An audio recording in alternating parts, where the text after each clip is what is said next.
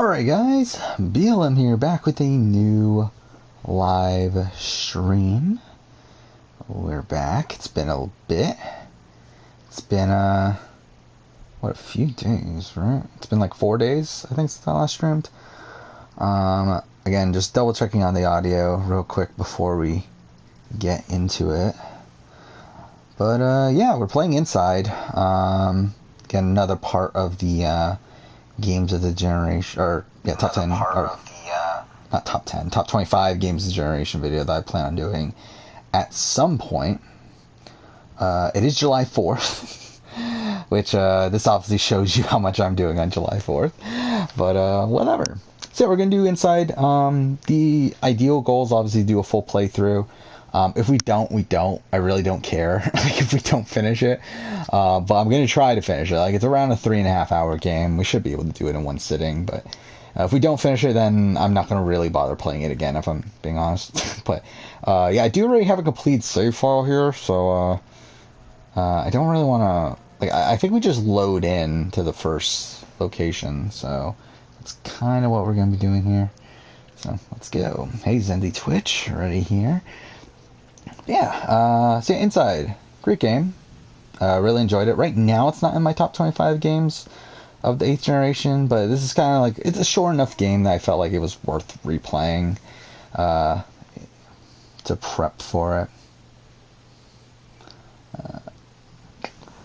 Alright, how do you pronounce your name? Bryce Lip Manio? Yeah, haven't seen you in chat before, so... Hello to you. Yeah, I heard about the... Yeah, there's a lot of stuff to talk about, isn't there? It's that last stream. I mean, we got the BB23 cast. We have Survivor South Africa. We have Australian Survivor got a premiere date. Whole bunch of stuff. But yeah, I did hear about Big Brother, which I'm actually really excited by the way, because the person that Christy replaced is a massive super fan of the show, and is someone that actually is one of the co-creators of Survivor Michigan, which is pretty insane. Like, it's really insane that that's the person that ended up replacing her.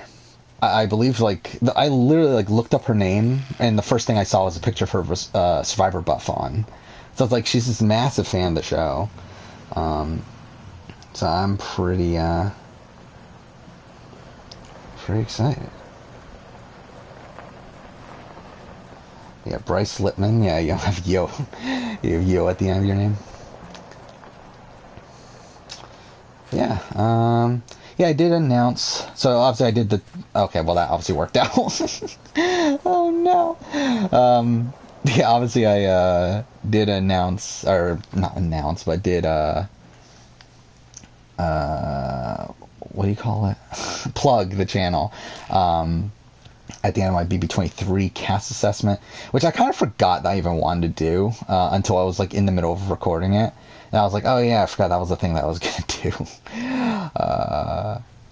But yeah, I mean, got a few new followers. To be honest, at this point, it doesn't really matter. I just wanted to do it just because it's the beginning of Big Brother season. I'm sure some people hadn't heard that I started a Twitch stream, so why not? Can't jump over there. Alright, let's see. Your winner pick is Sarah. Interesting. I have a lot to say about Sarah. Sarah is bizarre, and it's like, it's so fun. I mean, what am I doing here? But initially I was like, okay, this is probably gonna be my rooting interest for a season. Like, I feel like she's, again, the type of person that I would get along with in real life. And like that opinion like held until when I did the cast assessment, which was on Friday morning when I recorded that video. And I still really like Sarah, but then like since then, there's a lot of stuff that's come out in terms of like her like alter ego of her, like what is the name of it? Greedy Kalina, right? Something like that. Like this like pop idol that she's like, this like a weird side gig that she has as this like pop, and like she's like on another extreme. What am I doing right now? But yeah, like she's just like way into the Japanese sort of thing. Way more than I was thinking. I know I'm an idiot, by the way. Like, oh wait, what does that do? Oh, okay, okay. There we go. It doesn't tell you that that's something you can do, but whatever. Yeah, I haven't played this game in like 3.5 years. Like, that's the main reason for this replay here. He's Sora Quill. But yeah, like, the stuff that's come out about Sarah is like hilarious to me. It's like the fact that she has like these songs that she's like, I mean, she's essentially like like I know like what's the actual term? Okay, for like a non-Japanese person that like essentially acts and wants to be Japanese. But either way, yeah, it's funny to me. Like, it's really funny to me. But it makes her like so much more endearing to me. I really like Sarah. Like, she is still going to be the person I'm like rooting for, even though I don't really have much faith in her as a player. There's only 2 buttons in this game, right? Jump, grab, yeah, that's what I thought.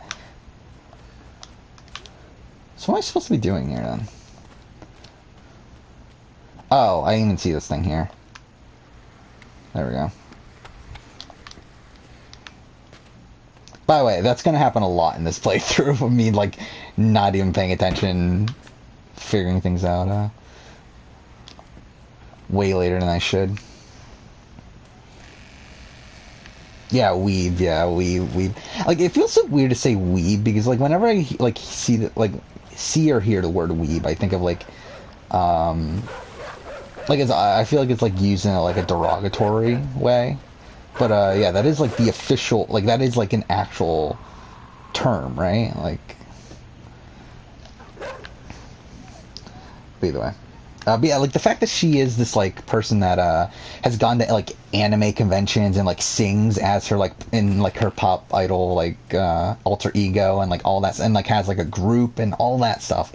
It's like she's like beyond what I was thinking. She's like, obviously, like I had a good sense that she was like a nerdy sort of girl that was like into Japanese culture and that sort of thing, but I didn't know she was like that deep into it. Like that was like a bit that was a bit much, but still whatever. I gotta gonna catch up on chat here. Planning on doing a recasting Big Brother All Stars. Didn't I kind of do that? Like, I feel like I kind of did that with my Dreamcasting Big Brother All Stars video. That I did a Dreamcasting Big Brother All Stars video in the middle of BB22, which was essentially a recasting. Not real. I mean, like, it isn't, because obviously it's like a very unrealistic one. Like, I guess I could do one where it's like a more realistic look at who I would have cast for BB22, but it's like, at the end of the day, it's like not really a video that I feel like is a priority at this point. Oh, am I not? Okay, again, I'm not even paying attention. Have you thought about playing online? Yeah, I've talked about this in the past. Not really. Online games, like, I mean, I have done. I did one a long time ago. Like, I played ORG like 10 years ago, probably. I'm an idiot, by the way. I don't know what I'm doing right now. And it did not go well, mainly because I had no clue what the fuck I was doing. Obviously, if I were to play now, it would be very different. But, okay, what am I actually supposed to be doing here, though?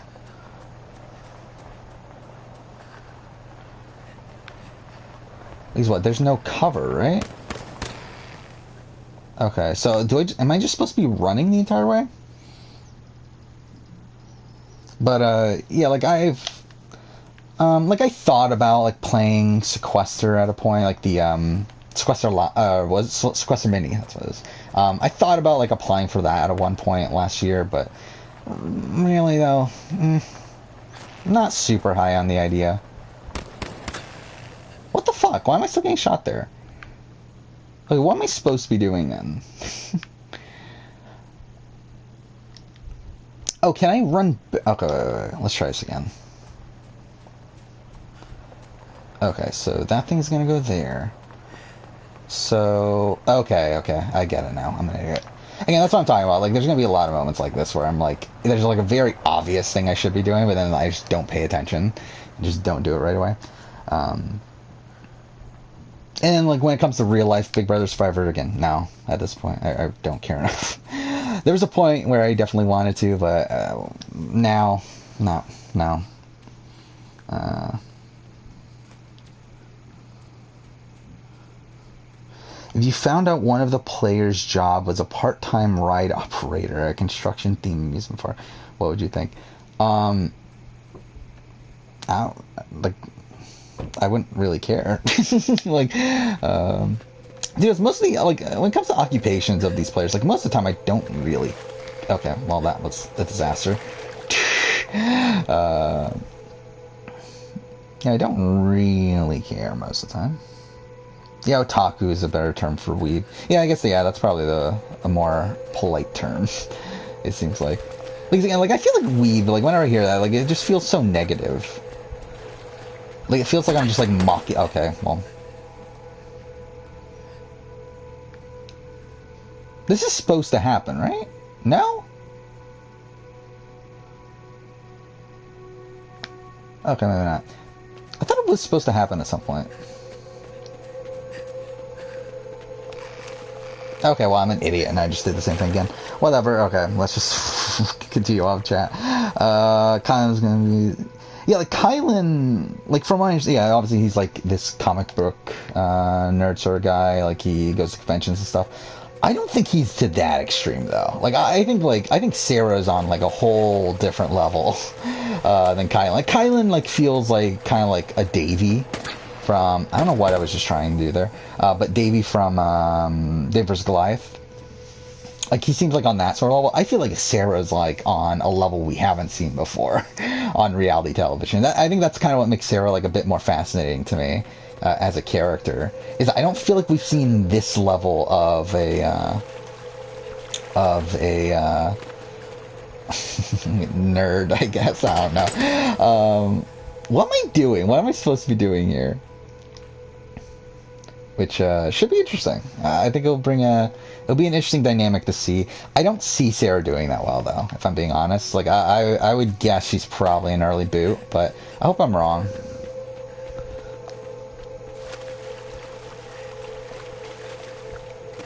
Okay, what am I doing here, then?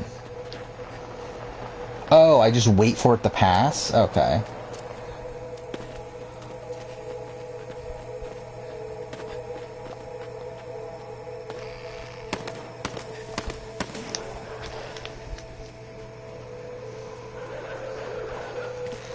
Oh, fuck, I'm an idiot. I'm an idiot, and I'm about to die.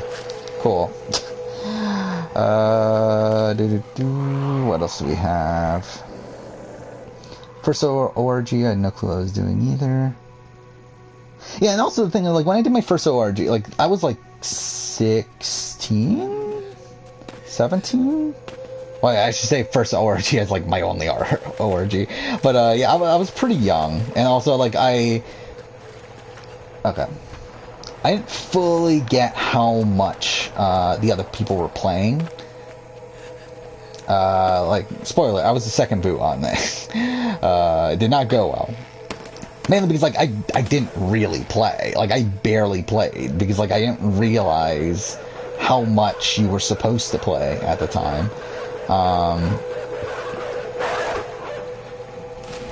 Like, obviously, if I were to do it now, like, it would be very different. But, like, also, like, I don't know how much I care enough to do it now.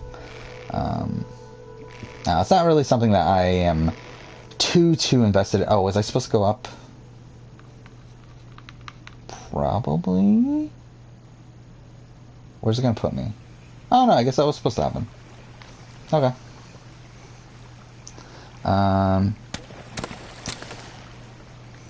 Can I dive? No? Cool. Could you do Big Brother What If Final HOH Part 3 Winners Lost? That is a video that I have jotted down in my massive list of video ideas. It probably won't be an immediate thing, though. Because, yeah, I work pretty far ahead on the channel. So, pretty much for the rest of the year, I have a pretty good idea of what I'm doing. And even like parts of next year, like I already have like certain anniversary videos I know that I'm doing at certain points and other things. So yeah, probably not immediate future, but definitely one I'll do at some point. I want to play for the Circle because I think Survivor first boot. Yeah, I mean Circle would be an interesting one. Like I don't know, I feel like actually I think I would do worse on the Circle because I'm really bad at like texting people and like keeping up with people. I mean a lot of the reason why don't really do that much with the main channel outside of this Twitch channel here. Like I'm not really good at social media or anything, so like me personally, I probably wouldn't do that good in the Circle. But I feel like the Circle is a interesting show to. I feel like there's a lot of stuff that you could still do in the Circle that hasn't been attempted yet.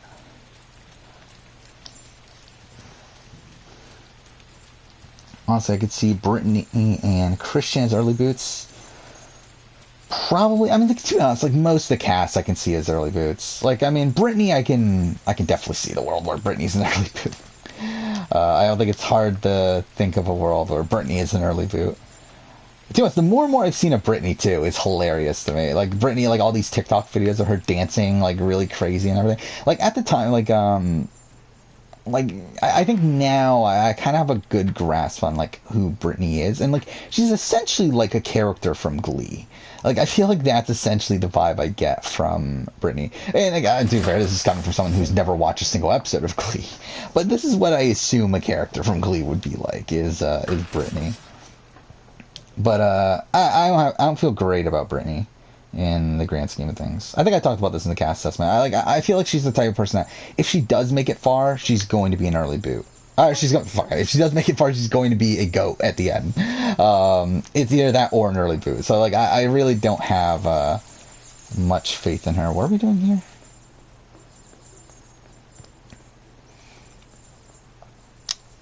Christian's weird. Like I feel like I need more information on Christian. Like probably, like I would say he's probably not gonna do that well.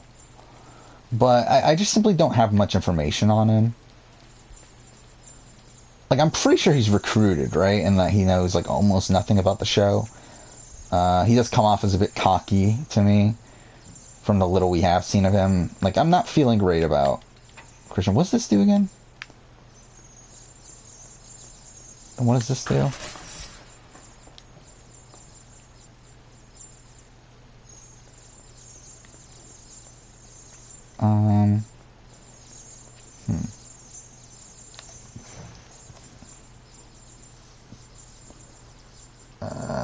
Who's Chrissy's replacement? Her name is Claire, right? It's who, again, funnily enough, is one of the co-creators of Survivor Michigan, which she was like producer on season 1 of Survivor Michigan, which I've talked about in the past is my favorite season of College Survivor ever. Like I think season 1 of Survivor Michigan is a masterpiece. I think it's like one of the best seasons of Survivor ever.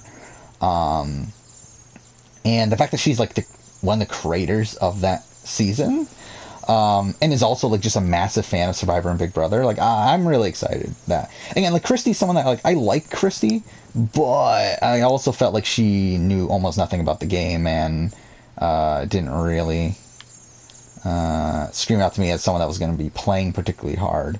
Like I felt like she was someone that was probably going to end up being dragged through the game. So like to replace her with I don't know what I'm doing right now. To replace her with Claire, who I feel like is going to be playing very hard. And like I don't know how well she's going to play. Like obviously we don't really have that good of a sense of like whether she's going to be one of these players that plays too hard or whatever. But like I still feel pretty good about her. Like she would have been a winner candidate if I did, or winner pick candidate, whatever. If I knew that she was on the cast before the cast assessment. I still probably would have gone with Xavier or Xavier. I still don't know how you're actually supposed to pronounce his name. Well, I still probably would have gone with him, but she definitely would have been a contender there. You were a merge boot. Yeah, I mean that's kind of the common trap with like super fans is obviously playing too hard. What am I supposed to be doing? Oh. Okay. I guess that. Wait.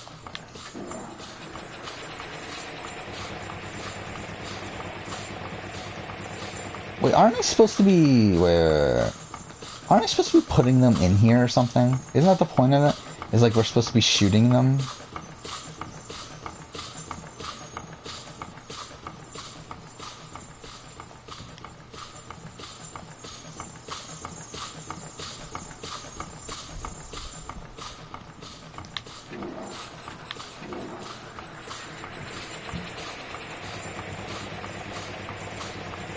That's not doing anything, right?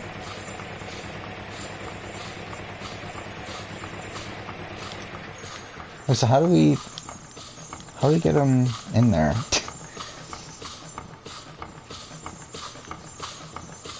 Whatever. Alright, again, really far behind in chat right now. Christian seems like he knows nothing about the game. Yeah, I'm pretty sure.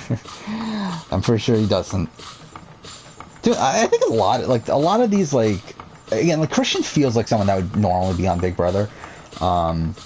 Yeah, like overall, like the diversity mandate here, like you can definitely tell like some of these people were cast because of that. While there's like other people that you can clearly tell like these people would have been cast no matter what. Like people like a Christian, people like a Brent, people like a Travis. It's like all three of those guys like seem to know nothing about the game. I believe it's come out that Brent is like at least a casual fan. But yeah, I'm pretty sure the other two like know almost nothing.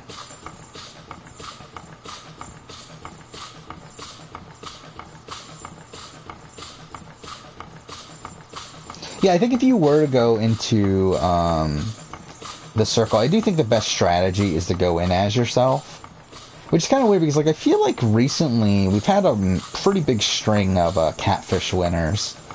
But I do think the ideal strategy is to still play as yourself and just be as genuine as you can. Like, you can be strategic at points, but it's like, I do feel like at least right now, I don't feel like the meta of the circle is one that benefits... What am I doing? Like, what am I actually supposed to be doing right now? Is one that benefits catfish too much.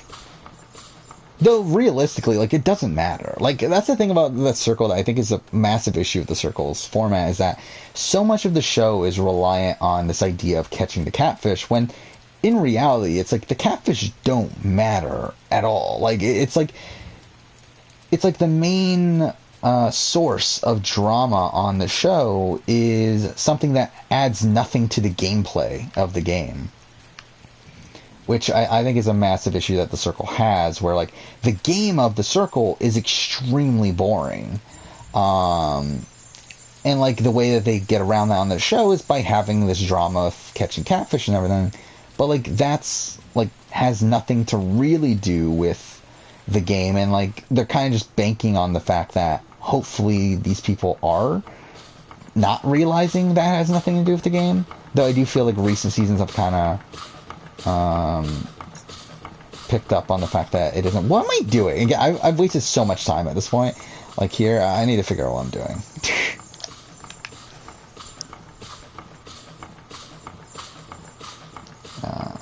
Yeah, if I were to go onto the circle, I mean, like, I would play as myself. Like, realistically, I can't really play as myself because, like, that would require, like, having, like, a number of photos to actually use. Like, I don't have many recent photos of myself because, like, I just, like, I don't do much.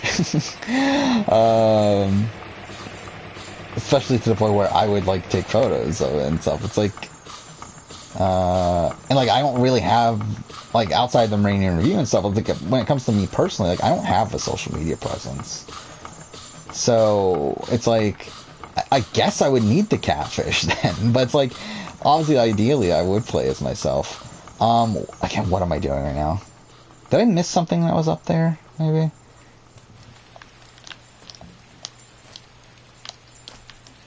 Like, okay, fine. Again, I have played this game before, but it's been a very long time.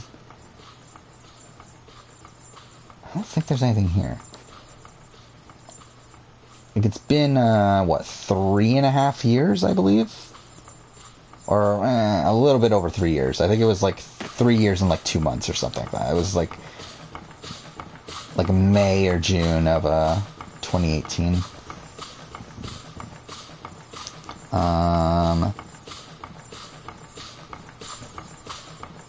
It was. Have you seen the new episode of Survivor SA? Yes, I have. Which, yeah, I haven't gotten around to talking about yet. Which, I mean, at this point, it's like, I mean, well, spoiler alert for Survivor SA, obviously. I'm really disappointed we lost Carla so early.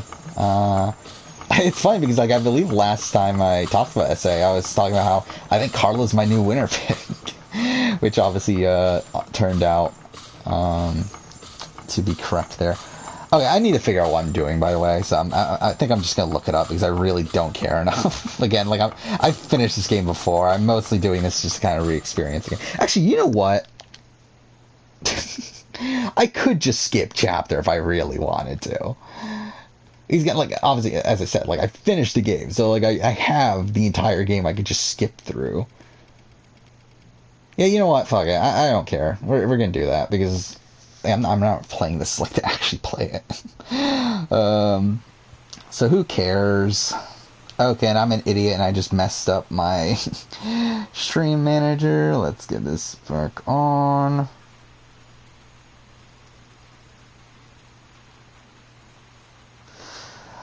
How good has Survivor SA been? It's been pretty good. I've really enjoyed this season.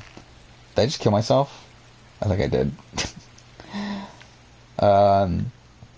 Yeah, I mean, like, I think it's definitely, for me, it's probably strong, like, from the first, was it 5 episodes? I think it's stronger than the last season of SA, through the first 5 episodes.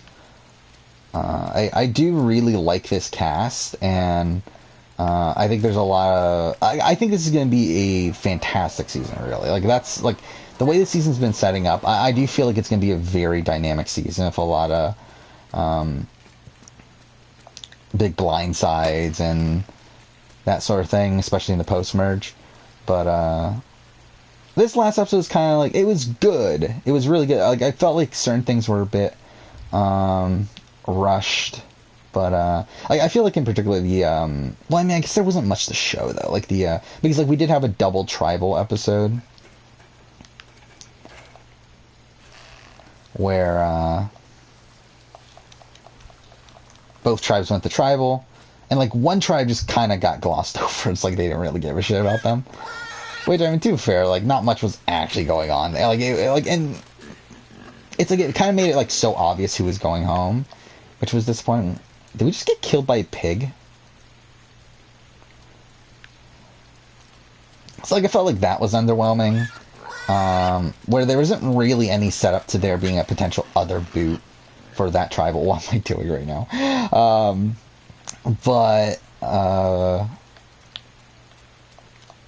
Yeah, the other tribal though was really great. I mean, like, but to be fair, even with the other tribal, like I felt like it was so apparent who was going home, but the road to that was a lot more interesting. Okay, so what am I supposed to be doing here then? Like, is it just like...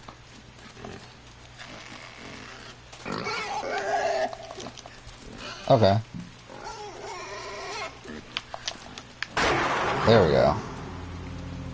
I definitely knew that was the plan.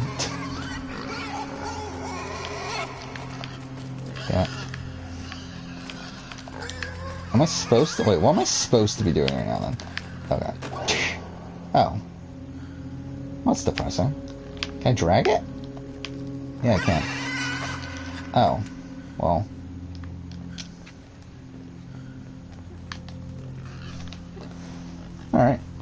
Again, I'm way behind on chat. Okay, let's try to get somewhat caught up here. So it is Xavier.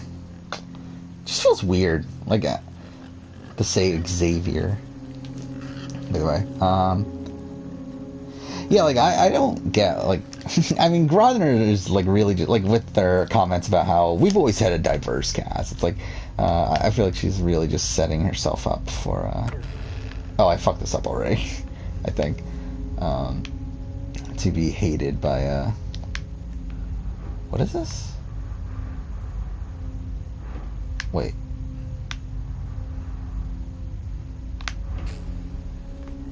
Oh, not what I meant to do. Oh, do I need both of them to push? Is that what it is? Or pull? No? Okay. Well, I'm an idiot. Okay, do I need both of them here? Oh, wait. I didn't realize those people were there. Oh, I get it. Maybe. Wait. So, there we go. I think that's how we do it. Yeah, there we go. See, I do know what I'm doing sometimes.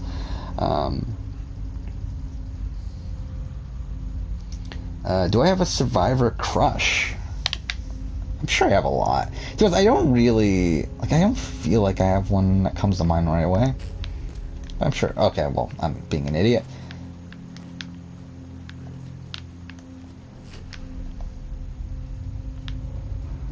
There we go.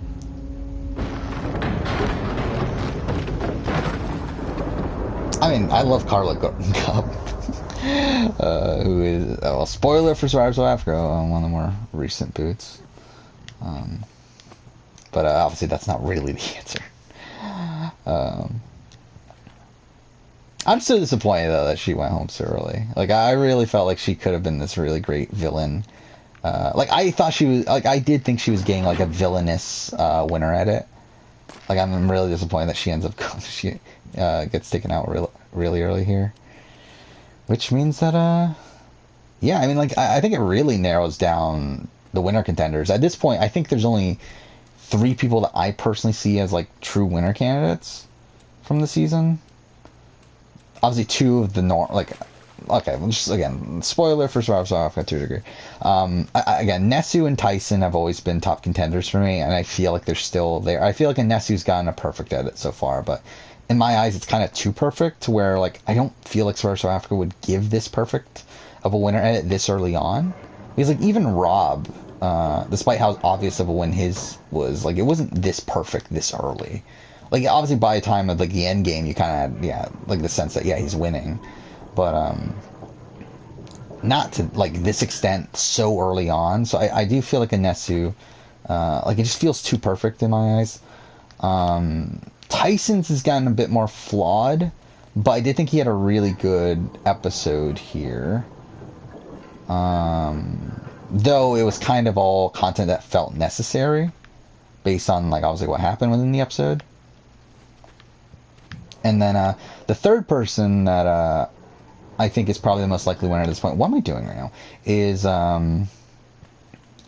Renier, or Renier. I really don't know how you're supposed to pronounce his name either.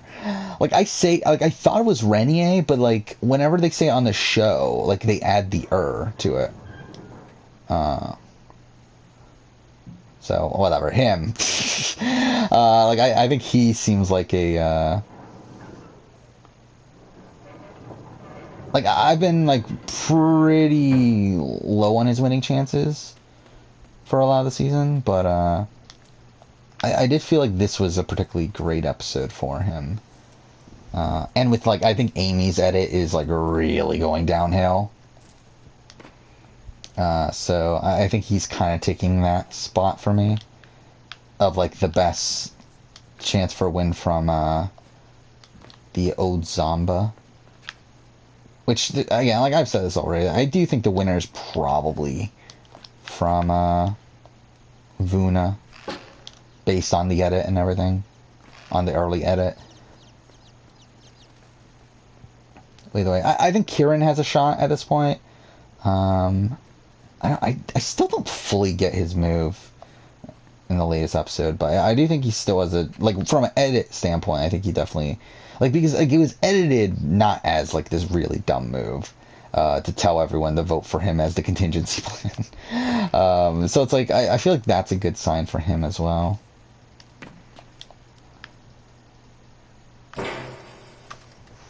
Okay.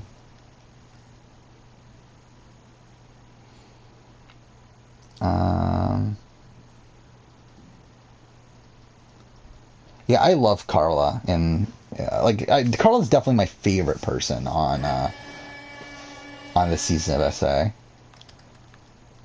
But does my winner pick still stand from? Like, I'm assuming you're talking about from SA. No, it doesn't. I mean, like, by the premiere, like, I was out on Dino. Not that I'm out on him as a person. Like, I think Dino seems like a really like great guy in real life, and like, he's a massive fan of the show. Like, again, that winner pick that I made like was based on like very very little information. What are we doing? But like, I don't like. I'm not looking at him as a strong contender edit wise. Like, to be fair, I do think his edit has gotten better. Like, he had a terrible premiere, a pretty bad second episode, but I do think since then his edit has gotten a bit better. But I do think it might be like a bit too late. Where again, he had such a bad first two episodes. But again, like, this is Survivor SA, which hasn't always followed the normal US editing format. So, I mean, I don't think he's out of contention. Like, he was, like, for me, he would have been out of contention for the first few weeks. Now I think he's like, again, I keep a power ranking every week. I think I put him at like number 8 or so, 8 or 9, somewhere around there, out of what, 14. It's like, he's not dead. Like, I mean, there's people on the season that are like, edit wise, they're dead. Like the Anella, I think at this point, no chance. You have Marisha, who I think, despite her getting good content now, I just feel like there's not really a story there. And I'm an idiot. I just did the same thing again. I think she's like probably like the merge boot or something, based on the edit she's been given. You have okay. Keon, you have Sean. Both of them don't really have any significant edits there. Like, I think those people are dead in the edit. But I feel like Dino's still hanging on a bit. Same thing with like someone like a Chappies. I think same thing. Like, kind of holding on, but not really too high in contention. Same thing with Nicole, who has like... I mean, I feel like this was a bad episode for Nicole, though. The fact that she won the reward and got almost no content about it. So she's kind of slipping out at this point as a winner candidate, but she still, like, technically has a chance, I think. Where can you watch Survivor SA? If you go onto the Survivor SA Reddit, and there is on the top, there's a where can I watch Survivor SA? It's like the pinned thread there, and you should be able to oh wait, going here. Oh wait, do I have to jump from here? Oh, okay. Yeah, but you should be able to find links through that. I think now they should have links for every episode, I believe, at the top of it. Obviously, I try to watch it like immediately after the episode comes out, and at that point, it's like a little bit harder to find. But either way, like, it's you usually should find links through that thread there. What am I doing? Okay, so that's still... Is there something to grab? No?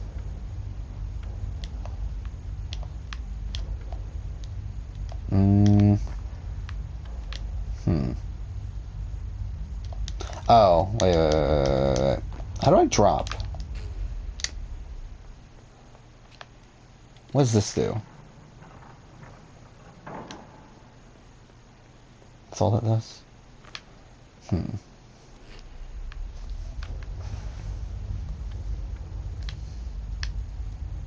Oh, but it does. Okay.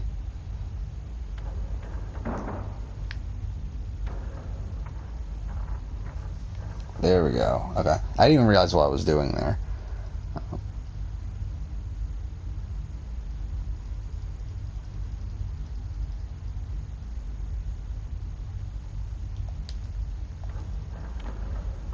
Yeah, I think BB. Oh, fuck off! I fucked that up. Yeah, when it comes to Big Brother and diverse cast, like BB-18 is actually surprisingly diverse. Like it's something that, like, to be honest, like I'll be honest, like when it comes to Big Brother casting and everything, I never really paid that much attention to how diverse the cast was until like BB 21 was really the first time like I actually started paying attention to that sort of thing. But like, yeah, looking back on it, BB-18 was actually pretty diverse. Like I think it's actually like 50-50, right? Even in BB-18. Um, so like that's kind of weird for them to like not be forced to do that, and they still actually did it. Um, but yeah, I mean, just in general though, obviously, not the greatest in terms of diversity. Like I believe, like wasn't it BB? Was it 15 that had like four people from Texas or something like that? Like I remember there's like one of these casts that had like a fourth of the cast or something from Texas, which is like ridiculous. But either way. Oh yeah, Survivor Crush. Yeah, Lauren O'Connell is definitely up there if I were to go for Survivor Crush. Um, like it's kind of weird though when I think of a crush. Like whenever I think of a crush, like I think of someone that's older to me, but then like Lauren O'Connell is actually younger to me. I'm pretty sure, by like a year or two. So it's like it just feels weird to. Because like when I think of like Survivor Crush, like obviously like just in general, like the idea of crush like feels like a childish or like at least a younger person sort of thing, and it's like I think of like having a crush on someone that's younger to me feels weird. um, but yeah,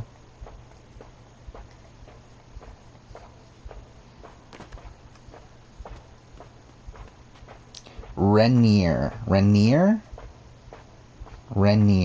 Okay. Uh, oh yeah, Santoni. Yeah. I like so I was right, by the way, with the Suri thing in Santoni, because like I talked about in my cast assessment that I felt like Santoni was the Suri, and then like I started listening to podcasts afterwards and everyone was saying no, Teriso is the Suri and Santoni's like the Rupert. And I feel like I've come out being correct on this. Like I feel like I'm right that Santoni is the Suri. Um, and that Teresa just kind of sucks. um, yeah, Teresa really sucks, though, right? Like, okay, what am I doing here? Like, I feel like Teresa really just added nothing to the show, or like very little to the show, and then also is just such a bad player. Um, what am I doing right now? Like, it felt like all of her like it felt like they're really only showing her as like whenever she was needed to be shown. Can I not go there? But mind you, obviously that's an edit thing. That's more so a problem with the edit more so than her. But like I really felt like they didn't really do much with her. What am I supposed to be doing here? How am I supposed to jump that? Or is there like another thing else? Oh wait.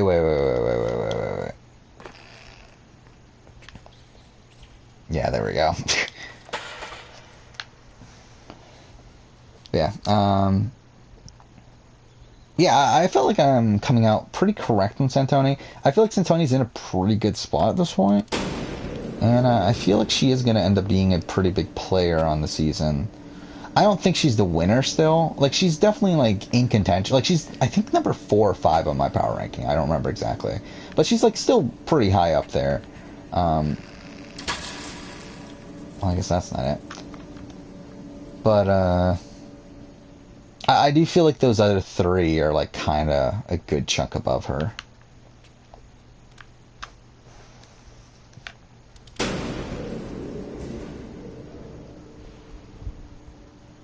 Yeah, I mean, she's playing interesting. I'm kind of like Suri. She starts off on the bottom.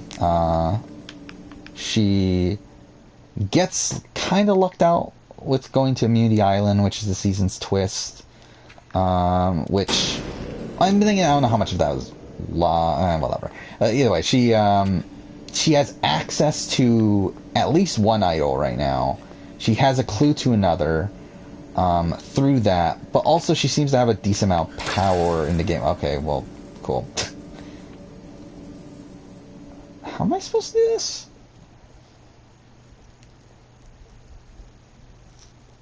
Like, she is essentially dictating the action right now. I just don't know if... okay, well, cool. I just don't know if she's dictating the action in a way that ends up benefiting her in the grand scheme of things. But, like, I don't know if it was the right move to get rid of Paul last week. But I feel like she is playing well. Like, if she ends up winning the season, then I do think it's gonna come out looking pretty good. Because obviously, like, a lot of the question marks I have with her game is how, really comes down to how effective is she going to, okay, fuck. How effective is she going to be, within this new group that she's formed. Which we just don't really know yet.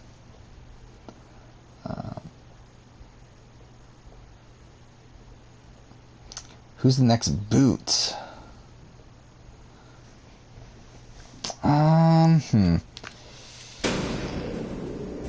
I really don't know. I mean, like, I feel like, well, we do know that it's not gonna, we're not getting another swap, which I did think was a possibility. I do think because we're not getting another swap, I'm kind of looking at, like, are we gonna get a merge after this next episode? Like, it feels a bit early, but it's like, we are gonna be down to 13, right?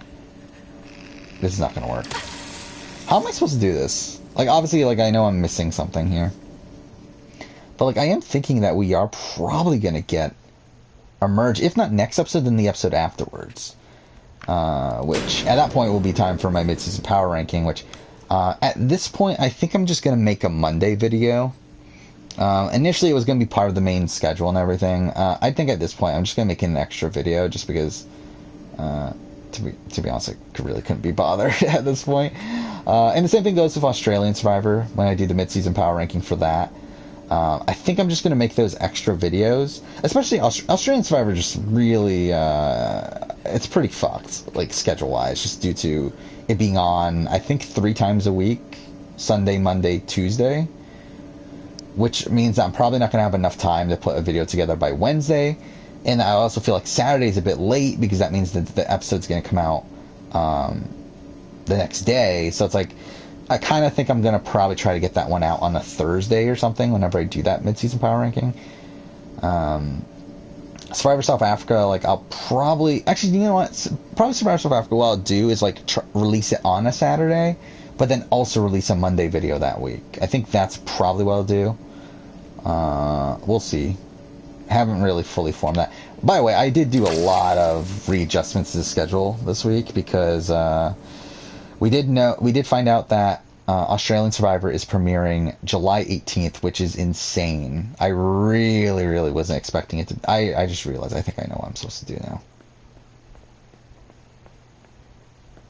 I think. Yeah, I'm a fucking idiot. I'm such a fucking idiot. Again, like, this is what I'm talking about. Like, when I'm playing games on stream here, I'm just, like, not thinking half the time. But yeah. Yeah, because obviously now I cross. But, yeah, now that we know when Australian Survivor is starting, obviously have a good idea of when it's going to end based on tradition and all these other things, and then also, like, kind of some adjustments to the schedule for South Africa, where, like, now I was assuming it was going to be like 17 to 18 episodes. We actually know that it's going to be 16, so I had to adjust some things for that, and really ended up just adjusting a lot of stuff schedule wise to where it's yeah, I just think it's better for the mid-season power ranking videos to just release them as extra videos. So that's kind of what's going on with that.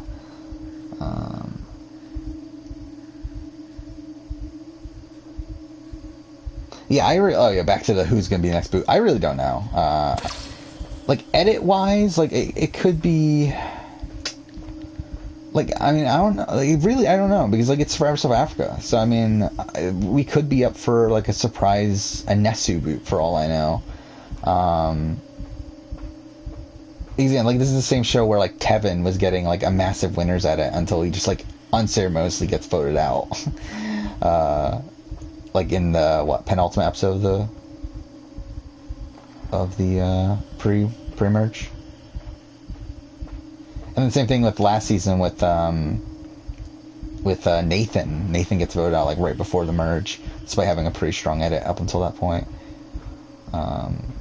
Like, so I mean, like, really, it could be anybody. Like, I think in terms of winners, I do think we've narrowed it down quite a bit. But in terms of like who's the next boot, I feel like that's just really tough to assess. Oh wait, what? Oh, fuck off! God damn, I jumped way too early. Whatever.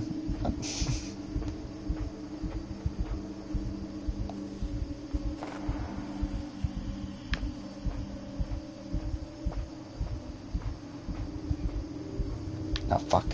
God damn it. I'm an idiot. That's entirely my fault. If I didn't turn around, I would have been able to,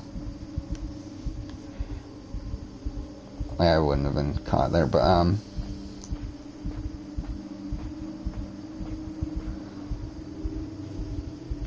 oh, wait, I'm an idiot. I wasn't even looking at the screen. Whatever. Yeah, like, I'm at the age now where, like, it feels weird. Like, I talked about this last stream. Like, I talked about this for like an hour at the end of last stream. Where like, I feel so old now, and it feels so weird. Like, because like realistically, I'm not that old, but like I am old enough to where, like when looking back at like things that I enjoyed when I was a child, it's like, oh, fuck off. Whatever, fine, that worked. Like a lot of, like I talked about, like I loved Assassin's Creed, and whenever I thought of Assassin's Creed, I was thinking of like, oh, Desmond Miles. That's a character that's like so much older than me.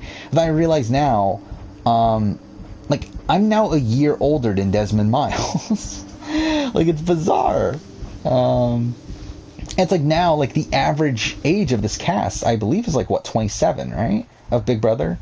Like, I'm 26. Like, I'm like, mind you, I just turned 26, but still, I'm still 26. Like, I'm still like, okay, well, fuck, I'm an idiot.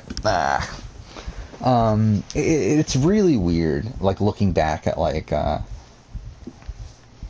ages of things and, like, ages of players and that sort of thing on Big Brother and Survivor now, where, like, I'm kind of at the average age. Wait, how am I supposed to do that? Okay, I guess probably square.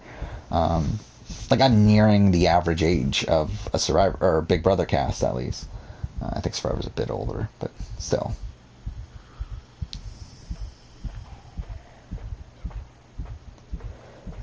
Like when just thinking about like these all these 20-year-olds on Survivor 41, like it just makes me feel so old.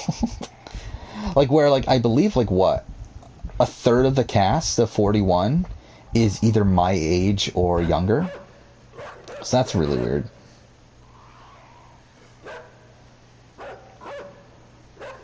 Yeah, like even Claire, the new player that's going to be on the cast for Big Brother, like she's, wait, what? The one that replaced Christy, like she's a year younger than me. So that's just weird.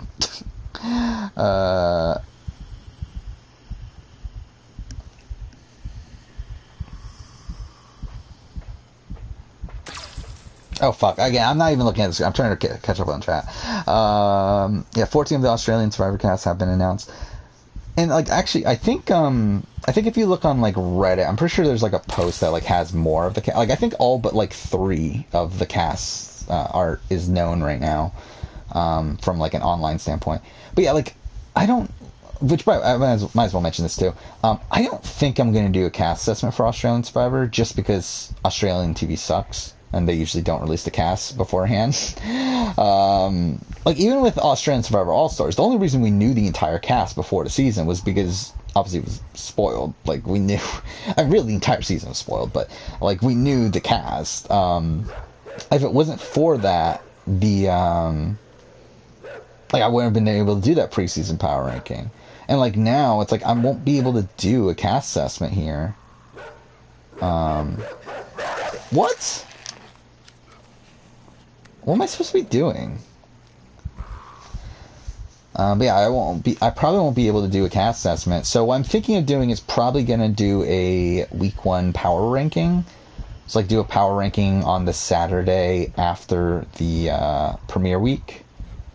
Because I believe the premiere is going to be on... Well, it's going to be on Sunday. And again, I believe it's going to be 3 episodes a week.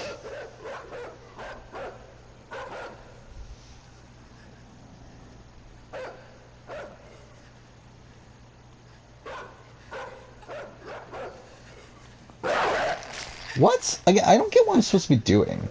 Am I supposed to be running away? Whatever. Where do you rank Rob Bentley in terms of all Survivor player ranking? Player ranking? It's tough. I think player ranking is tough, and that's kind of why I haven't done, or haven't really thought about doing a US, like a global... Oh, I'm an idiot, that's why. Okay, well, I'm an idiot again. That's why I haven't really thought about doing a global Survivor player ranking, or like a global Survivor top 10 players or anything, because like I don't think it's that interesting. Because I don't think we've seen enough of the international players to really put them in the top 10. Or like, and if we do, then it's just like borderline top 10. Like Rob Bentley, like realistically, is probably like 8 or 9, right? Like, I think he's probably in the top 10, but like he's barely in the top 10 just because like we don't have as much like evidence of his game across multiple seasons. Like, I don't know what I'm supposed to be doing here. Like I mean, when we're looking at like, so my top 5 is what? Tony, Sarah, no, Tony, Kim, Sarah, Parvati, Suri. And I feel like though, okay, I didn't even bother looking at the screen, by the way. But yeah, those are my top 5. And like, I feel like based on everything, like Rob has to be below them. I think once you get to Boston Rob, I think that's where you can debate it. But like, I don't think he can fit, for sure can't fit in the top 5. Like Boston Rob's just kind of a tough player to assess just in general. Because I feel like he's always like a player that's better in concept than execution. But he has also executed like a near perfect game in Redemption Island. God damn it. And also like a really strong game in All Stars. But has also had like obviously some weak games as well. But then again, like 2 of them affected by reputation. You know what? Okay, I guess that doesn't work either. What am I doing right now then? Actually, I just want to see something. How far are we into the game? Okay, so we're like a 4th. Probably a little bit more than a 4th. Oh, did I die already? I didn't even pay attention. Whatever. But yeah, he would be pretty high. No, this is not my main job. I would not, like, I can't, I don't make enough money off of YouTube to make this my main job. I wouldn't necessarily say it's a hobby. I mean, it is a hobby, but I make enough that it's like, I don't take my, like, I have a main job. Like, I obviously have a real job, but, I haven't been as serious about, like, finding, like, a full career or anything, because, like, I kind of make money from this, too, to where it's, like, through both those things, it's, like, kind of fine. Okay, well, cool. Like, I technically could probably find a better job than what I currently have now, but I'm not, like, really too incentivized to do it right now, because, like, if I do get a better job, it probably means I'll have to slow down on a lot of things I do for the channel. Will I eventually? Probably. But, as of right now, I'm kind of fine with it. What am I supposed to be doing right now, though? Cool.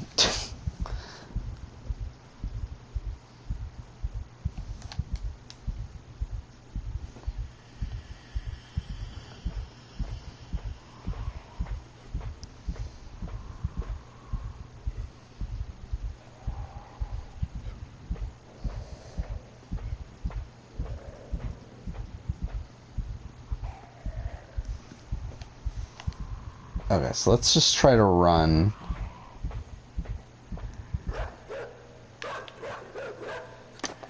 So, like, at this point, it's like, okay, I guess I do just run. Okay. Yeah, I guess you're right.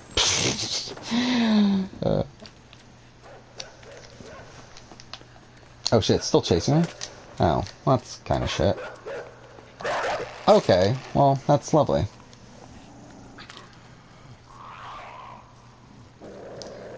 Diggerland, USA? What is that?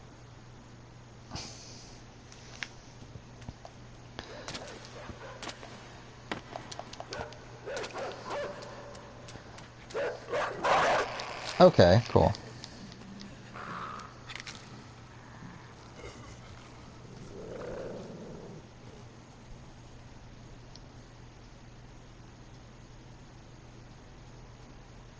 Cool.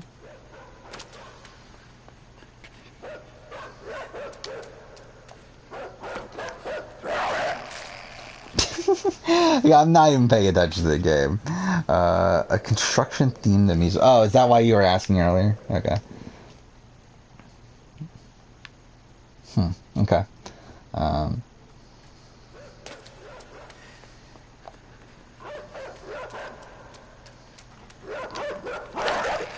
okay, guess that didn't work. I was gonna try to jump right as it attacked me. So, how do I...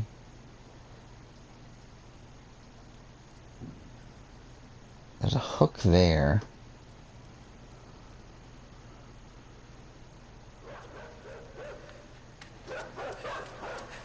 Is there a thing I can grab? Okay, nope, that doesn't work.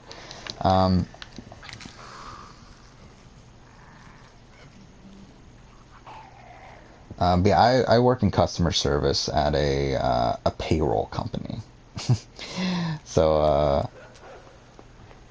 like essentially, okay, cool.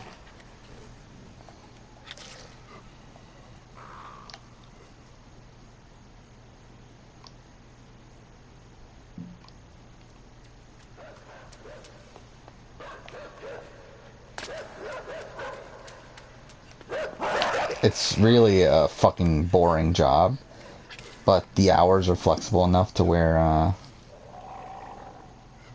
again, like I work 4 days a week. Um,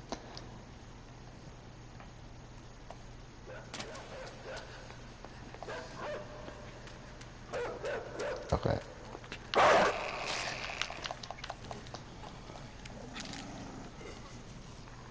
Cool.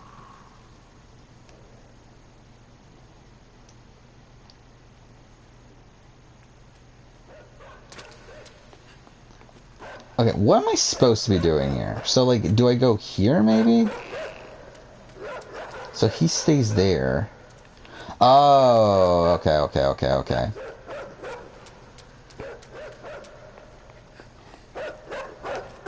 There we go.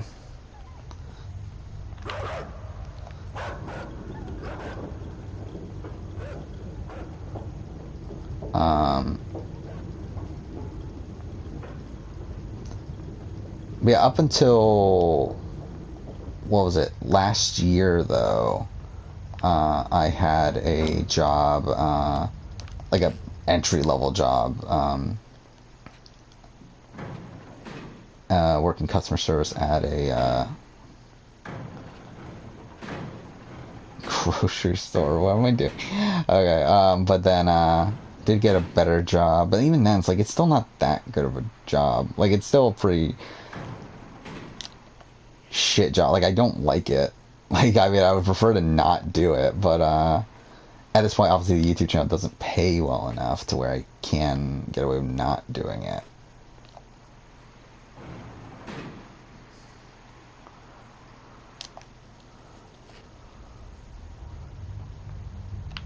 What am I doing right now, though? Okay, wait. Okay, okay. So...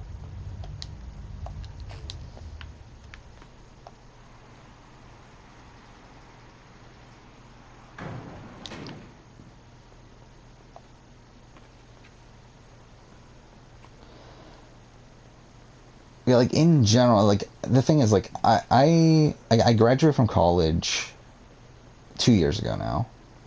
And it's like I have a degree. Like I could technically do a job that's better, but it's like, to be honest, I've never been someone that was motivated by career.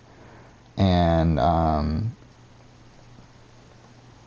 be honest, like I've never like really cared what I actually did, as long as it paid well enough to survive. And like as long as I don't like absolutely hate it, like to an extreme. So like that's kind of where I'm at right now, where I've had this like debate for a while of like, how much do I care enough to really find like a real career, like a real job? Because it's like, I think like I really don't care about any job that I would get. Like I have no real goal or aspiration.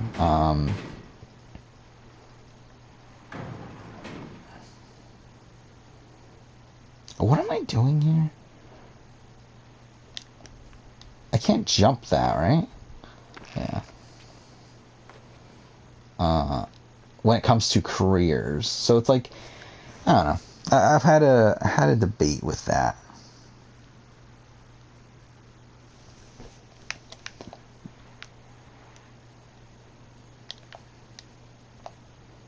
God damn it.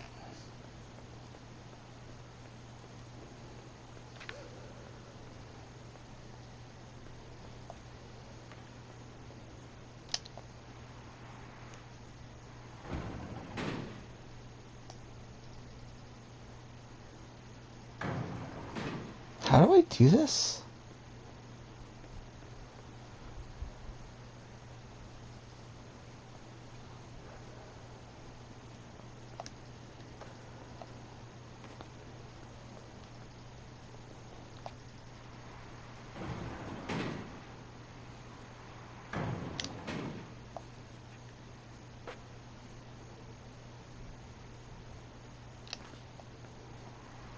Wait.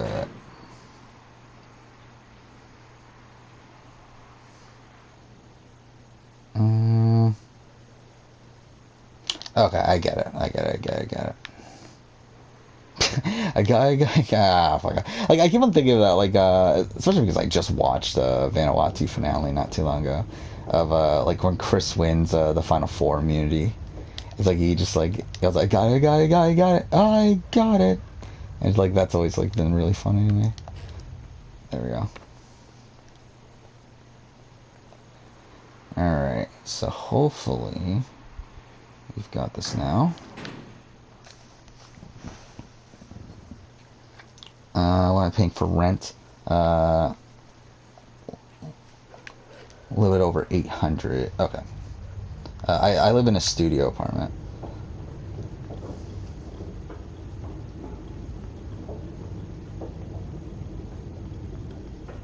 And that's another thing. It's like, also, like, where I live, like, I really don't care either. Like, I don't do much outside. Like, I don't do, like, I don't, like, even before COVID and everything, it's like, I don't do that much.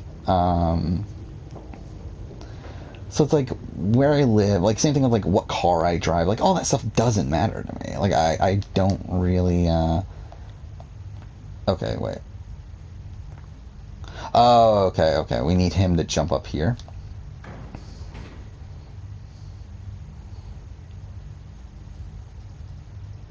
Wait, but then how do we do this? Okay, wait.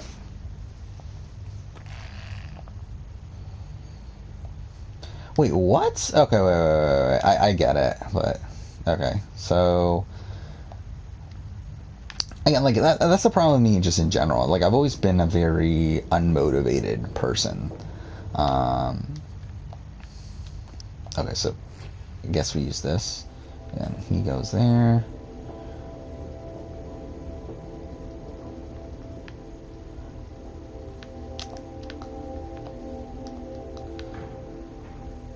Okay, and then we need him to drop, right?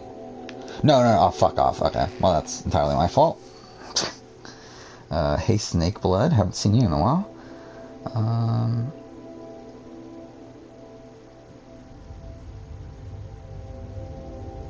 Never really cared about school in general. Like, I like for me, it's like I think I realized towards the end of college that college just wasn't for me. But I was like so deep into it at that point that it's like, well, I might as well finish it at this point, which is why I also graduated from college late. Um, but like I never like I wasn't doing that well in college, and really at the end of the day, I just got a degree just to get a degree. Because at that point, again, it was like, well, I might as well. I already spent all this time to get a degree, so. But yeah, I never really had much aspirations to like actually utilize it beyond possibly getting like just a more general job that can be got like that you can get with just any college degree. Um, but like right now, where it's like I have the channel that I can fall back on to, it's like I've kind of just like become less and less motivated to actually find a career. Where it's like again, like obviously, like right now I'm kind of in a like an entry level job, but it's like it's one that pays like decently. Okay, what am I doing? That's not what I'm supposed to be doing. And like also doesn't take up too much time. Like it doesn't like it allows for decent free time. So it's like I'm not like even though I don't like my job, it's not like something that I'm like I feel like I need to change it up right away.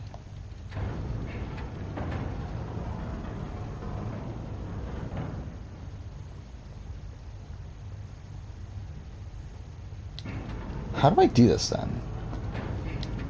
Wait.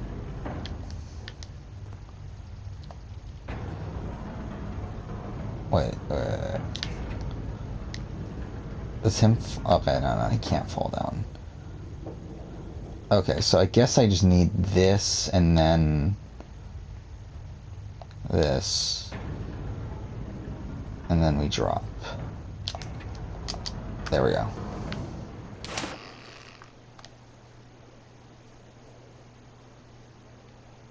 Okay.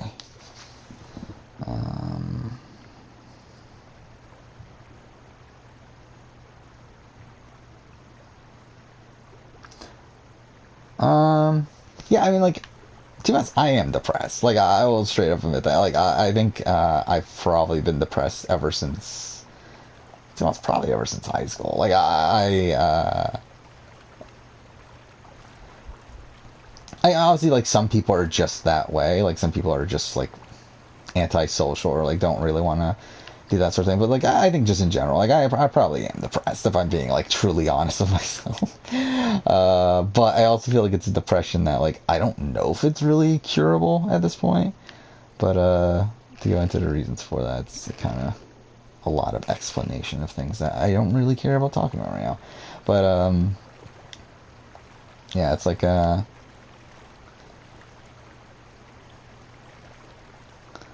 in a way, I kind of feel like I'm like internally depressed in a way, but and like I think the me having the channel to work on all that stuff is like kind of a good distraction from that. Okay, well that's not where I'm supposed to go, I guess.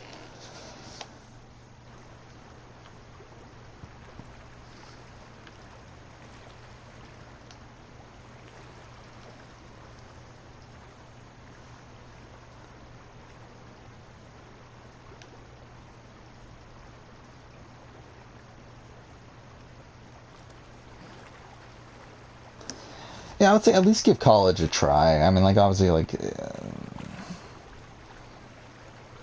I do think I stuck with it too long without really getting much benefit from it at this point. But I would still say like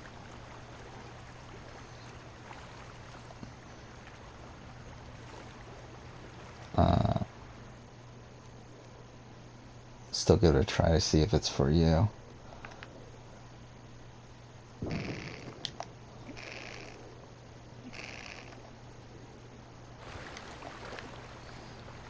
Okay.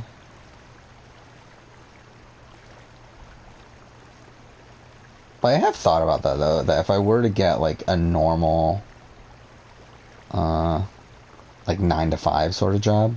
I work like 5 days a week and stuff. It's like, would I be able to keep up with the channel anymore?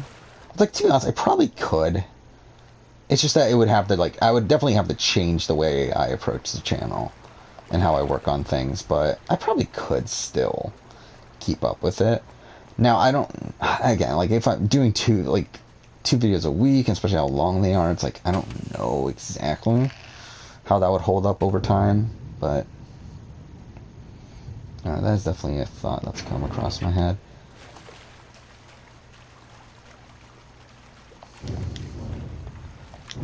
Maybe I should, like, actually try to look for a better job. But, again, haven't really gone through that process yet. I'm too honest, I did have an interview earlier this year for a better job, but did not get it, so whatever. One that actually utilized my college degree. I mean, technically, my current job utilizes my college degree. Like, it's, again, like, technically you needed a college degree to get the job, but it's like, it's not like something that actually uses what I went to college for. What am I doing? Okay, there we go.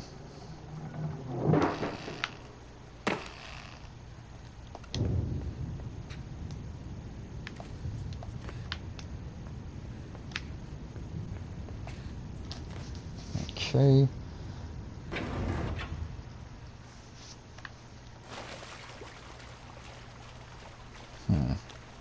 So that really does nothing, right? I don't think.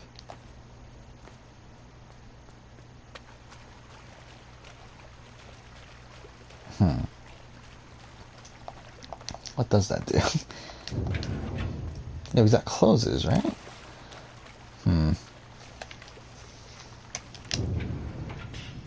I got a degree in web design.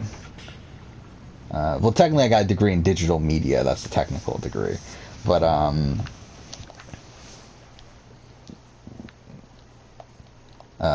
it was on the web design track.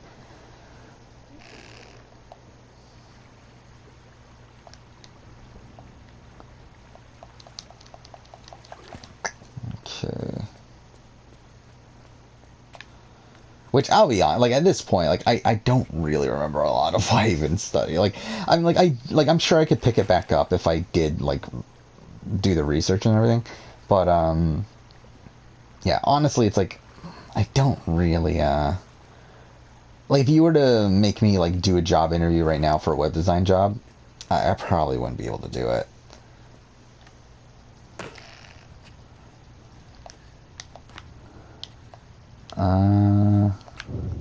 No, that's not what I meant to do. Whatever. Okay, obviously I'm missing something here.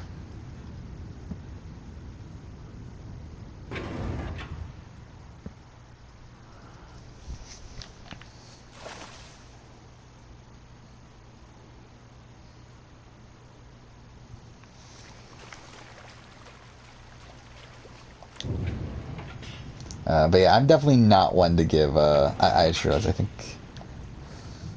Okay, I think I realize what I'm supposed to be doing. I'm supposed to be hitting this button, right?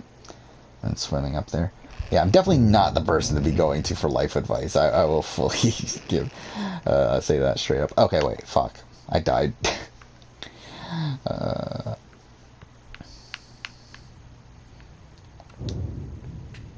Especially considering I feel like my life, my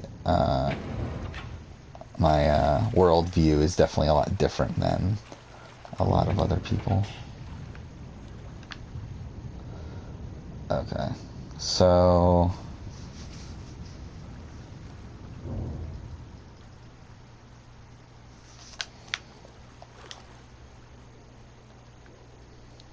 let's go there.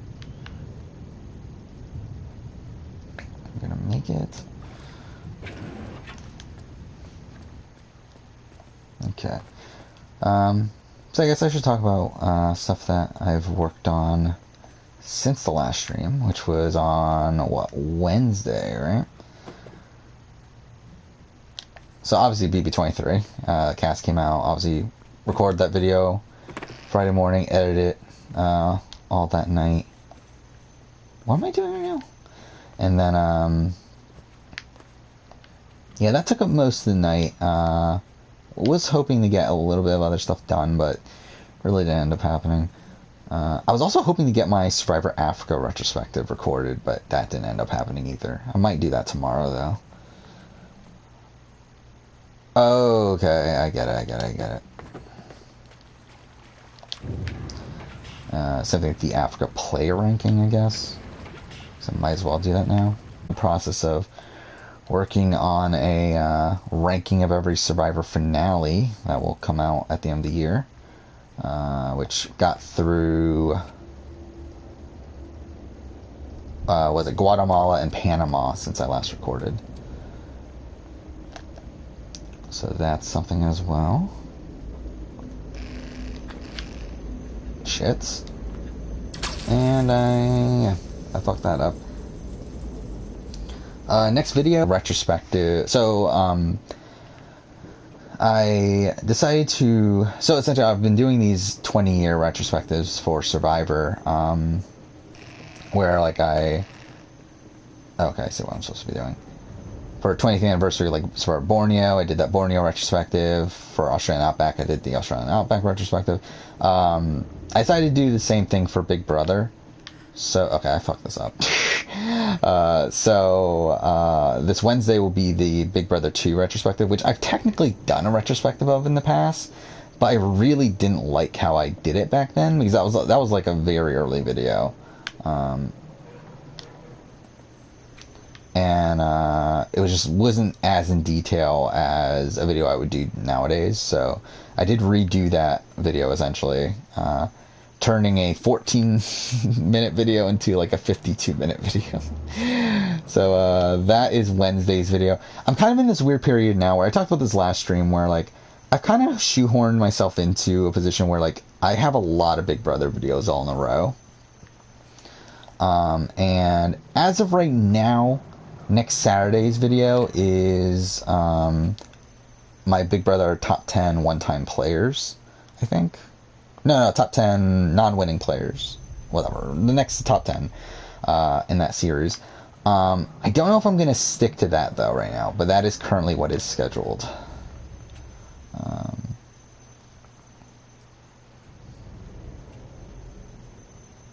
But if on Survivor South Africa, if we do find out that the next episode is going to be the merge, then that might be the Saturday video. Instead is the mid-season power ranking, and then maybe that Big Brother video will become a Monday video, or maybe what I'll probably end up doing is make the 13 Sentinels spoiler review, which I think is the Wednesday video after that. That'll probably be a Monday video, and then make the Big Brother video a Wednesday video. Either way, again, like it's a lot of like behind the scenes sort of stuff that doesn't really matter, but. Essentially, yeah, but like that's next video for sure is going to be the Big Brother 2 retrospective.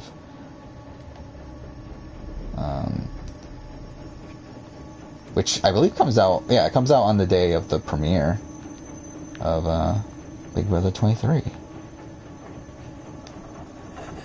And okay, I barely survived that. You just started BB2. Yeah, how's that been going? I think I feel like early BB2 is better than like mid-season BB2. I mean, I guess to a degree. I mean, again, BB2 kind of suffers from just overall kind of just slow pace and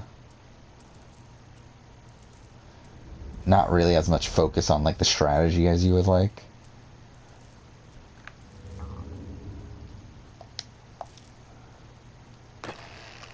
There's some interesting stuff going on early on, at least. How long does it take for you to make videos? To be honest, at this point, I couldn't tell you. Like how long it takes to make one video, because like the way I make videos is really weird.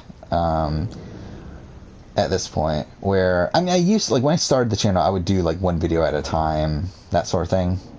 Then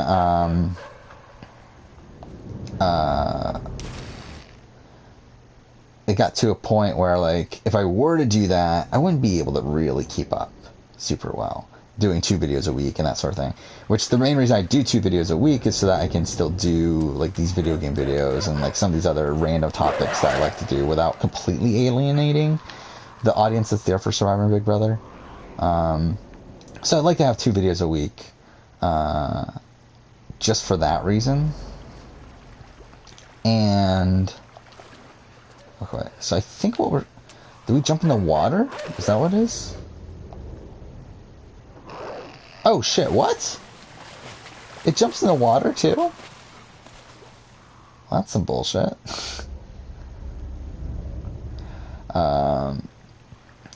Yeah, so essentially it started off as like 1 video at a time. Then it kind of jumped to where I kind of realized like it's more effective if I make like an entire month's worth of videos at a time. So I would obviously schedule out the month and then make those months worth of videos, like at least in terms of like what I can do at that point. Then at the start of this year, it kind of got even more insane, where I kind of realized there were a lot of videos that I can't do right now, or like, yeah, like a lot of like things like I can't do a video for the Celebrity Circle because like obviously it's not out yet. I can't do a video for the challenge because it wasn't done yet. I can't do a video for Big Brother Canada. I can't do a video for Big Brother US, like that sort of stuff. So it's like, well, like that means that there's not that many videos to be doing per month, so I expanded it to 3 months. So I'm at the point now where I literally get 3 months worth of videos, gather them all up, and then I'll produce them at the same time, record them back to back to back to back, essentially, and then edit them back to back to back to back, essentially. And like as time goes on, like I grow further and further ahead on the channel, though right now I'm actually losing a lot of time, actually. There was a point where I had, I think it was like 34 videos done. Though right now the number is down to I think 25. Like it's gone down significantly. And like to be honest, I'm probably going to lose more and more time considering how much I'm kind of like, to be honest, this finale ranking is really putting me behind. This is really taking a good chunk of time, but whatever. Yeah, like essentially the goal is to break even. So essentially within a 3-month period, I would like to finish around 3 months worth of videos. But again, like in terms of like how long does each individual video take, obviously it varies a lot. Like when it comes to like the BB23 cast assessment, it's like obviously you have prep, which like the getting all the images, making the thumbnail, all that stuff. I would say that takes like maybe like an hour ish. Yeah, I mean obviously you got reading the bios and all that sort of stuff. I don't do scripts anymore typically. Like I do scripts for video game videos and like for videos that like for like season retrospectives and stuff like that, like things that are more in depth. But when it comes to like something like a cast assessment or a okay, I think I get what I'm supposed to do now. Yeah, when it comes to like a cast assessment or a casting video or any sort of ranking, I typically don't write scripts anymore, just to save time. There we go. Shit. So I didn't write a script for BB23 cast assessment. Really what I end up doing is, what am I doing here? Oh, okay. Oh, shit. What I end up doing is like obviously just having the bios in front of me and just talked about it offhand, and then edit it together afterwards. The editing process, it again depends on the video. For like usually what ends up happening is the raw audio that I end up having, essentially cut that in half, and that's usually how long the video is. Which again is really oh fuck off. I know what I'm supposed to do, by the way. I'm just an idiot and fucked it up. But when it comes to editing the videos, it's like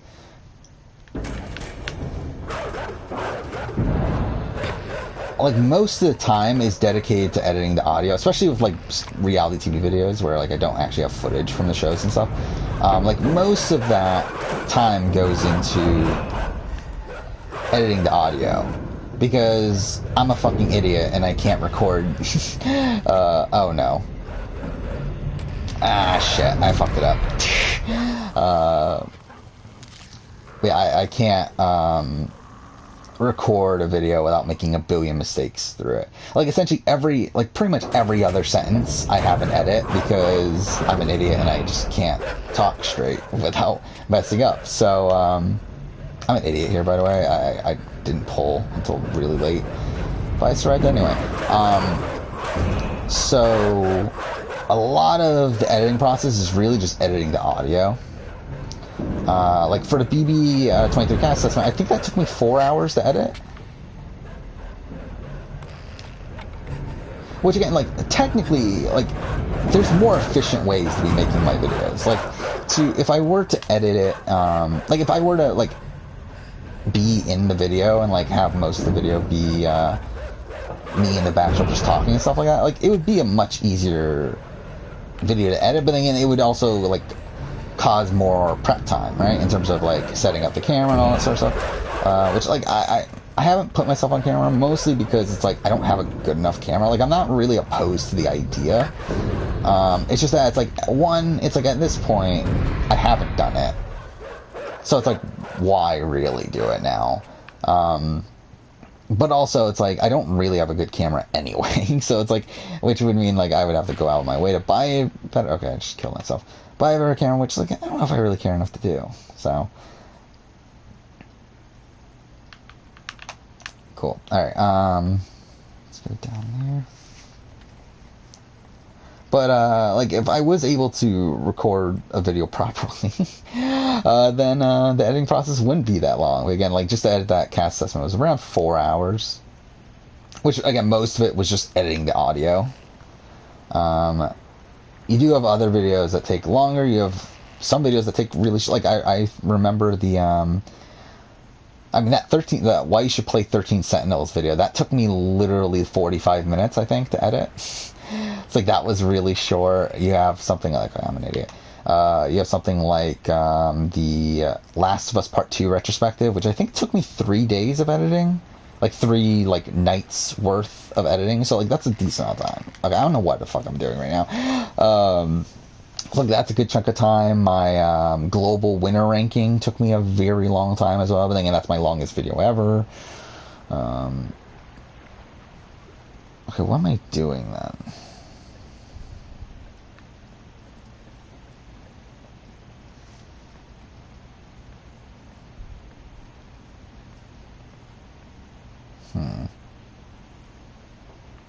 How do I go?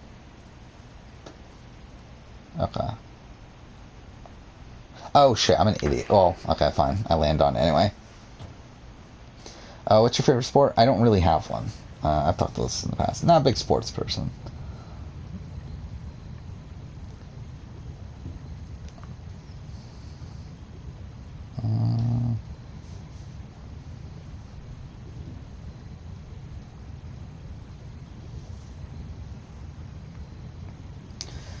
Yeah, start off slow and mediocre, but episode 3 is really good. Nicole made episode 1 awkward.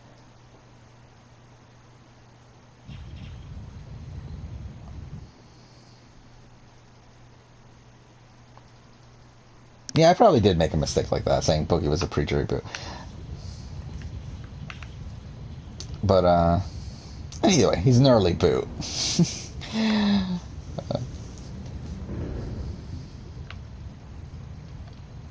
Down here, I guess? No?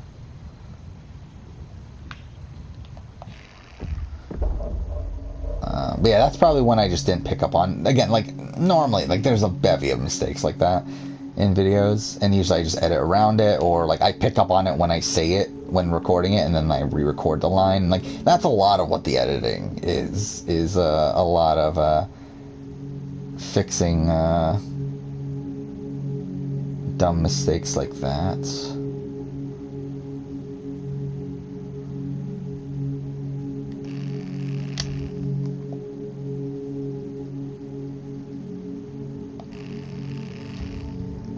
There we go.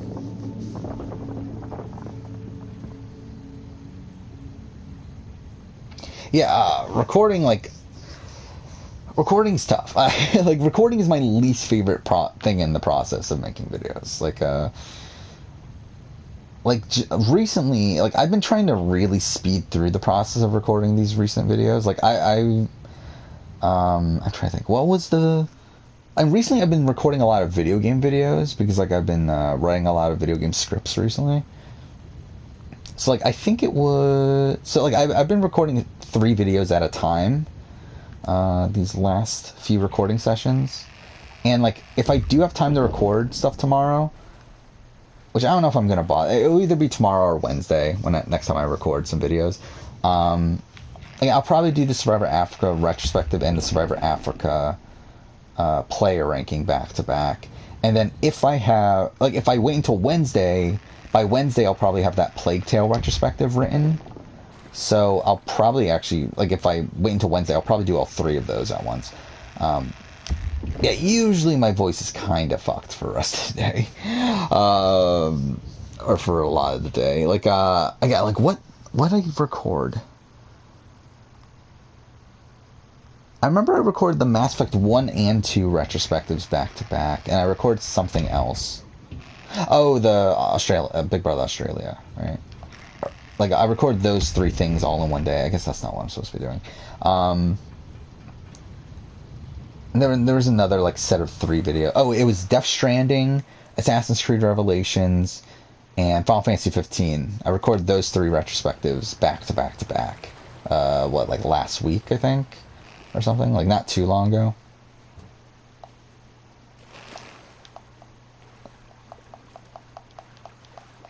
Okay, well, I guess that's not where I'm supposed to go. Ah, fuck off. I try to make, like, just the process of making videos as efficient as possible, which is why I do that. That, and also, again, I like, especially when it comes to the recording, it's like, I don't like the recording of the videos, so it's like, if I can get through as quickly as possible, then that's good. Okay, I guess that's not where I'm going.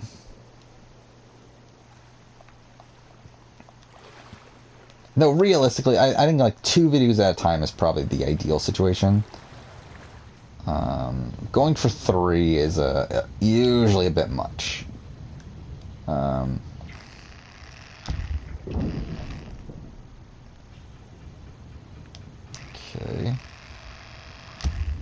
Okay, well, that was lovely.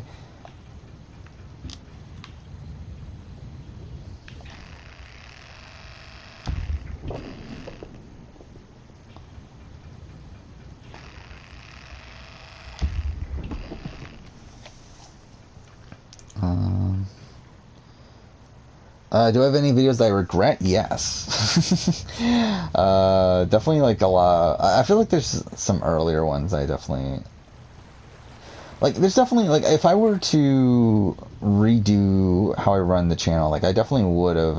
there's definitely some videos from early on that I wouldn't have done. There's definitely some videos that I would have done instead from early on, but...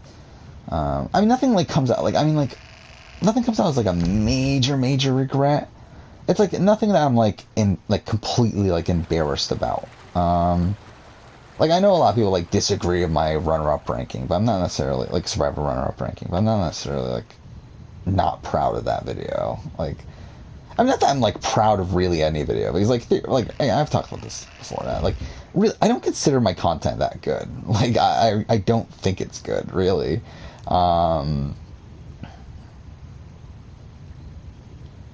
Like, I think in comparison to a lot of the other Survivors or YouTubers out there, I think it's definitely not as well produced as a lot of them. But then again, I do cover a lot of topics that they just don't cover.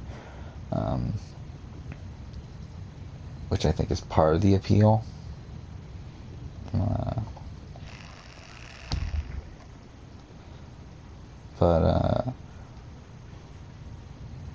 Yeah, like, I mean, like, I'm happy that I got that winner ranking done. That, the global winner ranking, that was a video I've been wanting to do for forever. So get that done I was pretty happy about. Again, I'm very happy with how the Last of Us Part 2 retrospective turned out. Though, I did take a look and, like, Not the greatest like to dislike ratio at this point, but what are you gonna do? Um,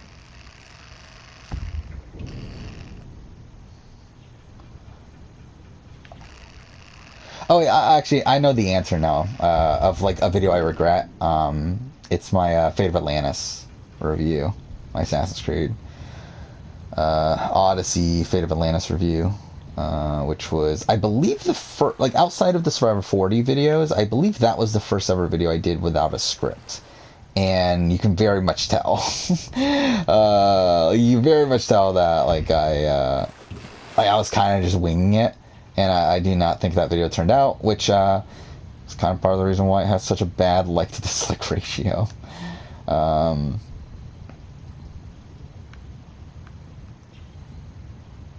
Which I think in retrospect, that's definitely a video that I would have done a lot differently.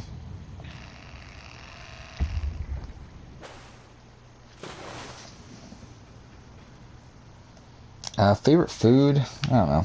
Like, God damn it. What am I doing? Oh, how high can this go?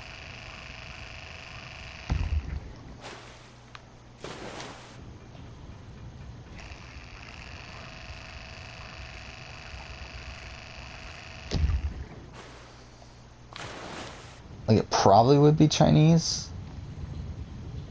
Like, any type of Chinese. Like, whether that be, like, New York style or, like, traditional Chinese.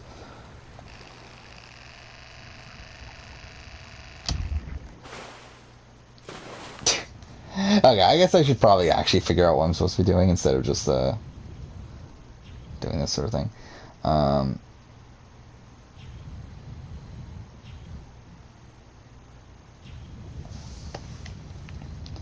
Yeah, like with the video topics, like I tend to stick with like more general topics. Like I am not like I got like Peridium where you're like, oh, top five, like very in depth topics. And like same thing with like Idled Out. I know is another one that like again like they go very in depth on like I mean, they do very like niche topics with Survivor and stuff. It's like I tend to do a lot more general things. Mainly because, like, to be honest, like, I don't give a shit about a lot of these other topics that they do. Like, a lot of these, like, very specific, like, top whatever. It's like, I really don't care. So, yeah, like, with me, I try to stick, like, if I am doing, like, a ranking, obviously, like, and also, I think, like, when it comes to rankings and stuff, I try to do not just like top tens and stuff anymore. Like obviously, like when it comes to like when you're doing players and stuff, like as a general concept, like it's tough to do much beyond like top 10, maybe a top 20 or something if I really want to. But it's like when it comes to like things that are quantifiable within like, is that a word? Whatever. It, like can be like done within a reasonable amount of time, then I'm gonna do it. Like I mean, like with winter ranking, season ranking. Like I'm not gonna do top 5 seasons of Survivor. It's like I'm just gonna rank them all. Same thing with like winter ranking. Like I'm not gonna do a top 5 winners or top 10 winners. Like I'm just gonna rank every winner. Like coming up, like again, like I'm working on the final tribal performance video. Like I'm not just gonna do a top 5 what was it, top 5 winning tribal or final tribal performances by winners or whatever that I know Peridium has done. It's like I'm just gonna rank them all. And like same thing with losing ones, which by the way, like that video I'm still not completely sold on doing a losing final tribal performance,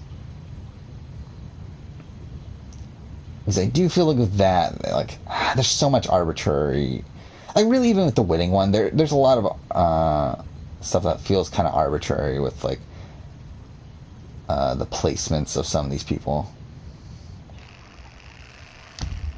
To be honest, I just like stop paying attention. I just want to like move on. Like I really don't care. Let's just move on. I remember always hating this like submarine section, so whatever.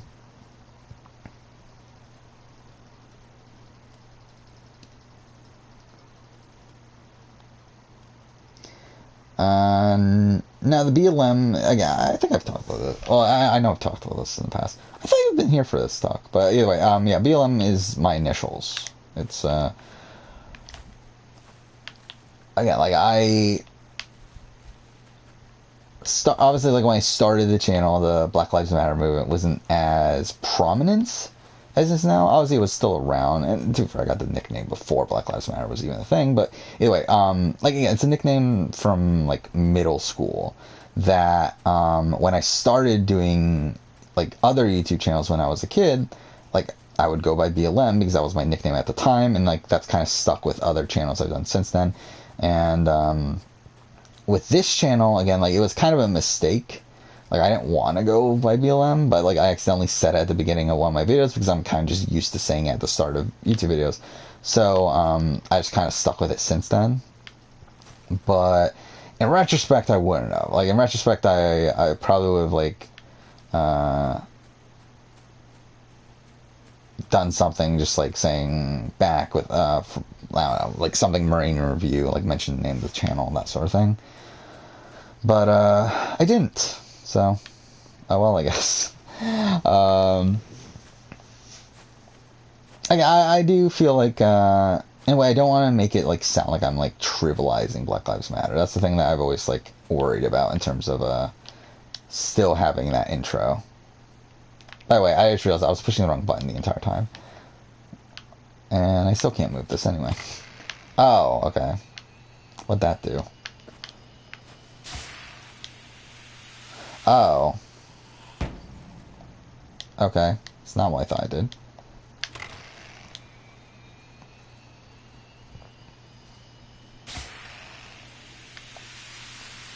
But really, like, the BLM's just a nickname I had when I was in middle school. And it's really just my initials. Like, it's really nothing special.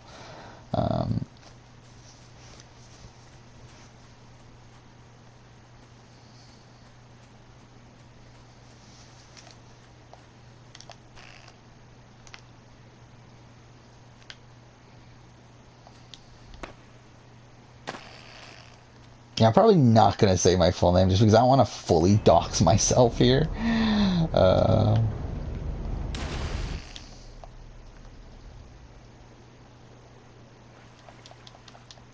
You know, to be fair, I feel like if you really, really wanted it, you could probably find out if you were to look it up.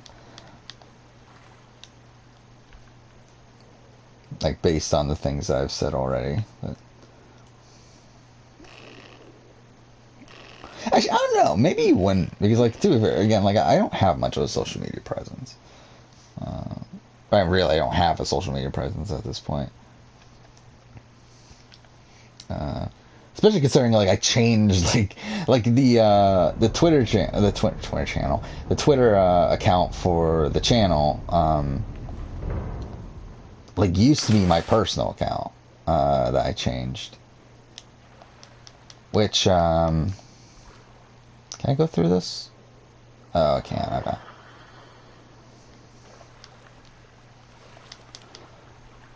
Which even that again, like I still haven't even used that account. Okay. Like I still haven't posted anything on that account. And like 2 months at this point, like I don't know if I'm going to. Like I just don't like obviously like I know like technically from like realistically I should be like promoting videos and stuff like that on the channel on Twitter and stuff. But I really just don't care enough really. Like I really don't. Wait, I assume I'm supposed to go in the water? So I don't know. But yeah, yeah, really, I don't know if I even have like a personal social media account at this point.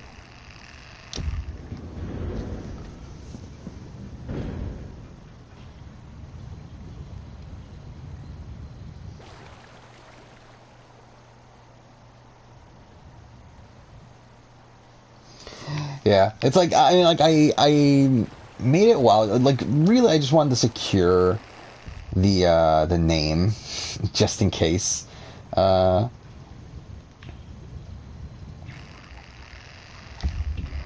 damn it! Like technically, like I wanted to get the Marine review, but like it doesn't fit within the I don't know why I said the. It's the like there's no the. Whatever. Either way, it doesn't fit in the username thing. How do I do this? Oh wait, I would need to get out, wouldn't I? How do I get out? Can I not get out underwater? Okay, I guess I can't get out underwater.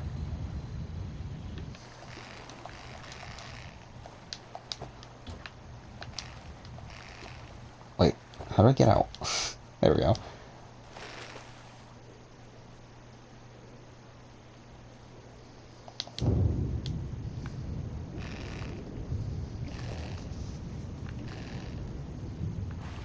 It probably will. To be honest, I thought about like just completely unlinking it from the main channel because like I'm just never gonna use it. Like probably.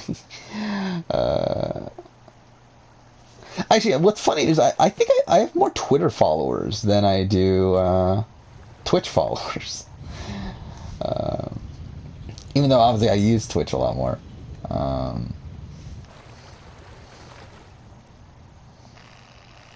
can I get this jump? No, I can't. What are your thoughts on BB23? Basically having a double fiction. I mean, it is what it is. I mean, it is weird. Like, to be honest, I feel like this probably happens more often than what we know of, like, an alternate ends up getting on the cast. But it's like, for it to happen, like, as publicly as this has, is kind of funny.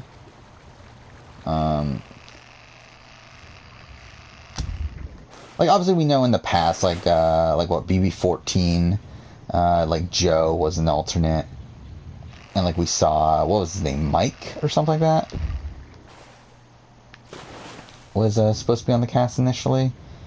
Mm,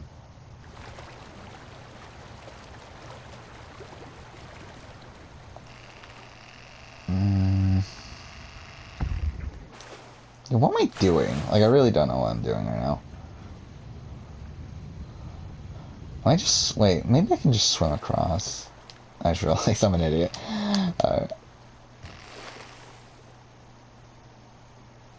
Like, what's over here? Oh.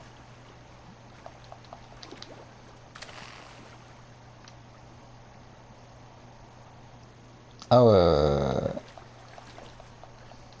wait, can I just get across that? No, I can't, right? Because that bar's there.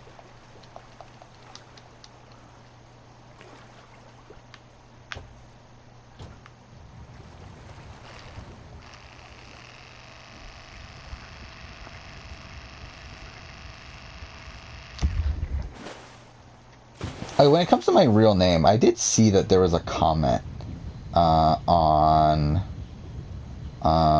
so, like, I mean, essentially, I mentioned, like, the origin of BLM on a comment on the channel. And, like, someone guessed my name, and, like, they were strangely relatively close, which I found really bizarre. Like, they got the correct first name, they got the correct middle name, but different, like, my middle name spelt differently.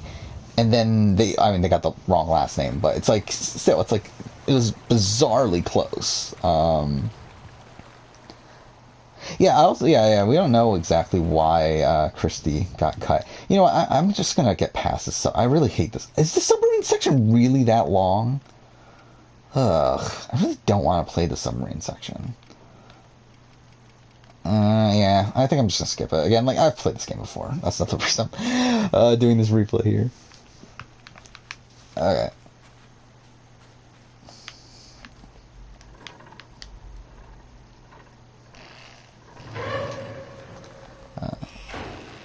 Yeah, I know it's coming out later today. Like, I doubt it's anything too... Like, I doubt it's anything, like, bad. I mean, like, bad in terms of, like... I don't think it's like they found something bad about her and then they had to get her out. Like, I think it's... Like, it might be, like, a family-related thing, or... I don't know. But, I feel like if it was, like, something like Ethan from, BB Can, like, I feel like we would have known about that by now.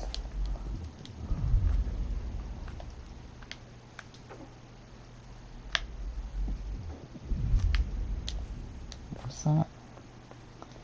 So it's like I think more than likely it's gonna be like a personal issue or something like that.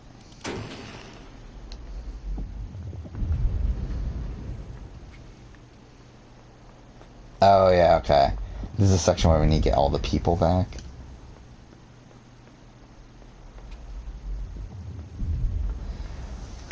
I don't know if anyone can truly believe that Christy Bennett is the best winner of all time.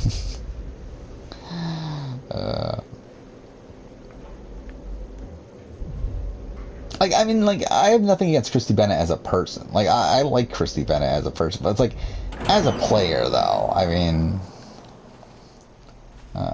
guess to be fair, like, I kind of have a little bit of an issue with Christy Bennett as a person, where I do feel like she is kind of delusional. But, because, like, even now, I do think she still believes that she played a great game.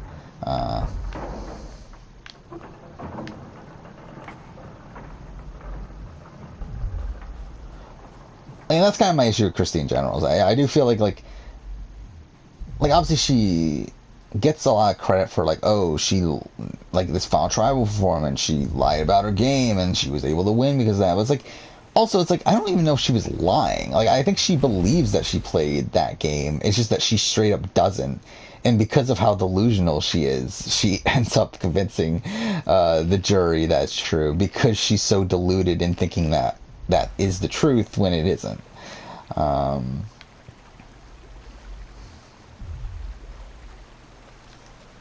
Anyway.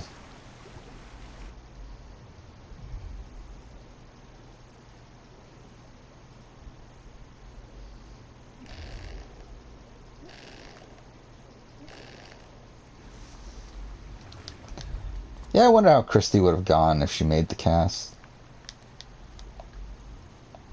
Yeah, I didn't like the fact that she was already talking about how she's going to use the like this, like how she's not going to tell people why she's bald, and that she's going to use that as like a bargaining chip essentially. Like she's going to use that as a way to get close to people, which like in theory isn't a bad idea, but like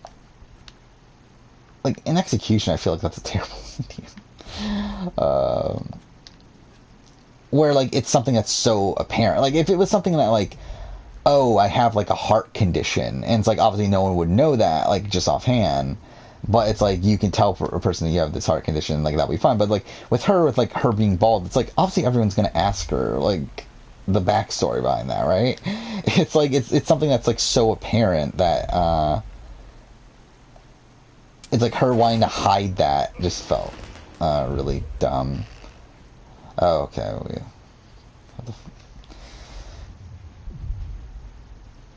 Yeah, like I mean, really, like no one really cares, but it's like obviously people are gonna ask. Like people are gonna ask if to try to bond with her and everything, and ask why. It's like is she just gonna straight up like tell them like no, I'm not gonna. Oh, okay. Well, that was me being an idiot. No, I'm not gonna tell you. Which will probably end up being a pretty bad social move for her. Okay, I'm an idiot, and I literally just did the same thing. Have you finished all the challenge seasons? I've watched a lot of the challenge seasons. To be honest, I stopped watching the challenge a while back. Like essentially, I think I think I'm still at the same spot I'm at by the time Double Agent's finished, which is that I've watched seasons 10 on, which is the majority of the show. Like, I haven't watched the old school seasons though, like 1 through 9, but I've watched seasons 10 on. Yeah, Final Reckoning, pins on the winner stealing the money. I mean, like, I think they would have done it anyway. That's the one thing that annoys me. Again, spoiler for Final Reckoning. Ashley Mitchell is obviously well known now for having stolen the money from Hunter, which I have no problem with her stealing the money. It's like, obviously, that's the obvious move to make. I do have kind of an issue with her, like, trying to make it seem like she only did it because he, called her derogatory names and stuff, which is, like, obviously that's a factor in there, but, like, 100% she would have done it anyway. Like, it 100% did not matter.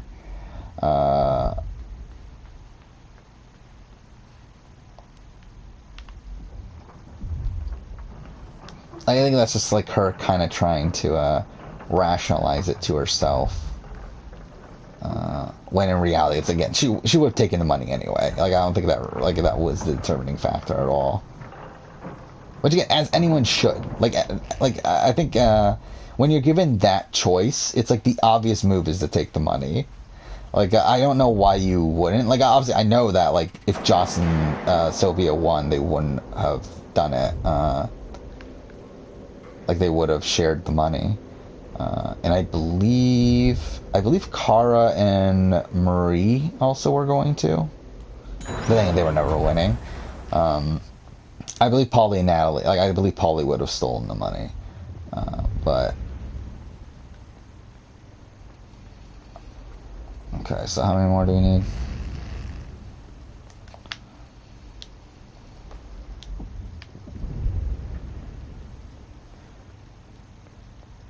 Okay. But again, like for me, it's like it's the obvious thing to do. It's like even though like it feels like a very cold-blooded thing to do, it's like by the way that the game is set up, like the game is set up for you to steal the money. Like it's very clear that's what the producers want you to do. And also, it's like when you have a choice of getting $1 million.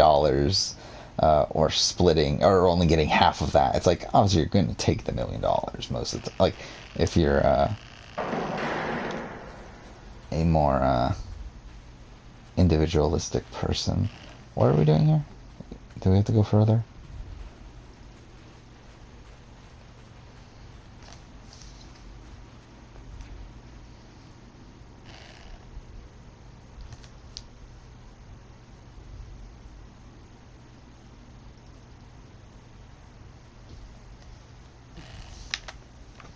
Okay, so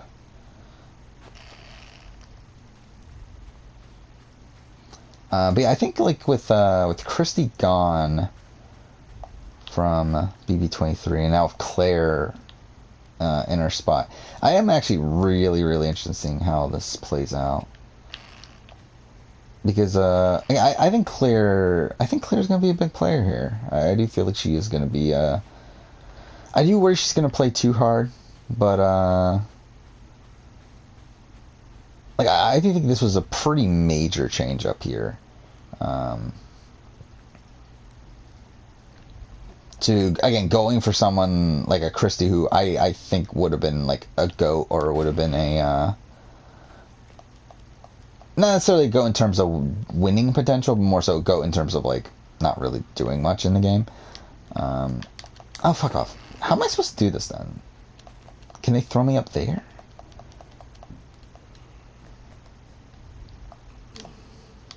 Yeah, because I can't make that. Okay, well that didn't work. But yeah, like to swap her out for someone like Claire, who I feel like is going to be a lot more. There we go.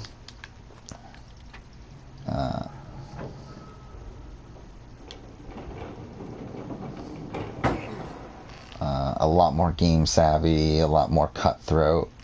I do feel like it should end up being for the better.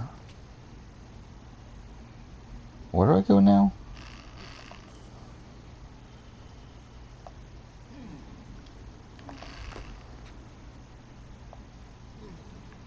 I guess not there.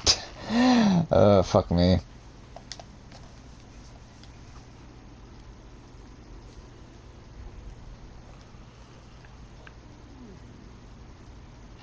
Which meta are you talking about? Like the meta in terms of what? In terms of like big alliances? In terms of what? Like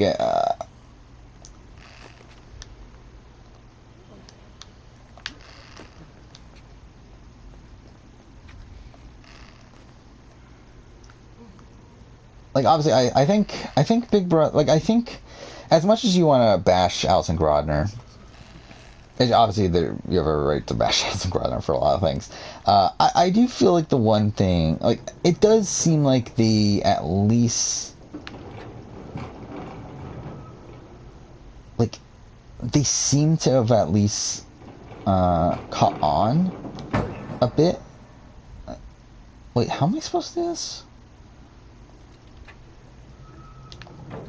Oh, wait, no. That doesn't work.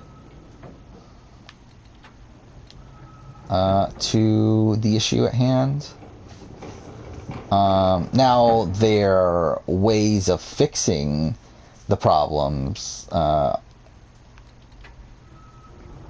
is not necessarily the ideal. What am I doing? Or we'll have to see. Again, obviously they like create this team twist under the hopes that it dissuades people from creating these big majority alliances. I don't know if it's going to work out the way that they want it to, but I guess we'll have to see. I don't like, to be honest, I don't think it will, but then again, I mean, it'll be interesting because, like, obviously we have more than that. We have like the wild card competition, like all that stuff. It's like maybe that could play a factor.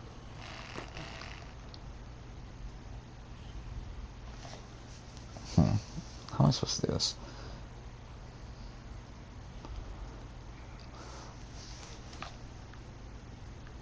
And Alison Grodner, just in general, is not particularly well. Like, Alison Grodner is the well, she's technically co-executive producer, right? Like her and Rich, like she's the one that gets a lot more of the notoriety, but like it's really her and Rich Meehan, there we go, that are they're essentially they're executive producers, so they're essentially like the Jeff Probst to Big Brother. Like they're the ones that are behind a lot of the creative. They are the ones that are essentially running the show. How am I supposed to do this?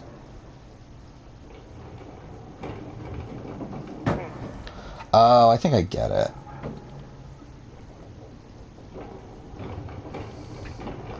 So I think I have to turn this at the last second, alright?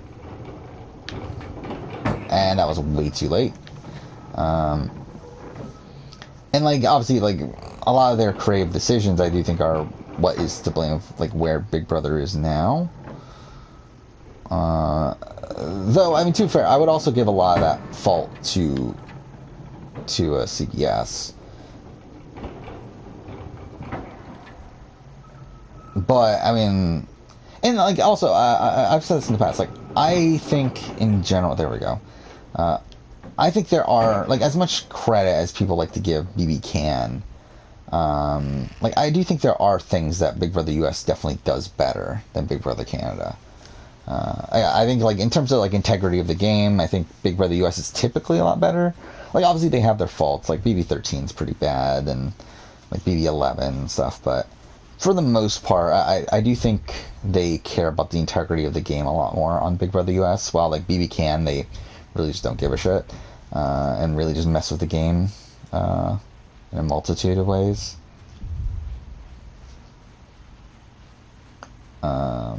But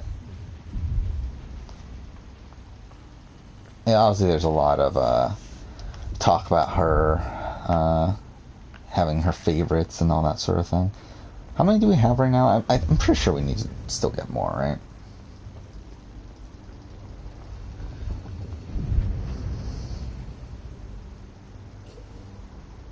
Oh yeah, I did see that on Reddit. Yeah, that Derek is to blame for ruining 16, 18, and 22.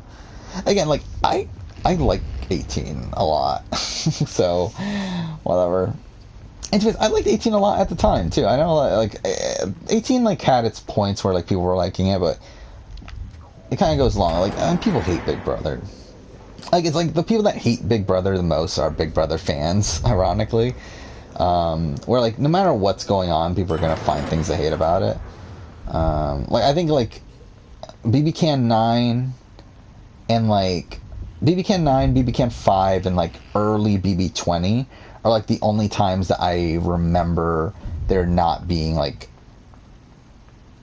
an overwhelming portion of the audience that's like hated what's going on. And even then, like even like early BB 20, there was definitely people that were not happy with that level 6 was like had as much power as they did and all that sort of stuff, even though it was leading to really interesting gameplay and interesting TV and everything.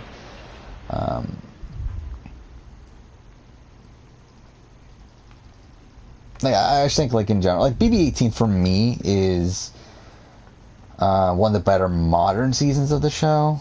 I mean, I think like I'm not as down on modern Big Brother as most people though.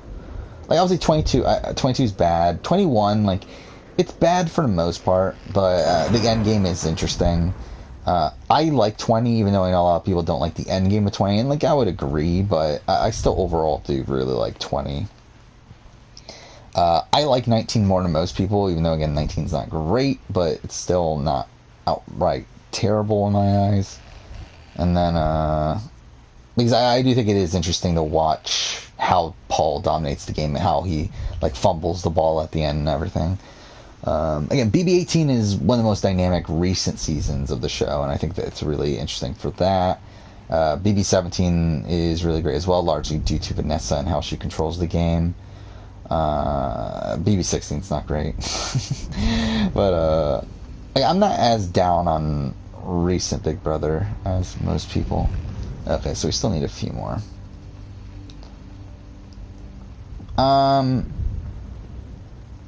BB Can 9 in terms of Big Brother ranking. So, if we're talking about Can, for me it's number 2 season. It's right below 5. In terms of like general, like in terms of global, or I guess North American, I don't remember exactly what my rankings were, but just offhand, I would say it's probably around where BB6 is, which is like top 5 or 6, right? Like it's very high. I love BB Can 9. Like I think it's a season that like doesn't really have a major slow point. Like it's pretty consistently entertaining the entire way. And like there's a lot of like really massive moves being made. The cast is obviously incredible. What am I doing here? What is this? Wait, what do I do with this body? That's only one, right? Please, what I need 4. Then that didn't include myself, so like I still need 2, right?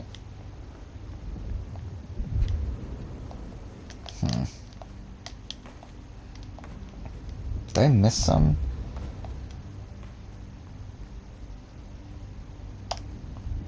But yeah, I mean, like, I think in terms of US, like, for me, 10 is still number 1, probably. 14 is still really high. Then, I think I have 7. I think BB Can 5 for me has jumped over BB 7. For me personally. So I guess it's really like, again, like BB 7, BB 6, BB Can 9. I think they're all like kind of in a similar tier. Like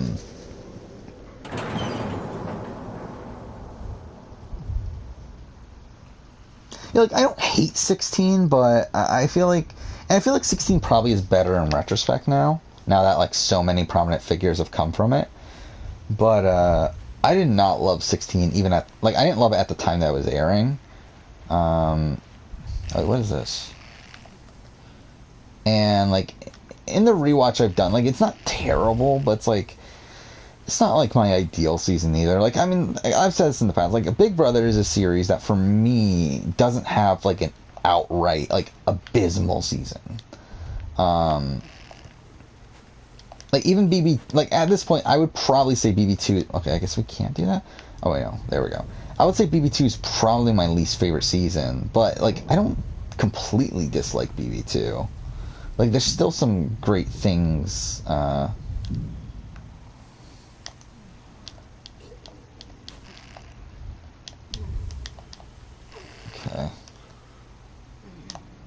Damn it. There's still some great things that come from BB2. So it's like, I don't think there's like an outright terrible season of the show. Like with like Survivor, for me, there's like 2 seasons that I would say are very clearly the bottom for me, which are Australian Outback and Thailand. while it's like with Big Brother, it's like it's really just kind of a jumbled mess at the bottom of the list because like I feel like a whole bunch of seasons are kind of around the same level. What am I doing right now? Is there a switch somewhere? Oh, I got it. We need to push this here. And then we need to pull on the thing, right?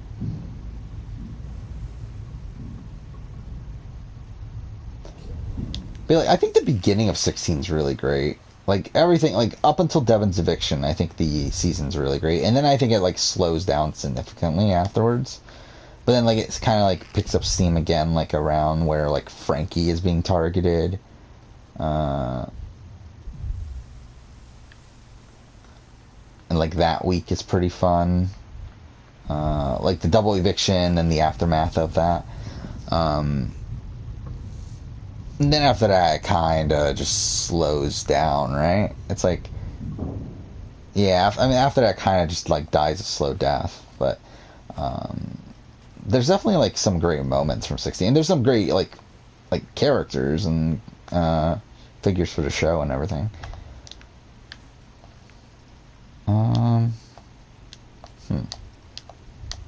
Oh, I can climb that. Oh yeah, well BB. I mean, I'm not even counting BB1 in this. Yeah, obviously BB1's the worst, but it's it's not even fair to consider BB1. Like there's many points where I just forget BB1's even this season. Like I just don't even bother considering it a thing at this point. Obviously, it's just like a radically different show.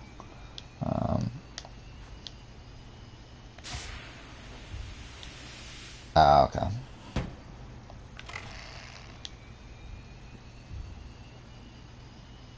Because if we're like talking about BB1, like there's like a massive gap. Okay. There's like a massive gap in between BB1 and BB2 for me on the ranking. No? Okay, I guess that doesn't work. Oh, I get it.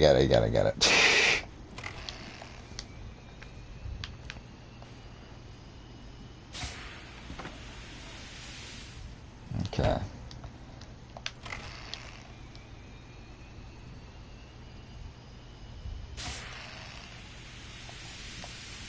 There we go. Alright, so that's everyone. I mean, like, BB16... Oh, what do I think of Memphis and Christmas being engaged? Yeah, I don't care. Like, it's bizarre. Wait, sorry, I gotta move around a bit here. But yeah, it's bizarre that that they're engaged. But it's like, at the end of the day, I really don't care. Like, good for them. I mean, if they can stand each other, then good for them. I mean, it's so weird, though. Like, if you were looking at, like, back at BB10... and like rewatching BB10 with Memphis, and then thinking this guy is going to end up being engaged to Christmas Abbott. Like it really is bizarre to think about.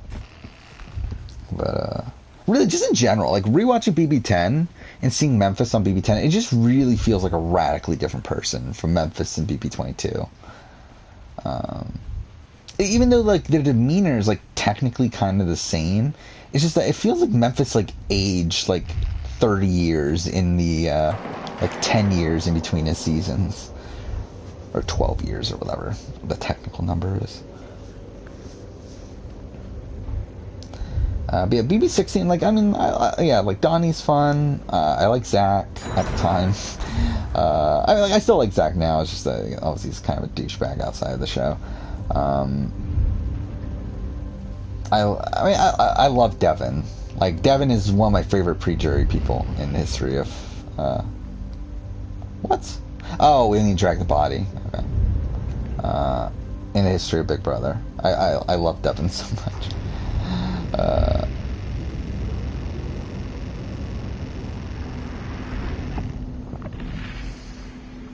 Okay.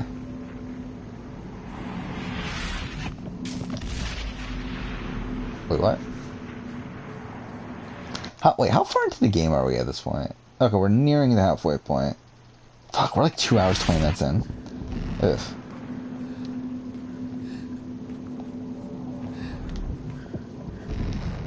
Yeah, to be honest, like, I'm not really even... Like, I don't care if we finish the game here or not. Either way, this will be a one-time stream. I don't plan on, like, finishing the game at a later date if we don't finish it here. Okay. Like, this is more so a, me kind of just, like, wanting to revisit the game for a bit. Fuck. Than an actual, like, stream series or anything.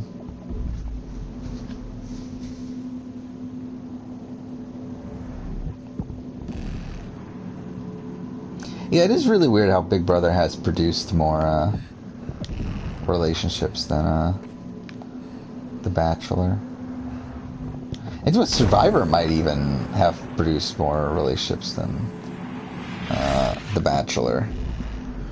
He's like, what Survivor? You have what? Rob and Amber. You have Fincher and Parvati. You have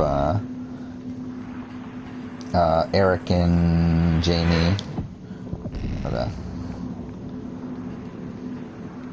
Oh, I'm an idiot. I'm supposed to pull the thing back. Yeah, that was entirely my fault. You have Joe and Sierra. So like, there's a decent amount from Survivor as well.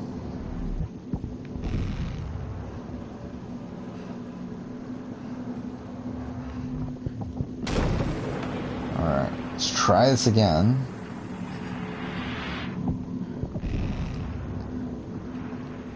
Okay. Here. That.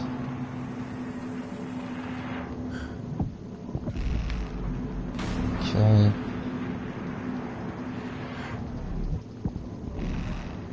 Alright, I think we're good.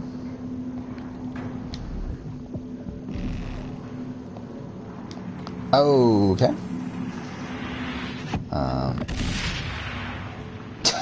Fine.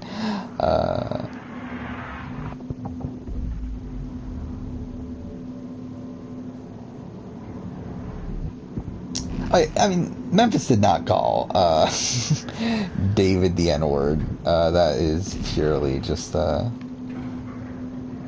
BB Twitter being BB Twitter.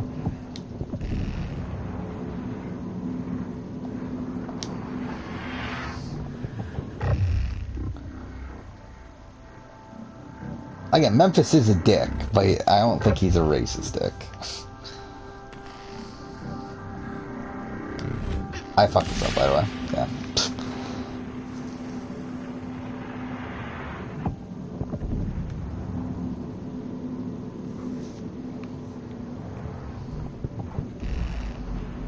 Okay. And I already fucked it up.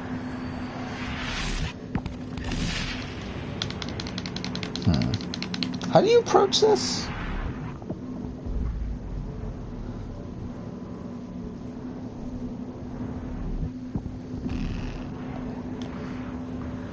Okay. I fucked it up again.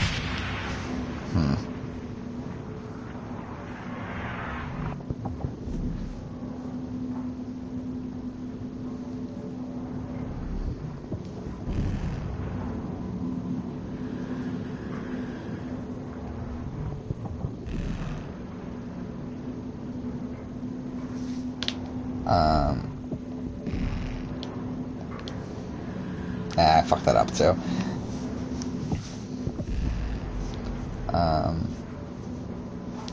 But yeah, US has never been, okay, fuck off. The type of show that, kicked off people for, like, racist comments and stuff. While, like, even if they, again, like Aaron, obviously, an example there. While, I believe, like, UK, like, just, like, like, a semblance of, like, something wrong going on, they just, like, kick people off left and right.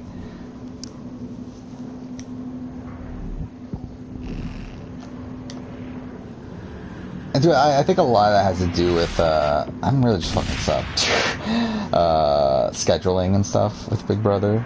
Where, like, if they have to kick someone off, like, that really ruins their schedule, and, like, I think to them, they're, like, just, like, it's not even worth it.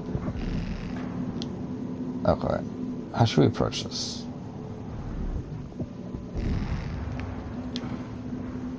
Okay, yeah, I fucked that up. That was completely wrong timing.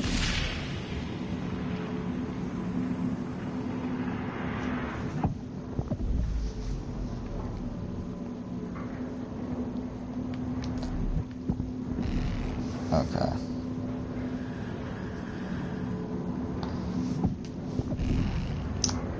What would my edit be on Big Brother?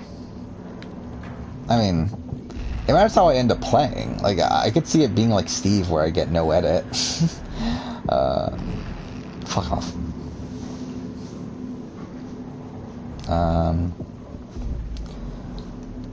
Or I could see it being. I don't know. I don't think I ever go on Big Brother and get like the biggest edit of the season. Like, I don't think I'll ever be like a Russell Haynes or like, I don't think I'll ever be like the person with the most confessionals on a season, but okay.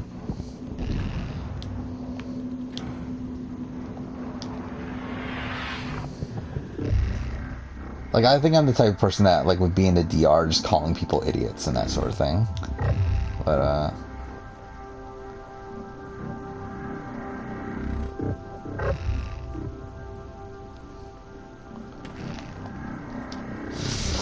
okay, we got it. We got it.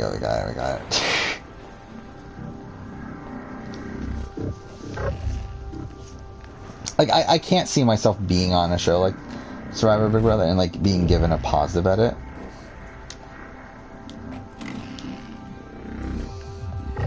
God damn it. I mistimed that.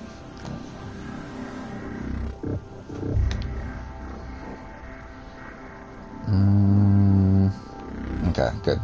So we got a decent checkpoint there.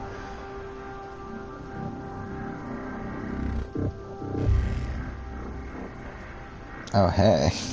Wait, did I get... Yeah, I just realized, yeah, I did get a couple new followers today. Yeah, I really need to start paying attention. Again, like, I am streaming off my PS4.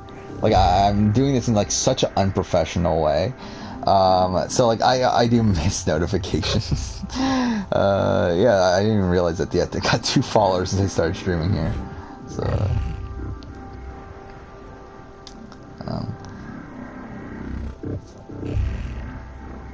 yeah, so, yeah, welcome here, Jacob CT25? Yeah. Who would you say is the best player to be ejected in BBUS? I have to remember who are the players that have gotten ejected. I mean, like, Justin and Scott, both of them are, like, there's barely anything to talk about. Okay. I missed the timing. Alright, you got, what, Shima? Is there anyone else? Who else is there?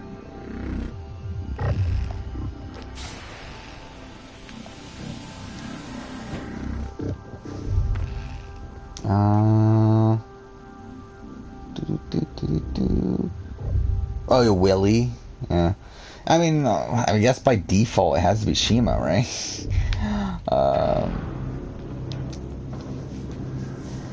But it's not like Shima's playing well either, though. Not that she was playing terribly, but it's more so like, I don't think she wins a jury vote, and also I don't think she treated people particularly well, especially people that weren't in her alliance. And also, I think she was too blindly loyal to like Jesse.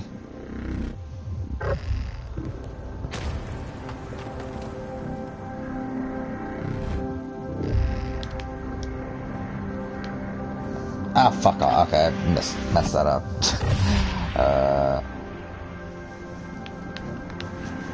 Yeah, so it's like, if you're ranking them, it's like Shima's number 1 by a lot. Just by default. And then, I don't know, after that. I mean, like, they're all really bad. I mean, I think Scott's... Is Scott last? Like, Scott was ejected the earliest, right? but also like didn't. Well, no, because I mean, actually, wait. I mean, Scott at least had an alliance, right? Or at least had people that wanted to keep him around. Like he had Erica and Jack, and like possibly David as like alliance members, and like he had like the fucking, I forgot what they called themselves, but the initial 8 people that joined the house, the Elite 8, is that what they were named? Where like he technically had an alliance, even though he was on the bottom of that alliance. Like he technically had an alliance. Justin was just kind of all over the place, where like from what I understand, he ends up being on the Chilltown side of things, which is technically the minority. But again, like he was just a mess all around. And then you have, oh fuck, you can even die there. Okay. And then you have who's the other one? Willie, who like, I mean, Willie wasn't playing terribly for like the first few days. And then he blows it up. But like, I mean, like there were points where like okay, well, I'm about to die again. I guess Justin has to be last then. It's probably like Shima. I guess Willie, and then Scott, and then Justin. But it's like, again, it's like realistically, it's like, does that ranking really matter? Okay.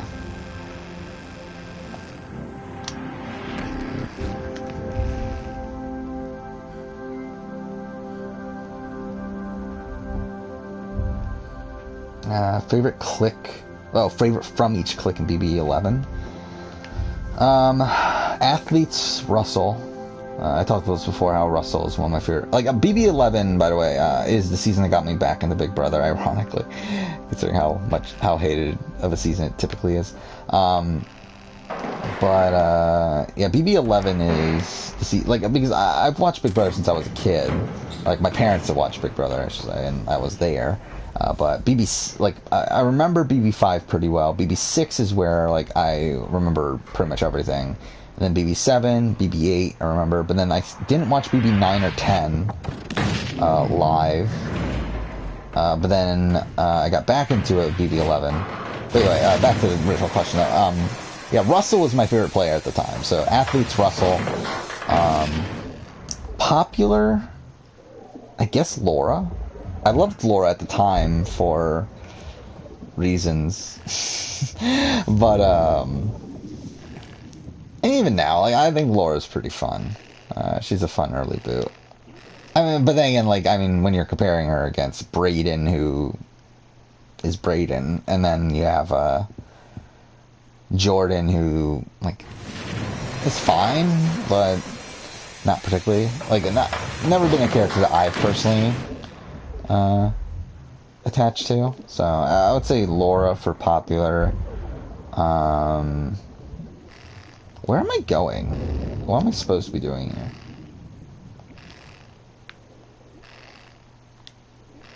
How am I? Okay. Brains. At the time, it would have been Michelle. I think now it would be Ronnie. At the time, I remember I hated Ronnie at the time, but like now I love Ronnie. Ronnie's a great character, so. And then offbeat, probably Kevin Campbell. So, yeah. Again, I'm just dying right away. What am I supposed to be doing?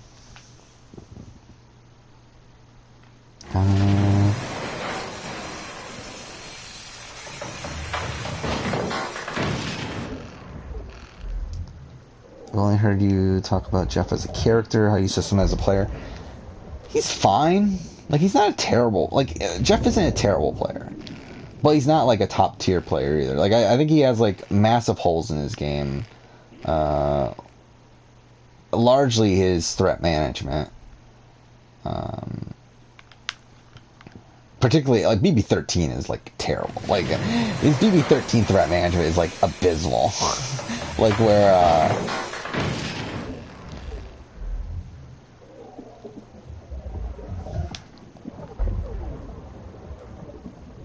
like he really sets himself up to be like the person taken out at the first opportunity that the opposition gets, which he is.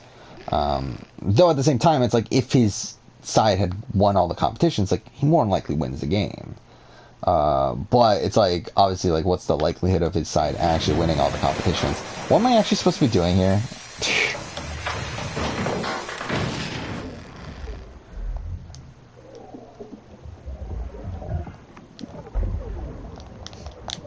What am I doing? Oh wait, can I do this? Oh, there we go. Okay. I keep on forgetting that there's like an interact button. Okay, well I still died. Got closer though.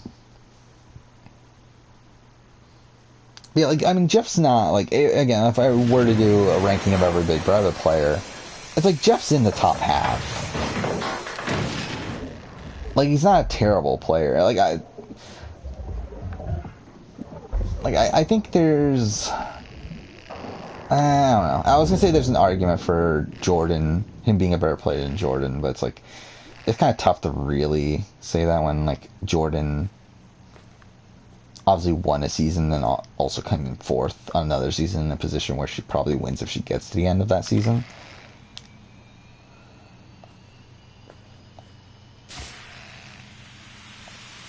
But again, like I don't think much of that was active, but still, it's like by her like not actively playing the game, I think she's probably better than Jeff actively playing the game.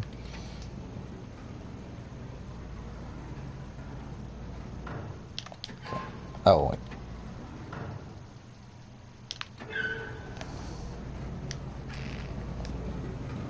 Alright, got it. Anyway,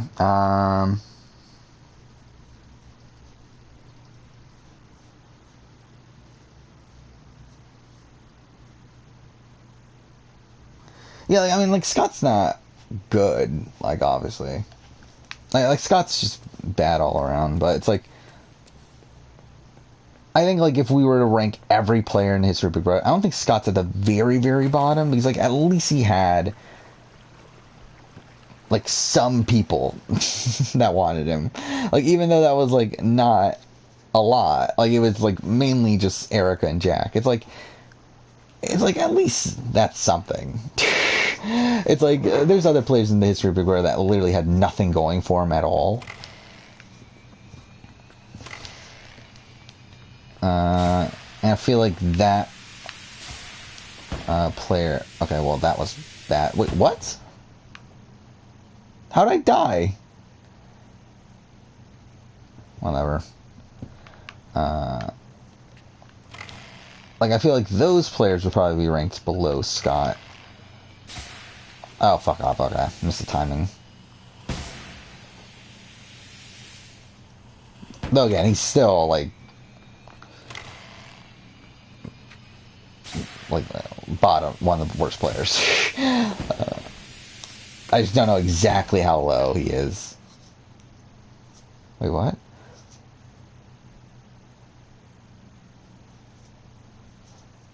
Okay. Wait, how do I do this?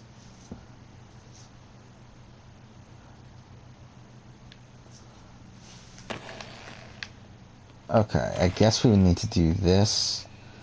This. Oh, yeah, we can do that. Okay. There we go.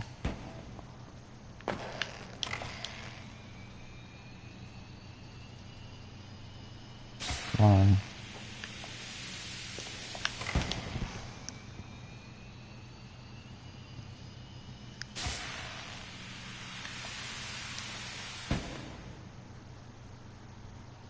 Russell from Cyber said production wanted Willie back. Cool. I wouldn't trust that.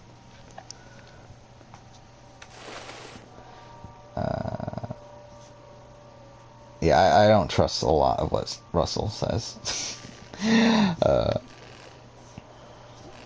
Fuck off, we got more underwater sections?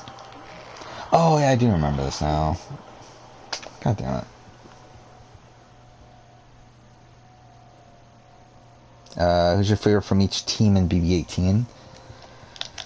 Let's see if I can remember the teams. Alright, we got the... Alright, let's just go by returning players, I guess. So we got Frank. Frank was with Polly, Bridget, and Michelle, right? Which, I mean, I actually like all four of them. I mean, like, Frank... Like, BB-18 Frank is not great. But, and, like, to be fair, BB-14 Frank is not great in retrospect. But I loved Frank at the time BB-14 was airing.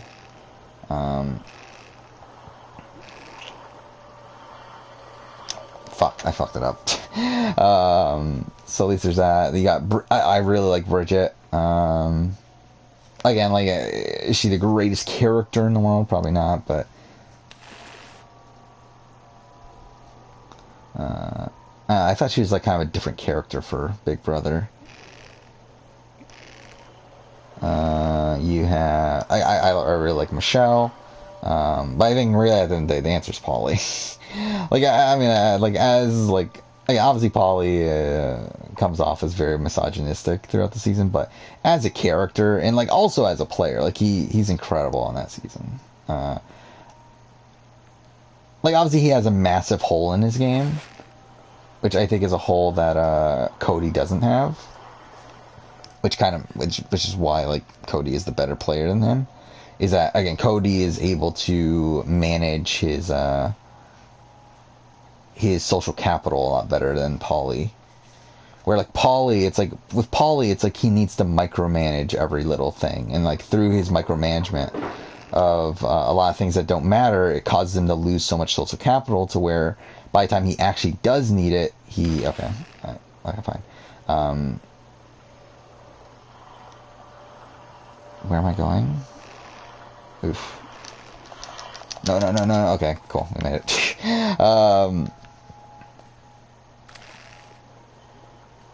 Fuck. Where am I going? Well, either way, like, by the time he needs to use his social capital, he ends up getting caught.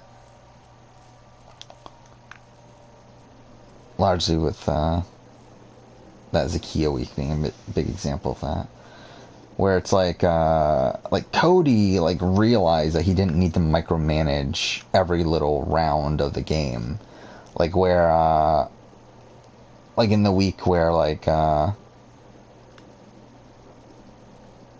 trying to remember which weeks these are. But either way, it's like, in, like, the weeks, like, early weeks of the game, it's like when it's, like, David versus Nicole. It's like, to him, it's like, it doesn't really matter which one really goes home.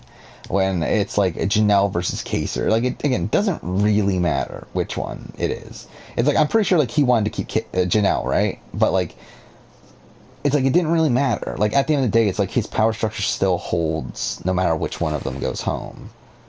So it's like, I think that's the thing that Cody recognized that Paulie didn't. That makes Cody the better player, but I think also that's what makes Paulie a much more interesting player to watch, though. Yeah, I mean, that was all a long way to say, yeah, Paulie's the answer for that one. You got, what, Devon? Who was on Devon's team? It was Paul, Jose, and who was the other one? Wait, Paul, Jose, and Zakiya. I mean, I don't know. I mean, like, obviously Zakiya doesn't end up affecting the season that much, so it's like, it's obviously not her, but I think out of the other three, it's like, could go either way. I mean, like, Paul, I love Paul during BB-18, obviously, like, since then, like, I mean, even in BB-19, like, as much as, like, by the end of the season, I was, like, happy to see Paul lose, just, like, as a comeuppance for, his poor gameplay at points. Like, I still think, like, I don't know what I'm doing. Like, I really don't.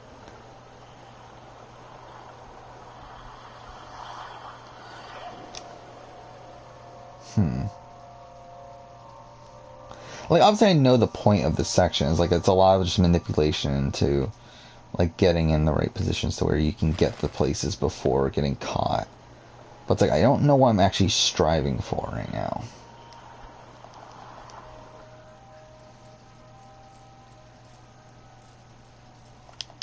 There we go.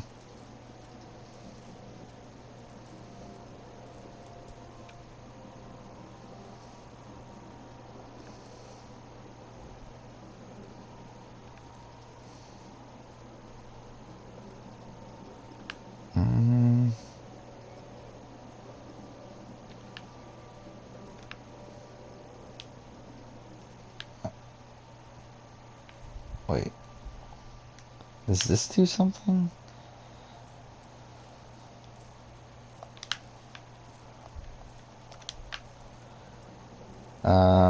Like, I like Davon, but, like, to be honest, I think 22 kind of turned me off a bit from Davon at this point.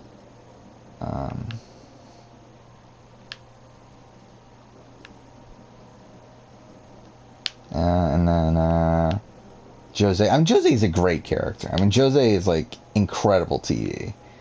At least on BB. I mean, even the challenge, like, he's not terrible, it's just that he's not really utilized that much, and he's not that good at the challenge, which I think is also the problem. But, like, Big Brother, it's like, he's incredible TV. I think realistically the answer is probably Paul. You got, what, James? So James had, what, James, Victor, Bronte, and, Natalie? Which, I mean, I guess, like, at the time it would have been Victor. Like, I really liked Victor. Even before he got evicted the first time, I actually really liked Victor. Even before he had, like, that run, where he becomes America's favorite afterwards. Like, I always liked Victor, but, I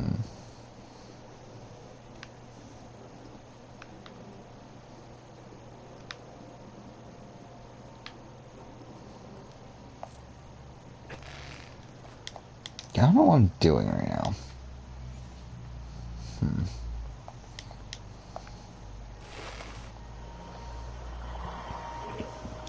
Okay. And then, yeah, who's the other one? We got, what, Nicole, Corey, Glenn, and Tiffany. Which, I mean, I guess the answer there is Nicole Franzel, I guess. I mean, I guess. I mean, yeah. I mean, that's a really, like, that's a pretty bad group, isn't it? Like, I never hated Nicole Franzel as much as most people, but like that is probably the worst group. I mean, too. Like, I think, yeah, I think that and the James group are probably the, like, if I'm ranking the teams out of like the likability of those teams, I would probably have like the Frank team number one for me. Again, for like people that I personally like, and then it would be Dave Vaughn's, and then probably James, and then Nicole's. Like, it's a pretty mediocre group there, but whatever. All right. Again, I'm really far behind on chat, so I really need to catch up here. BB21 got me back into the shows. Wait.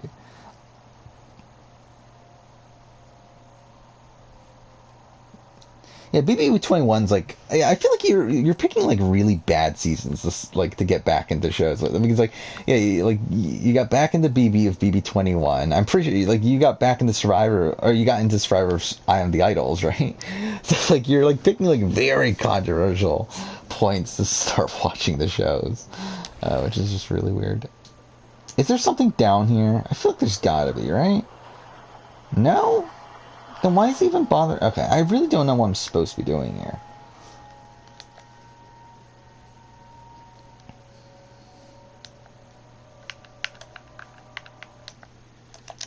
How far? Okay. I'm thinking I'm just gonna. I really don't care. Like, at this point, especially, like, where we already skipped like 2 chapters, it's like, does it really matter? Like, it really, this is more so just a excuse to play the game again. And, like, also just chaff the chat, obviously. Yeah. I remember in your 2020 reality TV. Oh, yeah. Did I mention that in that video? Huh, I didn't even remember that, actually. But anyway, yeah, I've talked about that on stream, where, with Survivor, the current plan is to probably do it after Survivor 50. Is to rank every Survivor player. If I'm still doing YouTube by that point, I think that is like a really big project that I would like to do, is after Survivor 50, is rank every player. Which I think we counted in, like, at that point, it'll be around 700 players to rank. So that should be interesting. Big Brother, I am a lot less sure when I would do it for Big Brother. I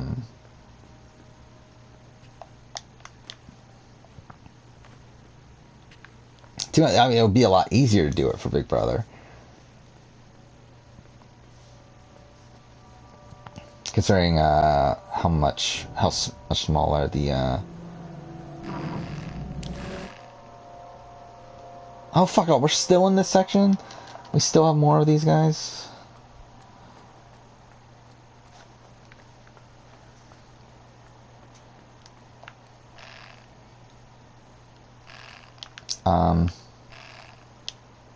Wait. There we go. Yeah, not entirely sure when I would want to do it for Big Brother. To be honest, I think if I were like, to be honest, I think I did like if I were to do them like in the immediate future, I kind of missed the opportunities to do so. Shit. Where I do feel like for both of the shows, like I feel like 40 was a good cutoff point for Survivor to do it, and I feel like BB22 being like the end of like essentially the second All-Star season, and also it kind of feeling like the end of an era. I feel like BB22 is also kind of a good point to do it, but like obviously I missed those opportunities. So at this point, again, like Survivor, I feel pretty confident that if I were to do it, it would be 50. I feel like that's the time to do it. Shit. But again, Big Brother, I haven't really thought exactly when that would be. What could you hate about Ronnie back then? Well, I was a big Laura fan, man. I mean, yeah, at the time, like my two favorite players on BB11 were Russell and Laura, with Laura again being for reasons.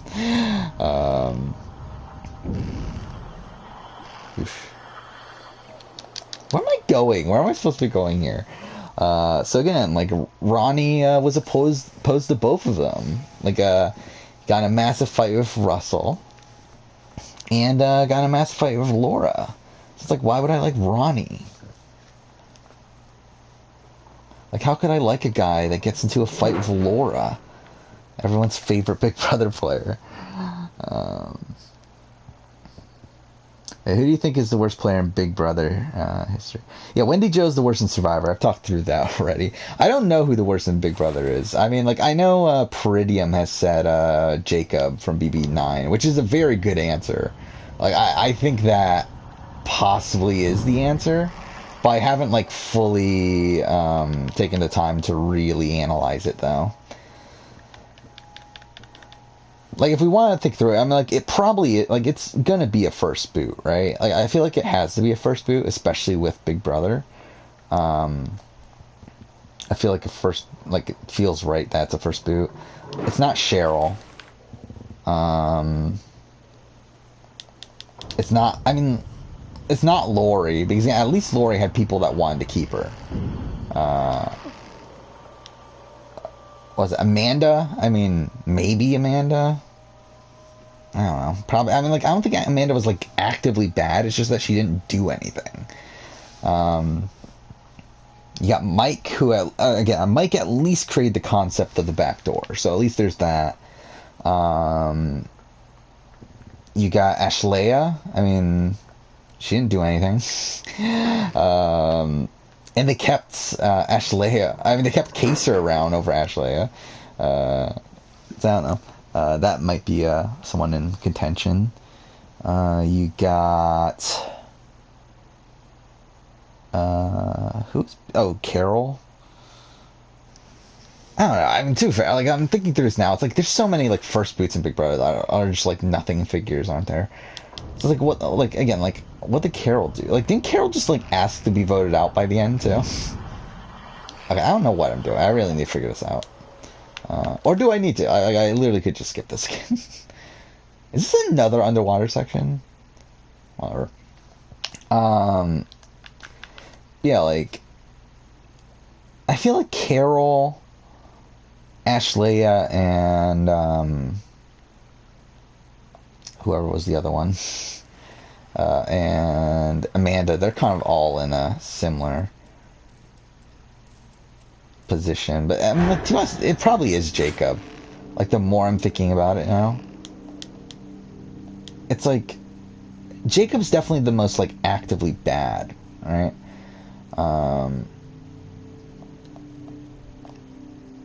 Which, like, considering that and also he's the first boot, it's like, that is pretty bad. Again, Brian, like, I don't think so, because at least he had some control at the beginning of the game. Again, he ruins it by the end of week 1, which is not good, but it's like, at least he had, like, there was a point where he had a good chunk of control.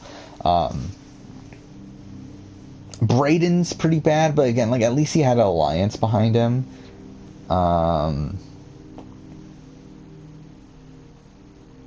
BB12, who's Annie. Again, at least Annie had allies. Again, not good ones, but at least she had allies. But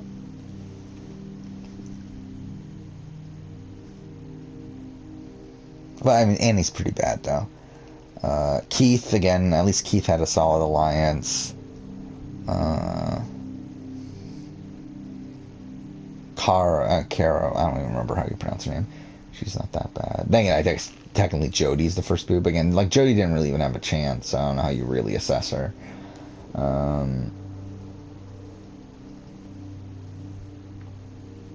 Then, who's 15? David Gurton. Again, at least he had an alliance. Joey,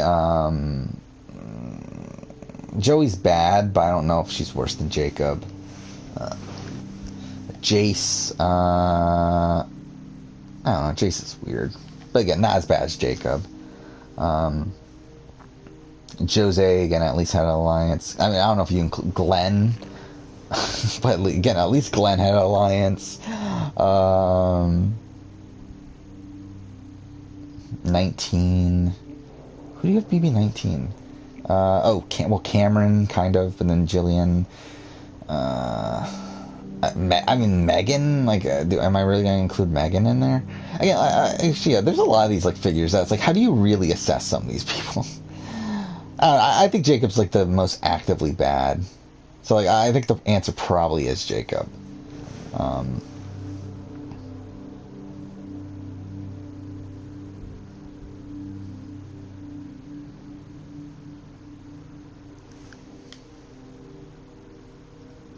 I heard on live feeds Bridget got bullied a lot.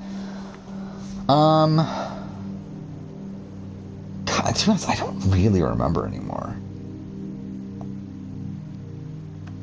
I feel like I remember that, yeah, like, Michelle was pretty mean towards Bridget. But, like, I don't feel like it was that bad.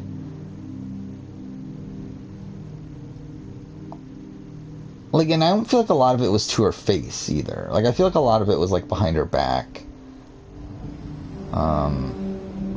But either way. I really love Bridget, though. Bridget's, like, especially in her final week, like, Bridget was really great, where she, like, turns the game against Polly. Ah, shit. Wait.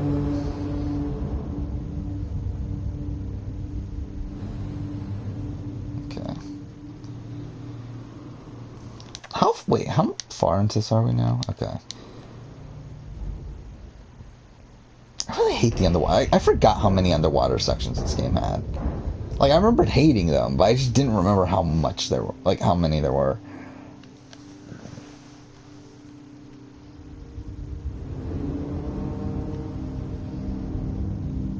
How do I feel about Polly, and how do I feel about Cara? I love Cara Maria. I've talked about that in a previous stream. Cara Maria is probably my favorite female challenge competitor.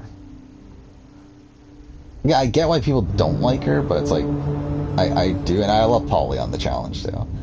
I think War of the Worlds 2, I know a lot of people don't like War of the Worlds 2 as a season, but I personally really do.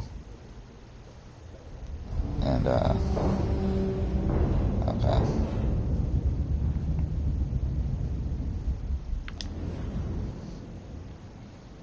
I think a lot of that has to do with, like, watching Polly and Cara, like, pretty much dominate the game.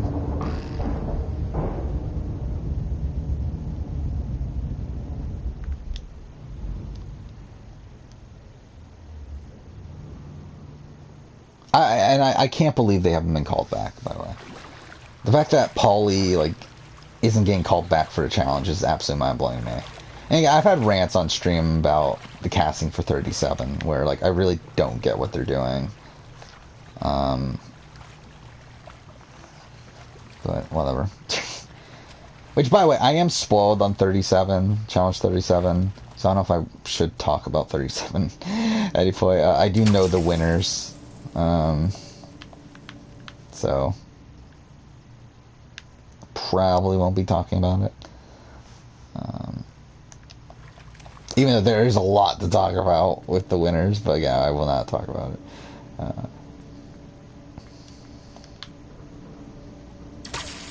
Okay, well that didn't work.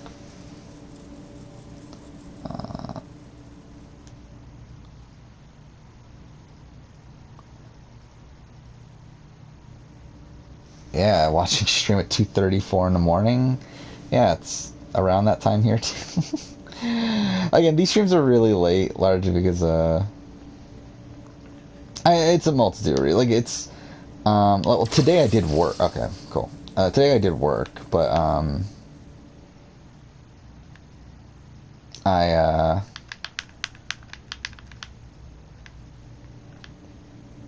usually get off relatively late, so that's a factor there, at least on days I work. But then, like, even on days I don't work, I still work. Okay, cool. Work on the stuff for a channel, usually until around like 11 o'clock or so, and that's usually where I call it a day.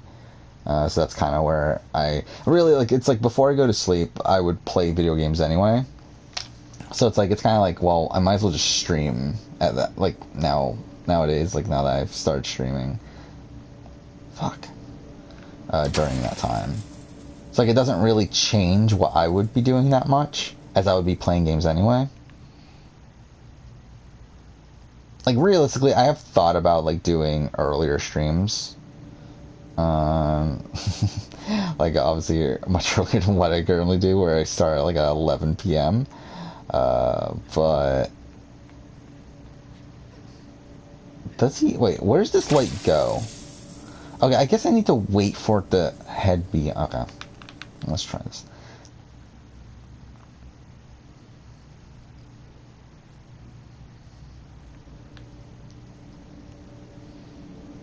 Like, it's more so, like, I stream late because it doesn't really change too much. And also, like, I don't really take streaming seriously here, obviously. Like, again, I'm streaming off my PS4. It's not like I'm... And I have no, like, webcam setup or anything. I have no real setup at all for streaming here. So, yeah, I don't really take this seriously at all. Where, like, obviously, if I would probably take the time to...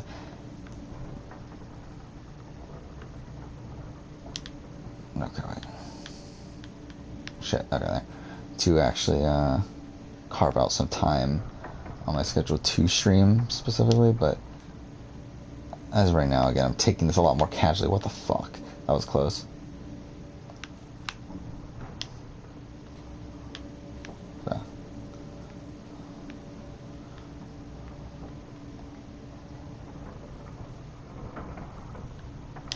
Okay.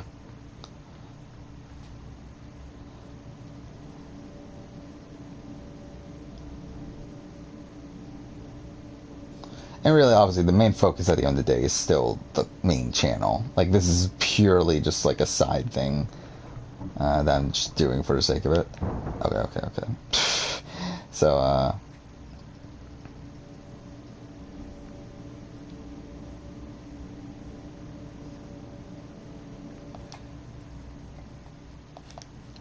okay.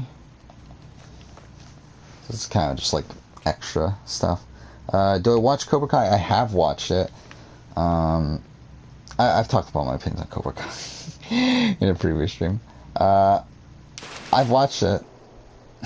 Not like it's like it's this weird thing where it's like I don't actually like the show that much, but I do enjoy watching the show for some reason. It's like I watch it and I recognize it's not a good show from what I'm looking for in a show, but I still enjoy watching it despite that. Where am I going here?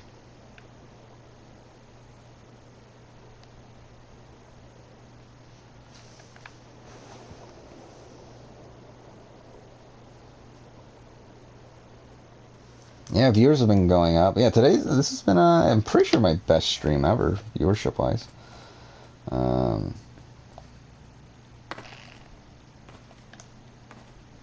Again, like it's really annoying because I should have had affiliate by now. Like it's really ridiculous I don't have affiliate by now.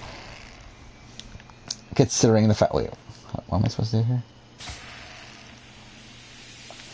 Considering like I've had like to get affiliate, like you need 50 followers, which obviously I have.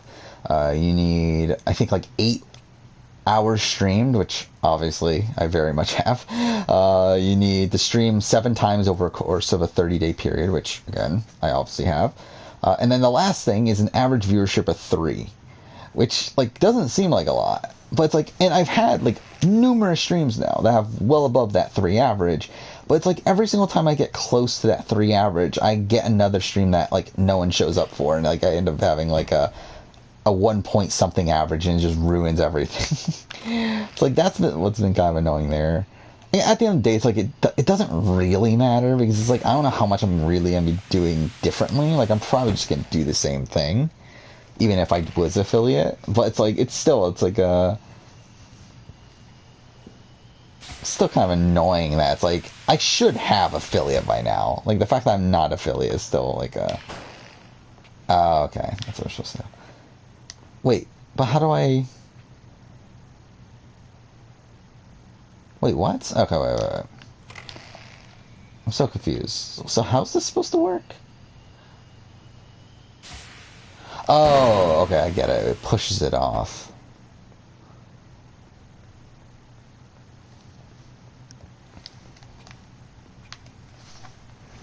Wait, but what do I do with it?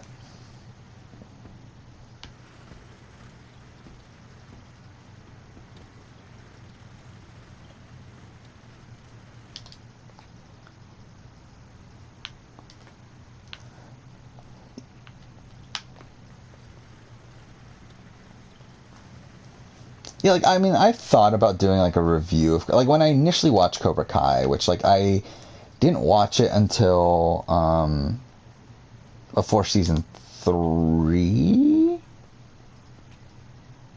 I think, like, when they came to Netflix, that's when I watched it.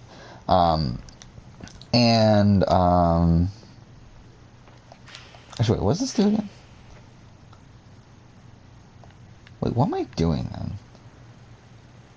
Yeah, like that's when I watched it, and like at that point, I thought about like possibly doing like a Cobra Kai video, but just like obviously didn't get around to it. Too, like yeah, I talked about this before. That scripted media, like I would love to do more videos based around scripted media. It's just that I don't have like much time on the schedule to do so. If I want to also cover reality TV and video game stuff, so it's like by the time I also cover.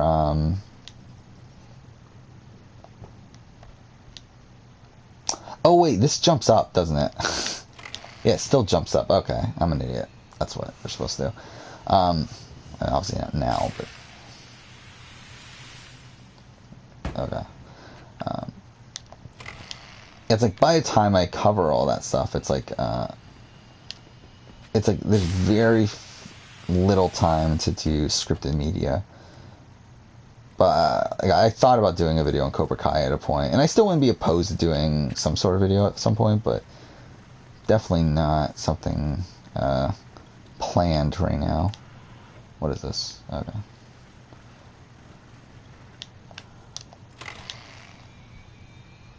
And like same thing goes with like other shows. Like The Witcher was another one I wanted to do some sort of video on the Witcher TV series.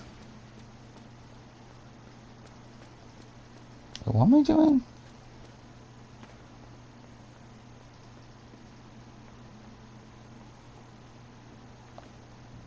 Okay. So what, I need that block to get up there? Is that what it is? Like when the Last of Us TV show airs, I'll definitely do a video on that. Because I'm, I don't know if excited is the right term. Like obviously I'm just a massive Last of Us fan. So I am, very intrigued on how that's going to turn out, and definitely would like to do a video on that. Again, the problem with a lot of these like streaming shows though is that it's very tough to keep up with, like in terms of like making videos on, because it's like it's either like make a video and like something like The Witcher was very tough because like initially I was going to do a season 1 review when the season came out, and then just dropped the idea because it's like by the time I got around to watching the entire season, like it had been out for like a month or more already at that point. So it felt kind of pointless.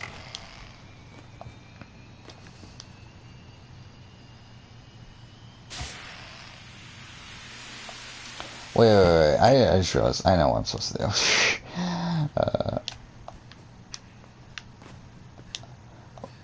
But even like I mean, and like I just don't have that much time to watch TV shows anymore. Again, like I wanted to do a video about like the MCU shows. It's like WandaVision, Falcon Winter Soldier, Loki's on right now. I haven't watched any of them. Like I just haven't had time to watch any of them. So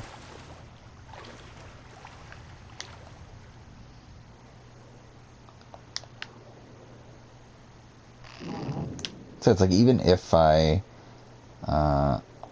did have time on the schedule to make videos on them, it's like I still like haven't had the time to actually watch them myself. And, like Invincible's another show on Amazon. I would love to watch. Again, I was a big fan of the comic, but again, haven't been able to watch it yet. So yeah, that's that.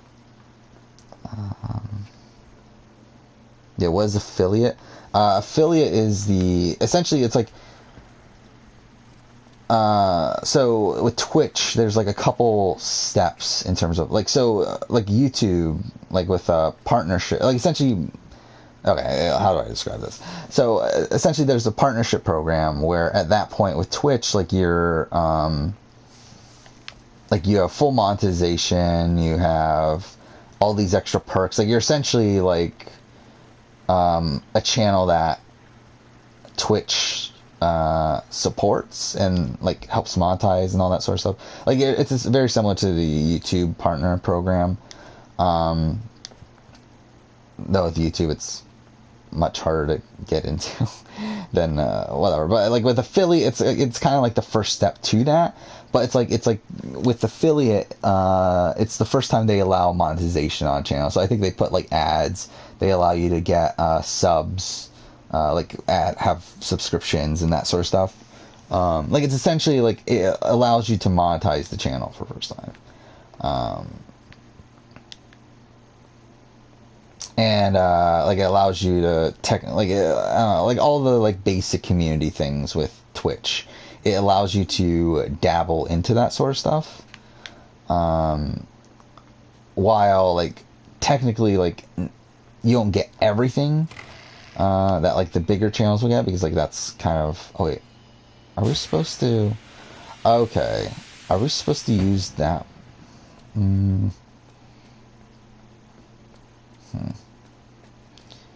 Yeah, because like that's locked behind partner, but like affiliate's kind of like the first step to that. Actually, wait, let's see.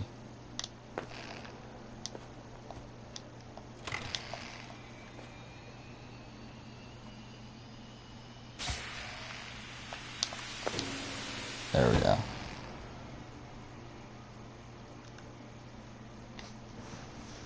Yeah, favorite karate, Cobra Kai character. I was gonna say Karate Kid. I mean, to be honest, I don't even know. Like, it probably is Johnny. Okay, fine. Like, it's not really like a show that I like really think about too much. Like, to be honest, I think if you think about the show too much, that kind of ruins the show because it isn't a show that's worth thinking about too much.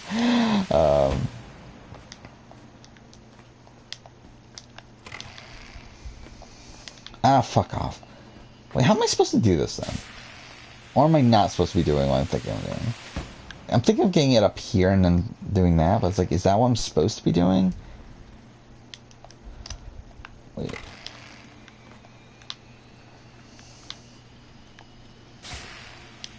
Oh, there we go. Oh, but I can't get up now. Okay, I guess that's not what I'm supposed to do then. Alright, let's head back here then.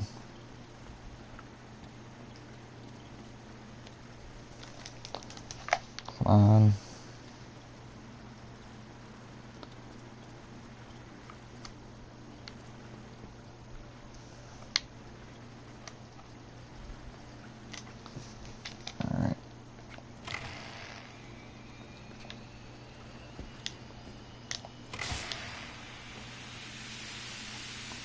No?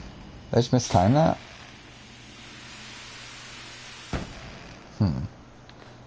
Okay. Oh, I'm an idiot. I just did literally just did the same thing again.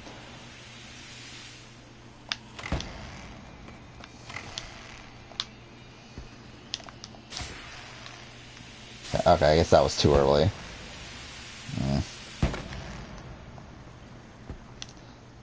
Maybe it... Okay.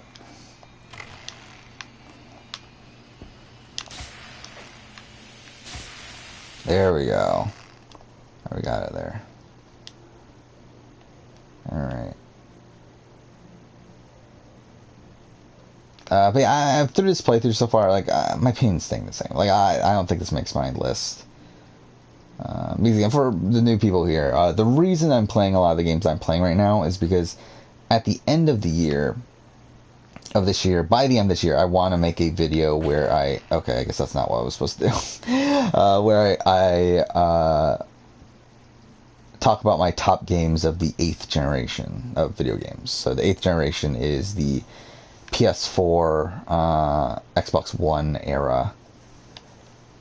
So essentially, November 2013 through November 2020. So I want to make that video by the end of this year, and a lot of these games I'm playing on stream here are essentially games I'm playing that I'm replaying to kind of progress that goal, because that wasn't what I was supposed to do. And we're kind of nearing the end. I guess that's something else I should talk about that I haven't really talked about yet, is I have also changed up kind of the plans a little bit, like a minor change in what we're going to be playing next. Like, obviously right now we're playing Inside, which, again, this is like a one stream sort of thing. Doesn't really matter at the end of the day. Do I just go through here? I think that's what I'm doing, isn't it? No? Okay, maybe not.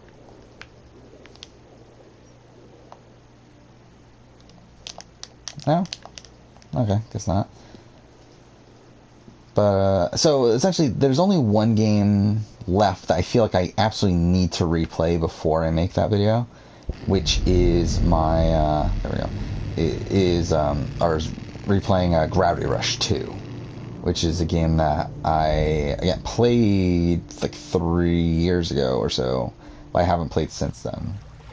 And I would really like to replay it, even though it's a game that I don't really have fond memories of actually playing in terms of the gameplay, but I would like to replay it to reassess the game. And for a while I was thinking, okay, I'm going to play Gravity Rush 1 as well, because I might as well. And I dropped that idea, thinking, okay, well, what's the point? Let's just do Gravity Rush 2. I kind of thought about it since then. I think I am still going to do Gravity Rush 1. Just because, like, it's also a thing of, like, when the fuck else am I going to play Gravity Rush 1 ever again? And, like, when am I going to play Gravity Rush in general ever again? Like, I don't really see myself doing so, and I've always wanted to do a video on the series. So, I guess... Wait, what am I doing? So I guess I might as well just do it now. So we'll still be playing Gravity Rush 1 then. That's actually, so next stream, which will probably be tomorrow, probably. Again, like, not gonna lock it in, but more than likely, and also just straight up, might as well say this now. As of right now, kind of what I'm looking at as like the general schedule moving forward is probably Sunday, Monday, Wednesday. Again, Monday and Wednesday are 2 days I have off, so it's like, it's kind of convenient to do that. And then like, while I work Sunday, it's like not really that intensive of a day, so it's like it should be a decent day to stream. What am I doing? I guess, okay, do I just do it like halfway? So that's the point where it closes again.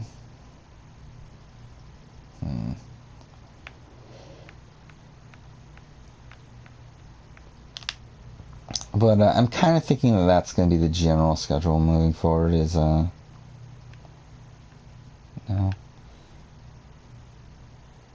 um, is those 3 days.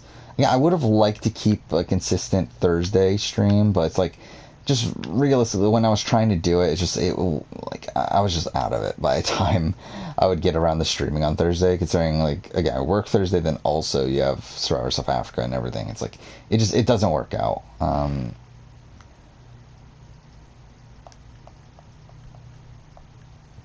So I kind of think those are the 3 days that I'm kind of set on at this point. But yeah, next stream will probably be Gravity Rush 1. Again, Gravity Rush 1's like, another factor into that is, like, Gravity Rush 1's a relatively short game. Like, Gravity Rush 1's like, what, a 7-hour game? So, like, that should be a game that we finish in, like, 2 streams or so. Oh, wait, how do I do this then?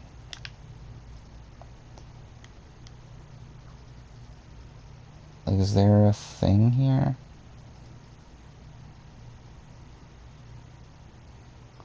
Like, is that a button or no? I think it's just a sensor, right?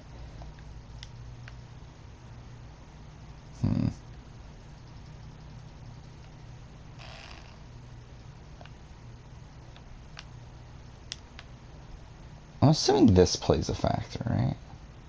The fact that it's, like, open.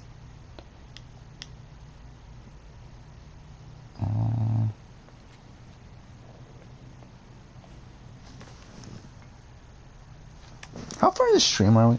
We're 3.5 hours. Okay, we definitely should be, like... Okay, you know what?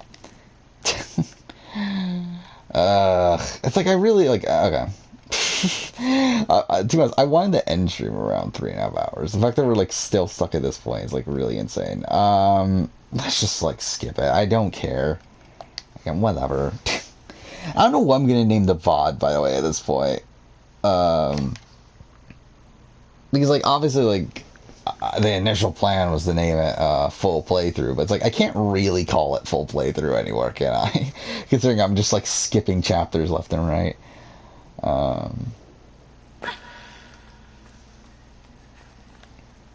But oh well, whatever. Who cares?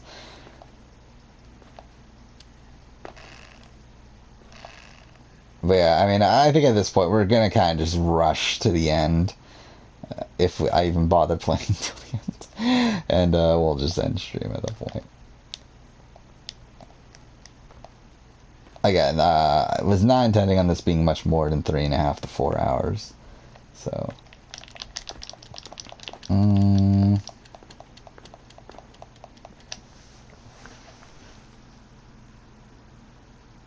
Alright, see you later, Bryce. Yeah, I could do that, but I also don't want to go for 3 hours, 35 minutes. I'm too fair. I have, like, nothing going on tomorrow morning, I don't think. It's not like I need to, like, go to sleep at a reasonable time. But also, I don't want to be, like, completely fucked the entire day, because that's usually what ends up happening when I, like, stay up to, like, 5 o'clock streaming. Which, again, I did that, like, I've done it twice now, right? It's like, usually I'm, like, kind of fucked the entire, like, rest of the day the next day until, like, late afternoon, so I'd rather not do that. But we'll see. You know what? Screw it. I don't care. Skip chapter again. Doesn't matter. Okay, well, I just killed myself too, so that's lovely.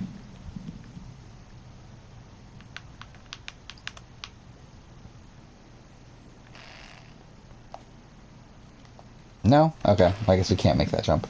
Oh yeah, we need to be thrown, don't we? Do I care about Marine Review history? To be honest, not really.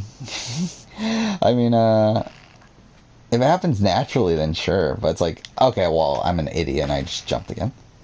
But, I'm not gonna go out of my way to do it.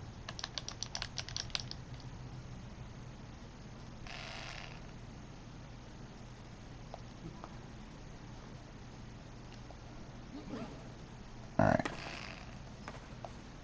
There we go. There we go. This is the key art, right? Is this shot?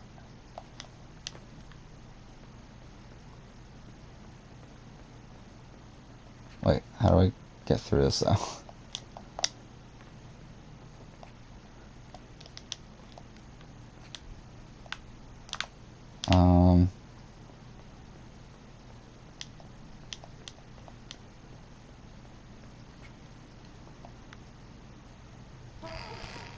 Oh, I like use them as a landing pad?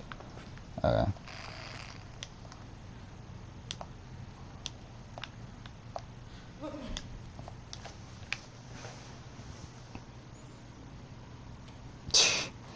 This is my legacy, yeah. I guess.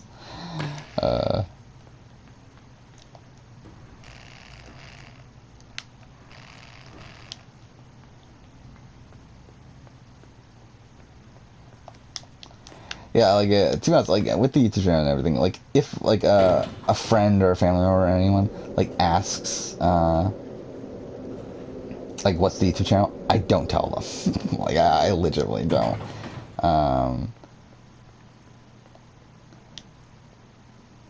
Like, I think, like, literally, like, the only people that know about this channel are my parents. Okay, I guess not that. Okay, well, I guess that didn't work. Was it my parents? I'm pretty sure my mom has told people. But, whatever. And then, I told a coworker of mine. But it's like, for the most part, I don't tell anyone about the actual channel. Okay, yeah, so I'm supposed to get them down here, right? So how do I do that?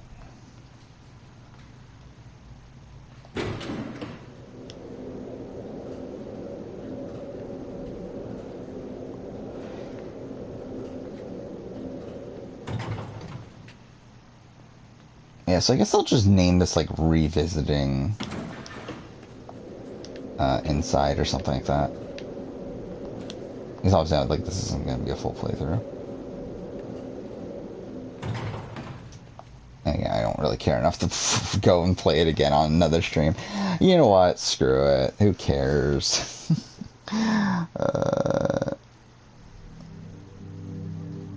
No, my family doesn't watch the channel. I mean, too far. Like, my parents don't give a shit about any of the things I talk about anyway.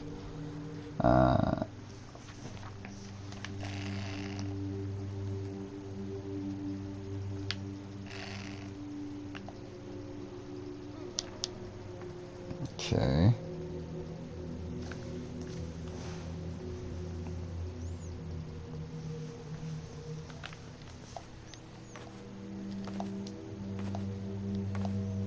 Okay.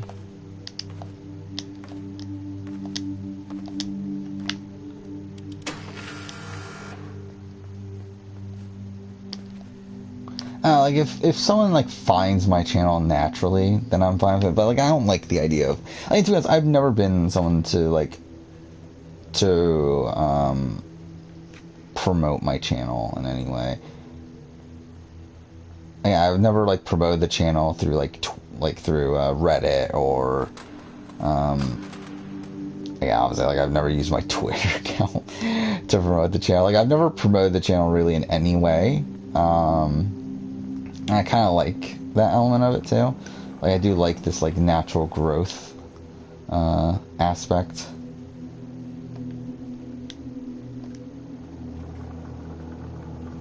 To the channel.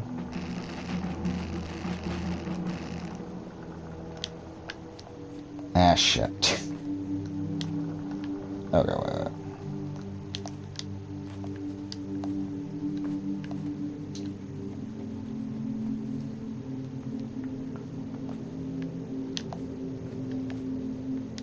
Wait, what am I doing here? There we go.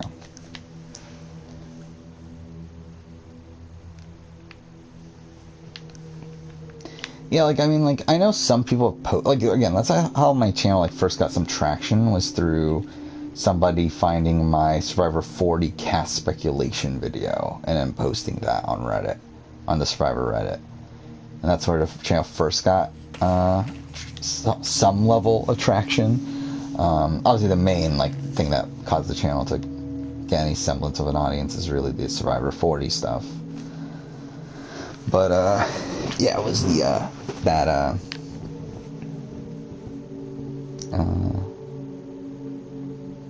well, I mean, the main Survivor, obviously 40 speculation, still Survivor 40 stuff. I mean, like when Survivor 40 cast got announced and cast reaction, cast assessment, that sort of stuff. But yeah, cast speculation video was the first video to pick up, and it was because someone posted that video on Reddit. And then, like, I know my like amazing race videos get posted on Reddit here and there. By the way, that's something I did the other day. Like, I don't even remember how I got down this rabbit hole, but eventually I got to a point where, like, I searched my, oh, I think, okay, I remember what it was. Like, I wanted to see what would come up if I searched the channel name on Google. Like, what would come up under images. I think that's something I was, like, doing for some reason. And, like, through that, I saw that, like, oh, there's, like, Reddit threads that have talked about my channel. And, like, I did go and actually read those. Which in general, I typically stay away from, like, reading comments and all that sort of stuff. Just because, again, like, it's, I don't know, not really my thing. But, I did read, through those threads. Which, again, were mostly positive. Like, it's like, nothing, like, truly negative. Like, obviously the common, like, constructive criticism sort of stuff. But, like, nothing actually, negative. And a lot of it was really talking about, like, how they disagree with me, which is, like, fine.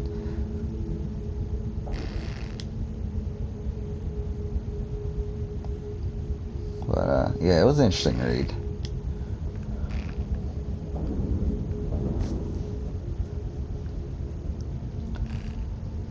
Okay. Are we about to get into the blob thing? Or is that... Wait, why isn't he going further down?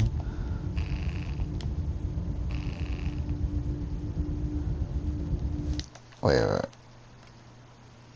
Oh, we're not... Okay, we're close, kind of.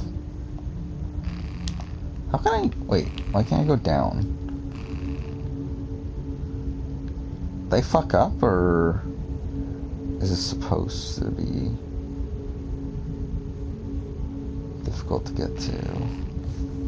Ah, shit.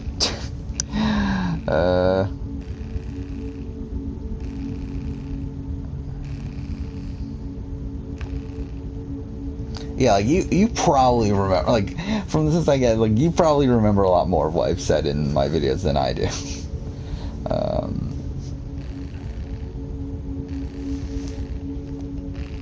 Okay, can I... Okay, I guess... I think I might have fucked it up. You know what? Again, I don't care. Let's go here. Whatever. Who cares? But,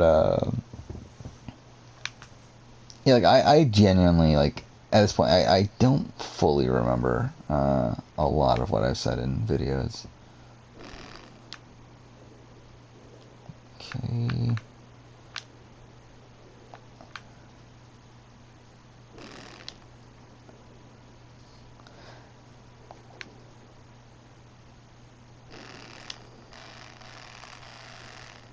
Okay.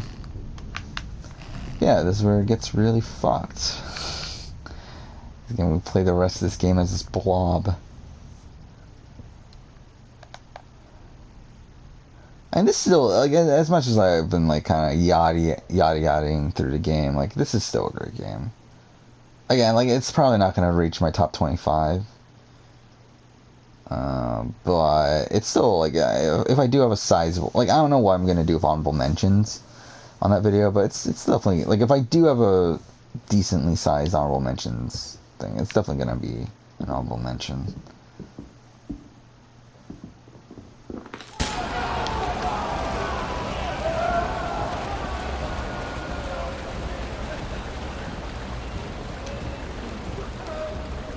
Yeah, that was probably me just, like, accidentally, like, not cutting it out, right? I'm pretty sure that's probably the case. I'm sure I've made a lot of those, just that I don't really, like, obviously I don't know.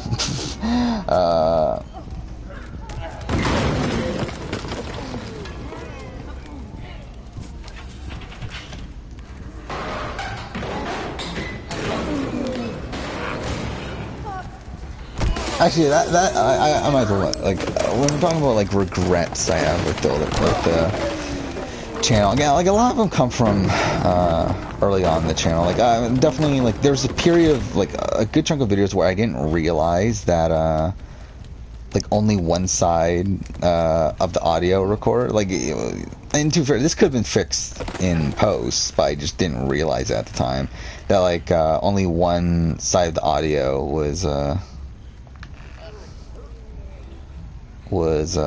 working. So, like, I remember, like, Amazing Race season ranking is one of those videos. Again, pretty massive video for a channel. That's a video where, again, one of the sides, isn't working. So, that's something that obviously in retrospect I would have changed. There's a lot of, like, little, like, production things, like, would have used higher res images in retrospect for a lot of things. Which, again, I've rectified now, for the most part, when I can. But at the time I didn't really give a shit, so there's a lot of times where I'm using, like, super low res images. Where do I go here? There's a lot of, like, little things.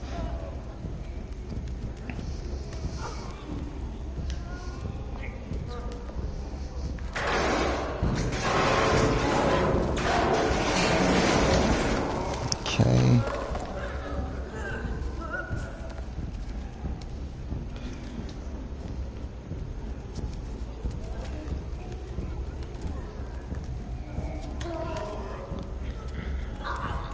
Okay.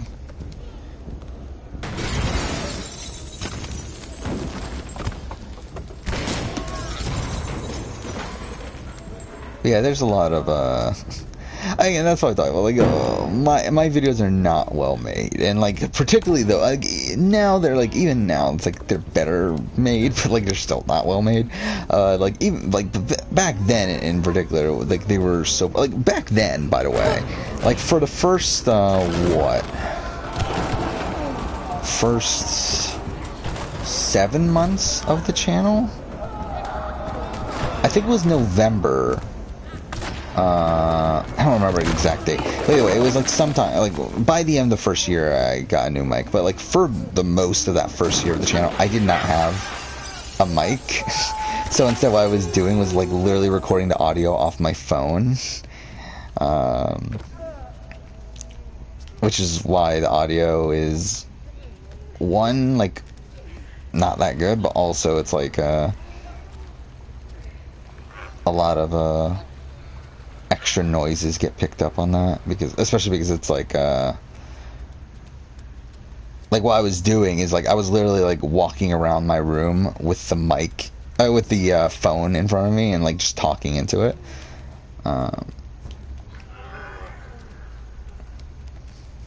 Where, like, now obviously I, like, I have an actual mic and I sit the mic down, like, I was just talking in front of it. Like any normal fucking human being would. But yeah, at the time, I did not do that. Like, which also makes it kind of funny that, like, obviously my most viewed videos are videos from when I didn't have that sort of, like, when I had the low, like, much lower production quality. So it's like my most viewed video, again, season ranking, winner rank, Survivor season ranking, Survivor winner ranking, Survivor 40 cast assessment. Those are my 3 most viewed videos. All 3 of them are before the higher production value. Again, the higher in quotes, or whatever. And then, even, like, and then the 4th most viewed is the runner-up ranking, which is obviously a very controversial video.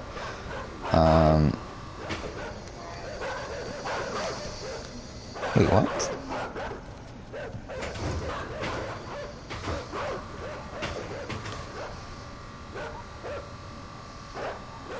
Wait, do I just wait here?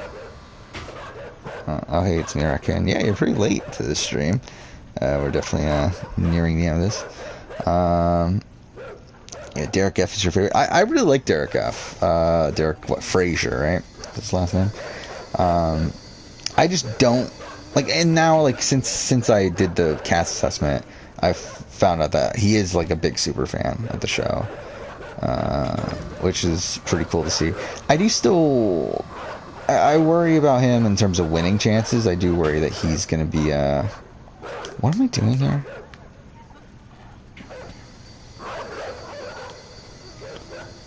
Yeah, I do worry that he is going to be too big of a threat by the end game. But I do really like Derek Frazier. I like a lot of the cast. I like the only people that I don't really like on the cast are like what, like, I mean, Brent, whatever. Brent is like, he just seems kind of blah. Travis is like I don't like Travis, but like he at least comes on, like he feels like he could be like a train wrecky sort of player. So like at least there's that. I'm trying to think through guys. Yeah, I feel like that's like Brent's really the only one that like. Oh, and Christian. I didn't like Christian, but like I feel like I really do like most of this cast. What am I doing right now though? I gotta figure this out. So. Is there something I can drag from over here? Oh, yeah, this. Okay.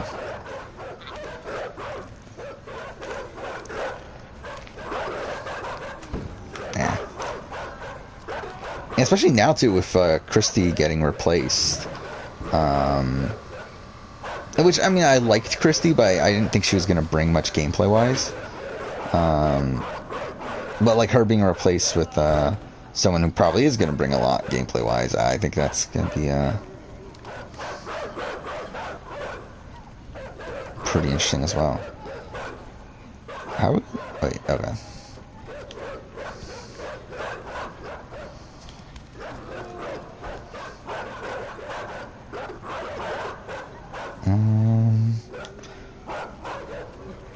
Okay, wait. Is there a way to close the door?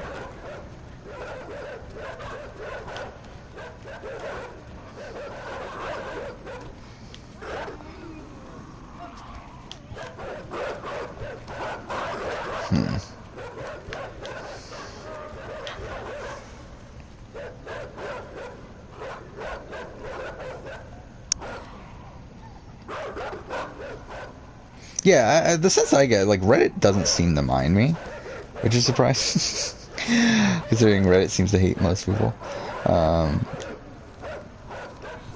Again, like, you get, obviously, a lot of people that don't agree with my opinions on things, which is fine, but, like, I get more, like, I got way more negative comments on the YouTube channel than I did from Reddit, which is surprising. Yeah, just rewatch Samuel Del Sur. No, this Skywalker. Yeah, I really love Natalie Anderson on Samuel Del Sur. Like, she's like, if we're talking about like favorite winners, like, yeah, she's definitely one of my favorite winners within the course of that season. Again, I didn't love her winners at War Run, but there's a lot of factors into that. But I still love Natalie. Like, I would love to see Natalie Anderson on pretty much any reality show. I think she's always going to be really great. What am I doing right now, though?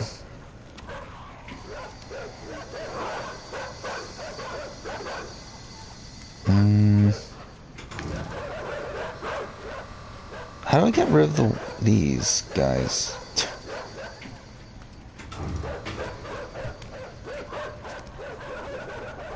Like, do I have to do this again, but like run through? I don't know how that makes really make sense. Okay. Fuck. Ah, shit.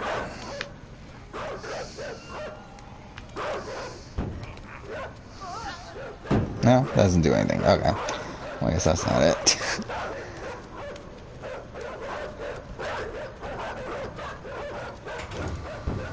Oh, too early.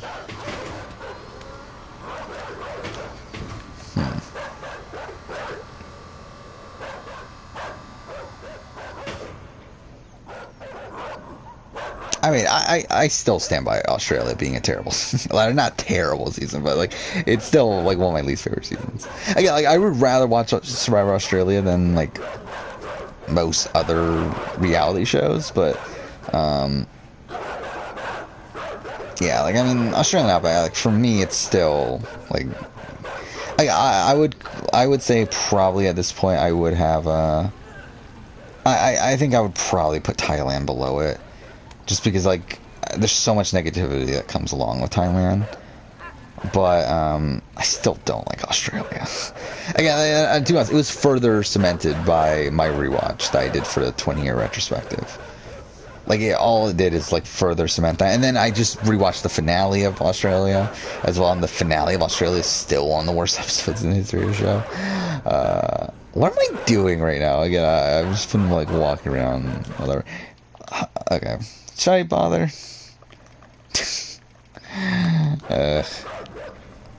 Alright, we'll play around a bit here. Oh, wait, can I...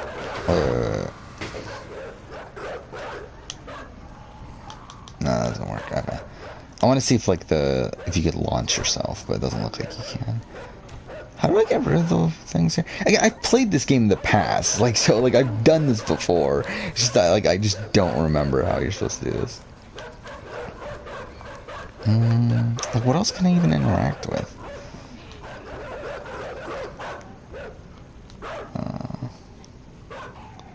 But yeah, I know that season ranking when that came out, that was definitely like a contentious point. Though was that Australian Outback was at the bottom.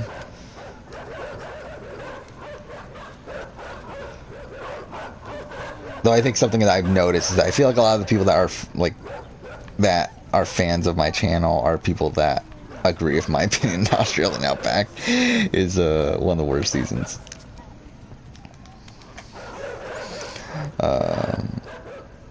Yeah, like 36. Yeah, I could see it. I mean, it's for me, it's like it's at least a season that doesn't have much negativity surrounding it. I mean, like obviously you have Skupin and Varner and what they, I'm just gonna skip. I really don't care anymore. You have Skupin and Varner and like what they've done post show, but it's like within the course of the season itself, like there isn't that much negativity there, and like that's the one like pro for it, like against like some of these other seasons that are like very negative, like Thailand and like Eye of the Idols. What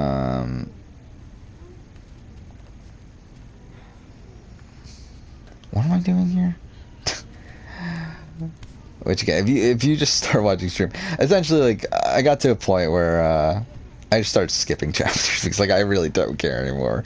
I'm not even gonna bother actually finishing, like doing a full playthrough of this game, because I've already done it in the past. This was mostly here just to kind of re-experience the game, which I think I already kind of satisfied what I wanted to get from this playthrough. So at this point I'm kind of just like skipping through really. But yeah, again, like I've played this before and I got through it in 4 hours. Like we're almost 4 hours in the stream now, so it's like, no, I'm not. Like I wasn't the first time I played the game. Yet supposedly I am now. What am I supposed to do though? Wait, so he's doing something when he's over there, right? So he opens that. Oh, so it's just like we were just okay, fine. Yeah, and that's the thing with Thailand. It's like it's surrounded by negativity, which is like the one thing that why I would put it at the bottom. But it's like there also is like a lot of fun character stuff on that season. Like again, Rob Z is such a great character. You have a lot of stuff from Clay, which like some of it doesn't age well, but like there is some great character stuff from him.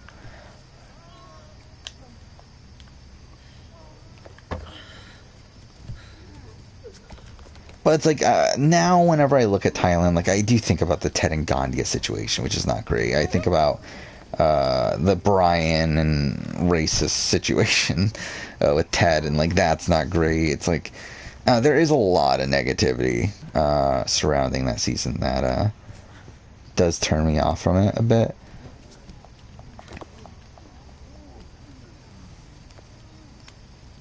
Even though, again, like the attack zone challenge is still one of my favorite scenes in the history of the show. Like it's such a like hilarious sequence of events.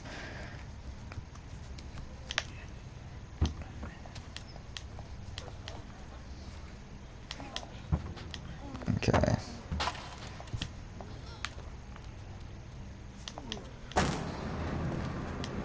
Okay.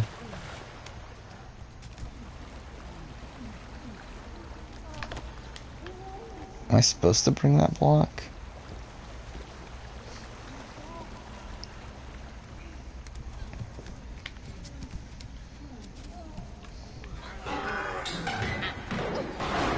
Again, like, I think just in general, like, I just, like, seem to, like, not be able to, like, think when playing games on stream.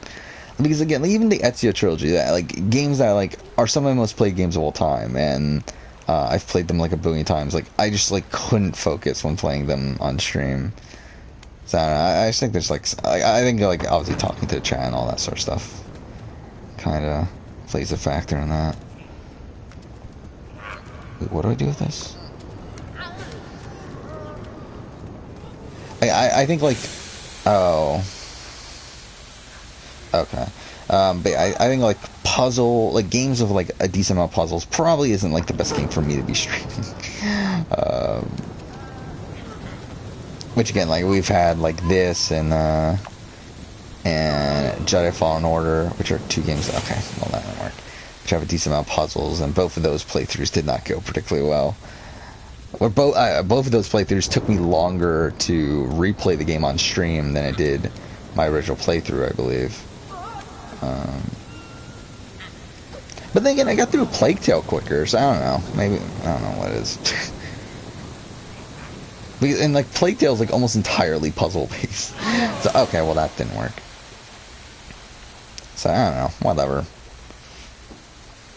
Which, that is what I'm currently working on in terms of the channel. I am writing the, Plague Tale retrospective, which probably isn't coming out for a very long time, but, obviously I just did the replay of the game, so I was like, might as well write it now. And along the way, I'm still watching Survivor finales. God damn it. Just watched, Guatemala and Panama in the last few days. I'll probably try to watch a couple more tomorrow.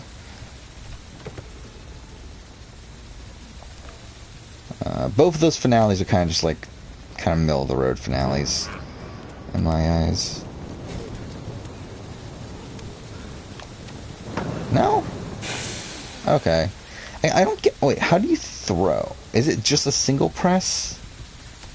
Because I think that's what's fucking me up. Is that, like, I don't know... Okay. I'm trying to figure out, like, what entirely decides the throw. Is it, like, letting go? No, letting go drops it entirely. So it's like... You have to... I don't know. Whatever. Because like, all I did there is just point and let go. Yeah, he threw it. So it's like, I don't know.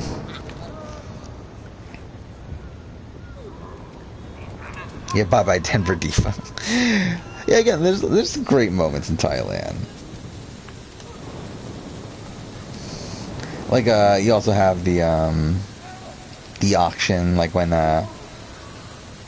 Jan is, like, yelling out about, the money and everything. Ah, damn it. I thought I had it with him. And, like, Clay is just, like, mocking her.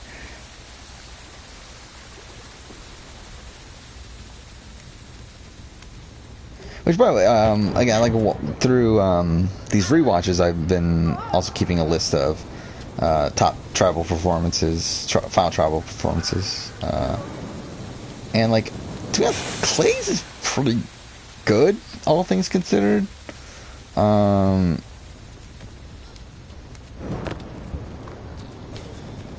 I think a lot of that has to do with Brian's being pretty bad, but...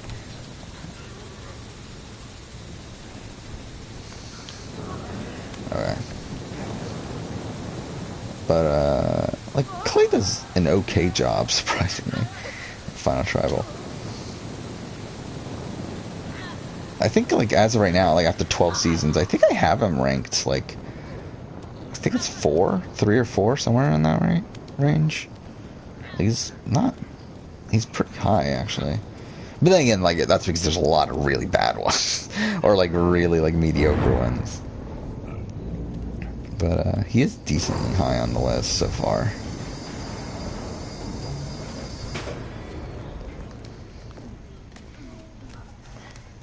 But again, obviously, there's still 28 seasons to go, and then also it's like we get way more runners up in future seasons because from season 12, like beyond season 12, that's when the final 3 starts.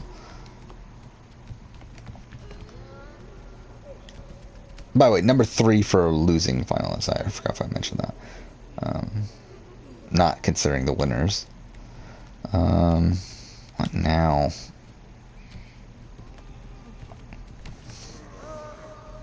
And how am I almost 4 hours in this stream at this point?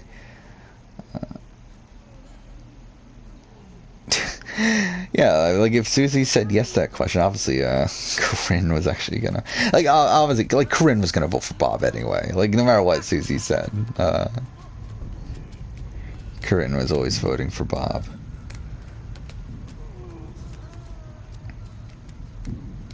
Yeah, obviously I haven't gotten to that yet, but and I do know Peridium just did a video on like worst final tribals by a winner, and he had Bob at number 1, which it's spoiler from Wireless. I'm pretty sure Bob's gonna be at the bottom. I haven't rewatched Gabon yet, but I can already assure you I'm pretty confident Bob's gonna be at the bottom of the final tribal performance for a winning game there. I think Susie's pretty bad too, right? I think. I don't even remember anymore. But if I remember right, I'm pretty sure Susie's is pretty bad too. What am I doing here?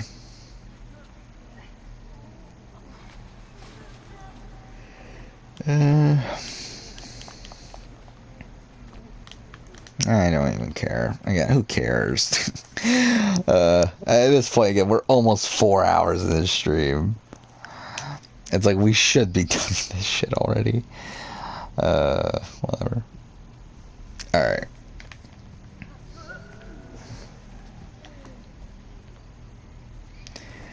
I mean, like, Gabon, yeah, I mean, obviously if you're looking for good gameplay, Gabon is not the place to look.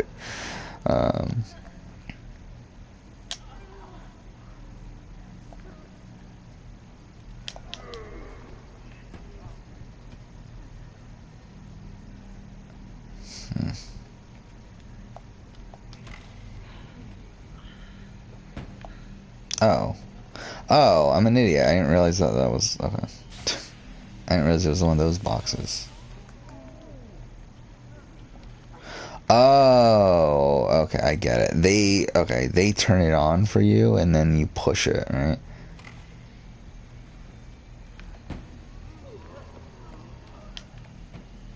And is that placed correctly? Ah, shit, that wasn't high enough, though. Okay, so we have to throw it. Okay. We have to throw it at the moment that it explodes. Yeah, like, I get why Gabon is, like, some people's, like, favorite season. Like, it is a train wreck of a season.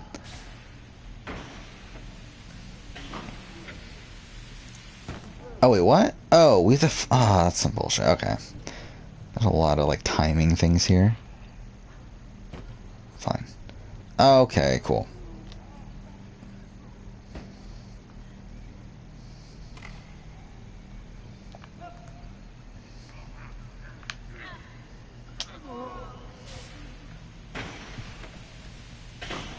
There we go. Is this a cutscene? Oh, no, it's not.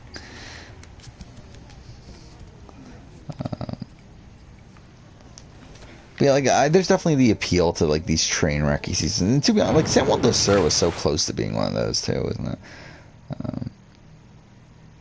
Like, definitely at a point, like, it felt like it was going to be one, but then, like, Natalie kind of just steamrolls the end game to kind of avoid it being one. But, there was definitely a point where it felt like, San Juan del Sur was leading in that direction. Like, where you have, like, Josh and Jeremy going out back to back.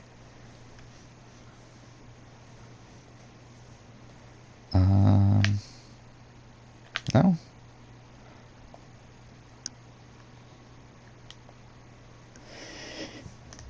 Oh, we pulled these off?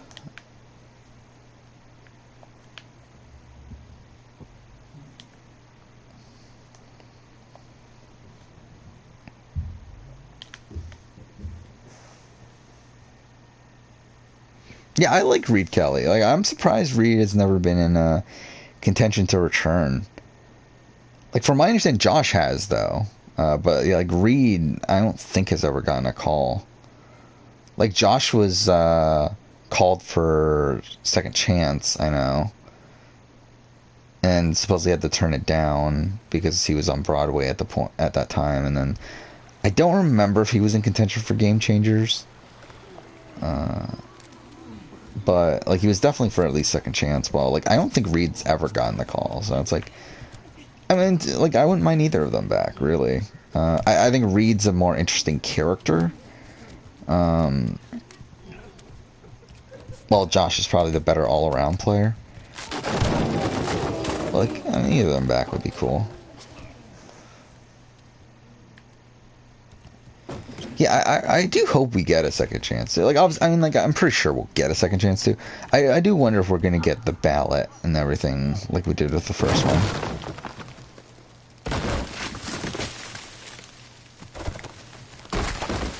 Wait, is this the end of the game? This might be the end.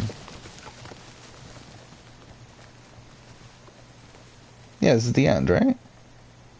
We did it, I think. Kind of. I mean, we obviously skipped a lot, but we did most of it. Kind of.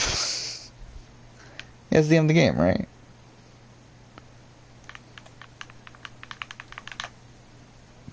Do credits come up still?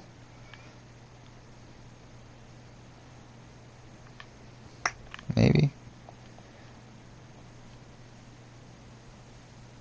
Maybe not. Maybe it knew I skipped most of the game.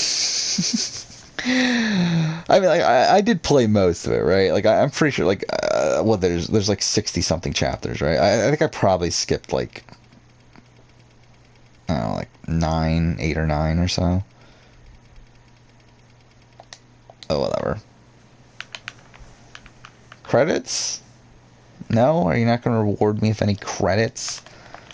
I'm pretty sure there's credits in this game, right? Whatever. Who cares? Yeah, I mean, I think we're good. I think I accomplished what I wanted to get from this. Oh, there they are. There's the credits. Perfect. Yeah, has Playdead done another game since then? I just realized. I don't think they have. Yeah, like, where have they been?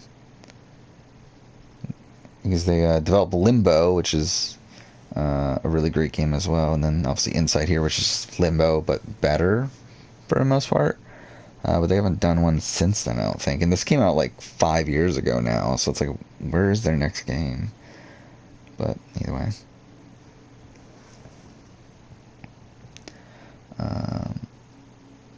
Yeah, like, I hope we do get a ballot for Second Chance 2. That would be really interesting. I mean, like, in a way, like, it sucks, obviously, for people that don't make it on.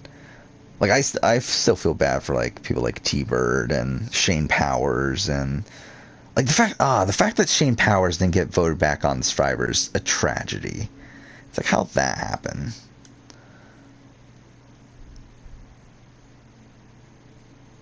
Like, it's still weird. Like, Monica Padilla got voted back on Second Chance, yet, like, T-Bird didn't. And too, like, I'm trying to think of, like, the men. Like, who was the questionable men? I guess, like, Keith and Wu, but, like, both of them were, like, casual fan favorites. So it's like, I can't really complain too much with the male group for Second Chance. But it's like, still, Shane Powers definitely needed to get back on there. Yeah, I mean, yeah, that was the hype and everything when, during Worlds Apart, like, towards the end of Worlds Apart, where, like, Redmond first leaked that we were going to be getting, the voting and everything, and then leaked the people in contention and everything. Oh, that was such a great time. Like, I really do hope we get a similar thing. For Second Chance 2. Because, like, again, I'm pretty confident we'll get Second Chance 2 within the next few years. I think that's all but guaranteed. Like, Jeff Probst himself has said that they are very likely to do a Second Chance 2. Obviously, the first one was such a big success. Like, I feel like it's almost guaranteed that we'll get one soon. And, like, they have a lot of people to pull from. I just don't even know if... I just don't know if we're going to get the public vote again. Because, like, that's a lot to deal with, by the way. Like, the fact that they filmed because like obviously 30 like Cambodia is season 31, but it was filmed after Ko Rong, and like that was like kind of a weird thing they had to deal with. So I don't know if they really care enough to do it again, but either way, yeah, Monica Padilla is yeah, like the one thing about Monica Padilla that I remember from the from pre Second Chance is she did didn't she do this thing of like running down like the Hollywood Walk of Fame or something, like wearing just her buff? Like, wasn't that a thing? I'm pretty sure that was like a weird thing that she did, like to try to promote herself at that time. And that was such a weird time too, where like everyone was campaigning. You had like all pretty much everyone going on RJP to do interviews with RJP. Like obviously some people didn't, but it was still like a really, really cool time for Survivor community. It would be cool to have it again. Though I also feel like, would it be more toxic now? I feel like just in general, it feels like social media has gotten more and more toxic over time. And I feel like now, like having for 44, if we were to have a fan vote, I feel like there could be a lot more toxicity than we got the first time. But I would still love to see that. Yeah, like I'm pretty sure like she posted on her Twitter, like it's like her running in like her Survivor buff, and like she just runs down like the Hollywood Walk of Fame or something. Like it was somewhere in Hollywood, like it was just like this weird like promotional stunt thing that she did. Oh yeah, Kelly was a questionable choice, but like Kelly was a big like at that point Kelly Wentworth was like a very prominent figure within the superfan community. Like at that point, like Kelly Wentworth essentially like became this like Rob the Goddess, I guess, within the superfan community. Like she was like big on RJP. She was like interacting with fans on like Twitter and like all that sort of stuff. Like she was like she was at least very well liked by the superfan community. Then I think also like from a casual standpoint, like she was like a young, attractive woman, so I think that like also played a factor.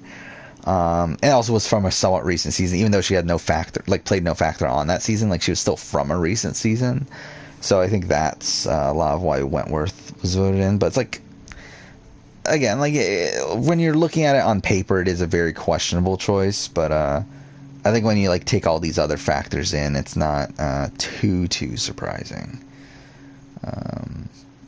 Like for me, Monica Padilla was the bigger shock to make the cast than Kelly Wentworth was at the time.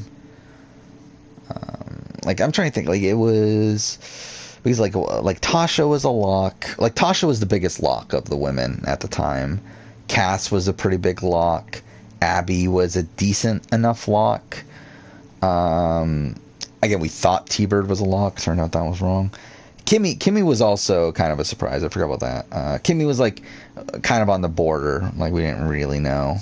Yeah, obviously glad Kelly Wentworth. Like, what would Second Chance be without Kelly Wentworth? I mean, without Wentworth, Spencer, or Jeremy, it's like what is like Second Chance would not be what it was without those three. I feel like. Oh, yeah, Savage. I forgot about the men. Like, I'm going back to the men. Savage. I guess Savage is the big question mark. I forgot about Savage. Which I'm too bad. Like I wasn't upset that Savage got voted on. Like I think I voted for Savage. Did I? I don't remember anymore. I talked through. Like I did actually take the time to look back at who I voted for when I did my what was it? My Cambodia recasting video. It's like whatever I said there is like the accurate thing. But like I think I voted for Savage.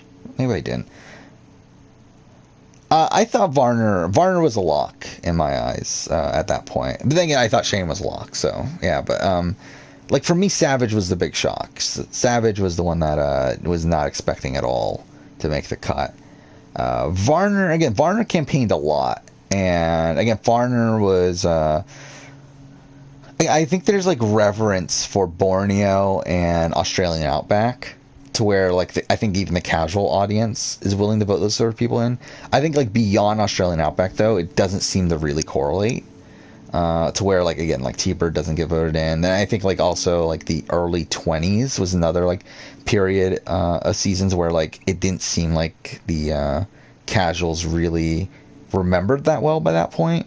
It's like the late 20s was like fine, like 25 on, it seemed like people had good memories of, but like 21 through 24 seemed to have a rough time there in the vote. Because what you had, like Natalie Tenorelli not get on, you had Stephanie Valencia, which again, I would love to see Stephanie Valencia back on Survivor. Again, like someone asked me a while back, Survivor Crush, like Stephanie Valencia was up there back then. But yeah, then you have who else was there? You had Jim Rice. The fact that we didn't get Jim Rice returning is a massive shame too.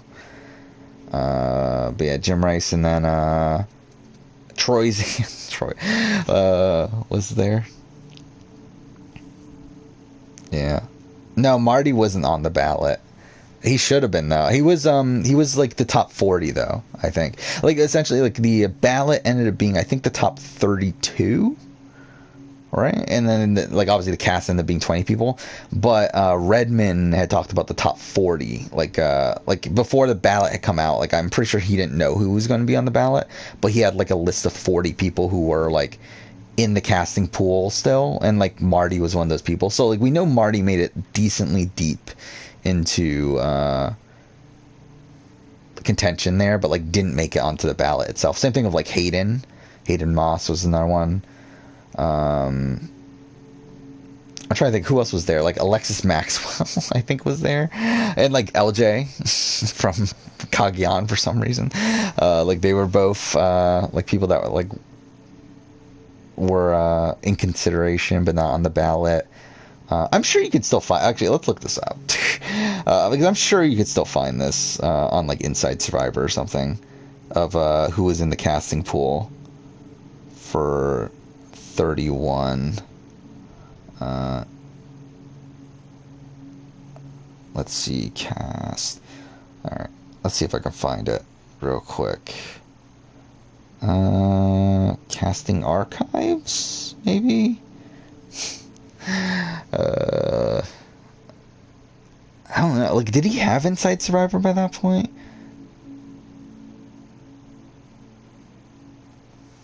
I don't even know.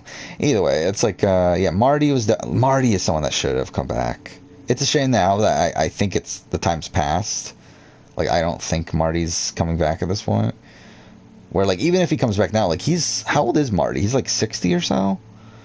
Which, I mean, to be fair, I mean, like, we've had, like, Janet, who is, like, around that age, and, we've had people that old, but,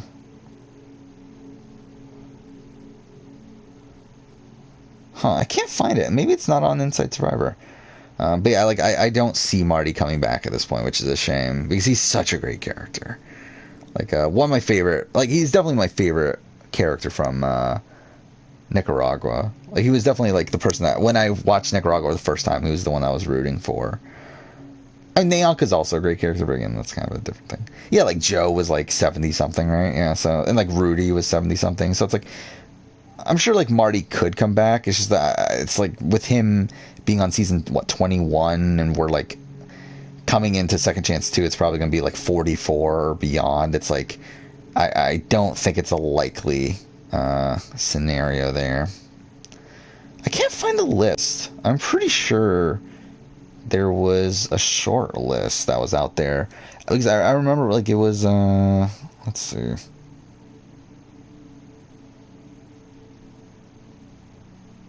Oh, here we go, maybe. Second Chance Missed Opportunities. Like, I remember, like, yeah, Greg was someone that was called but said no.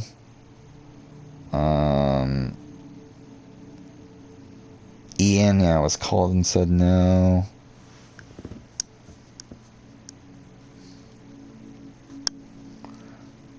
I was rooting for Fabio and Sash. Really? Like, I can understand the Fabio one. The Sash one is, like, it's kind of weird to me that, like, people were, rooting for Sash. Because, like, Sash is, like, I feel like even now, like, looking back on it, like, Sash doesn't come off as super likable. Like, while I do think Sash probably plays, like, the most active game on Nicaragua, he never came off as super... Oh, Natalie Bolton was... How have we not had Natalie Bolton back at this point? Oh, yeah, Chelsea Meisner was also in consideration. Shambo said no. Angie Layton was in consideration. I forgot about that for Second Chance.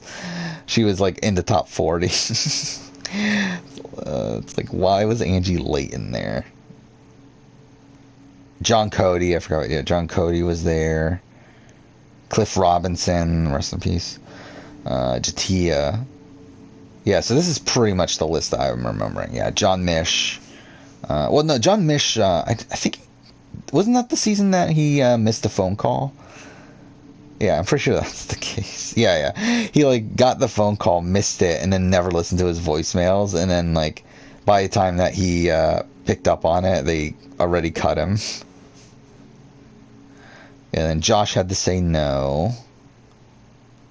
And yeah, I think that's it.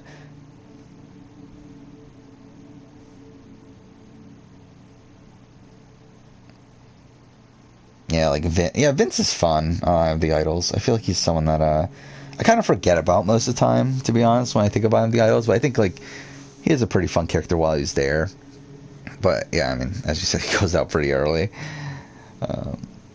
I've been like, usually with me of rooting interest on shows like this, I usually end up picking someone that ends up going decently far. Then, like, recently, I don't really have that much of a rooting interest. Like, since I've started, like, looking at the game more analytically, it's like, I really don't care that much. But it's like when, like, looking back on when I did care, like, I usually picked, like, people that did make it decently far. And to be fair, I do think some of those picks are kind of questionable nowadays, but, like, I'm, like, looking at Big Brother, like, BB14, I was, like, a big Frank fan, which is not great nowadays. And, like, I was a big McCrae fan for BB15. BB16, I was a big Zach fan. Was it BB17? I was a big Johnny Mac fan. I think by BB18, I was kind of, like, out of really picking a favorite player. Yeah, like with Survivor, like to be honest, I don't really even know if I ever did that much. I mean, like I was a big Malcolm fan when I first started watching Survivor. Well, like when I first got back into Survivor, I should say. Then I was rooting for Hayden on like Blood vs. Water because he was on, he was from Big Brother, obviously. But also, I'm like I was spoiled on Blood vs. Water though, so it's like how much does that really count? I was a big Spencer fan at the time of Kakian and Second Chance.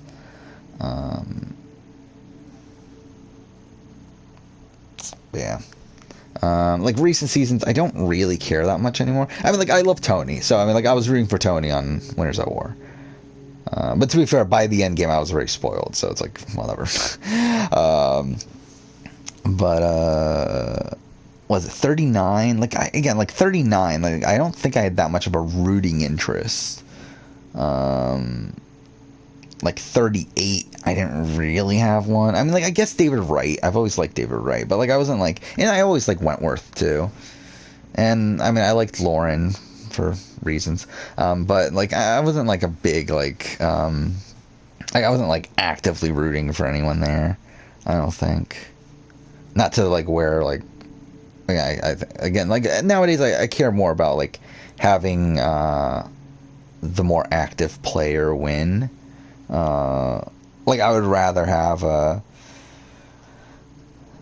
like something like I don't know, Secrets, Star of South Africa. It's like Rob Bentley. It's like watching Rob Bentley play the game and dominate the game and win at the end. I think that's like way more satisfying for me than like having like Jeffrey, who was the person I picked as my winner pick from the beginning of the season, like having him go on and win despite him not playing nearly as impressive of a game. Like I would rather have like a more impressive winning game than watching someone that I liked at the time end up winning, I guess. But yeah, I think we're getting streaming over 4 hours 21 minutes. It's 4 o'clock in the fucking morning. Like I did not want to stream this long. I do still plan on streaming tomorrow. I'll probably start Gravity Rush again. That should take us around 2 streams. I'll get through... So yeah, I get through around half of it tomorrow. the other half on Wednesday. I might as well move around here. All right, and then was it on? Yeah, then next week we'll start Gravity Rush 2. Try to get through that in a couple weeks, and then move on to Mass Effect after that. So that is the plan moving forward. No, I think I'm good with the history. I'm good. I'm not going to waste another 15 minutes to make this the longest stream ever. Again, I'm sure I'll break that at some point naturally anyway. To be honest, this stream should have ended an hour ago. All things considered. Again, I should have actually finished this game so long ago. You liked Nico and BB9. That's such a terrible that's a pretty bad call, right? But yeah, Eddie BB can't. Yeah, Eddie's great too. I forgot about Eddie actually. I wish Eddie did better though. Yeah. Oh yeah, Kaser. I mean, Kaser's someone I always have to root for. I mean, I just adored Kaser when I was a kid. There's no way I couldn't root for Kaser, even though again, I don't think he played well, even given the cards he was dealt. But again, can't not root for Kaser.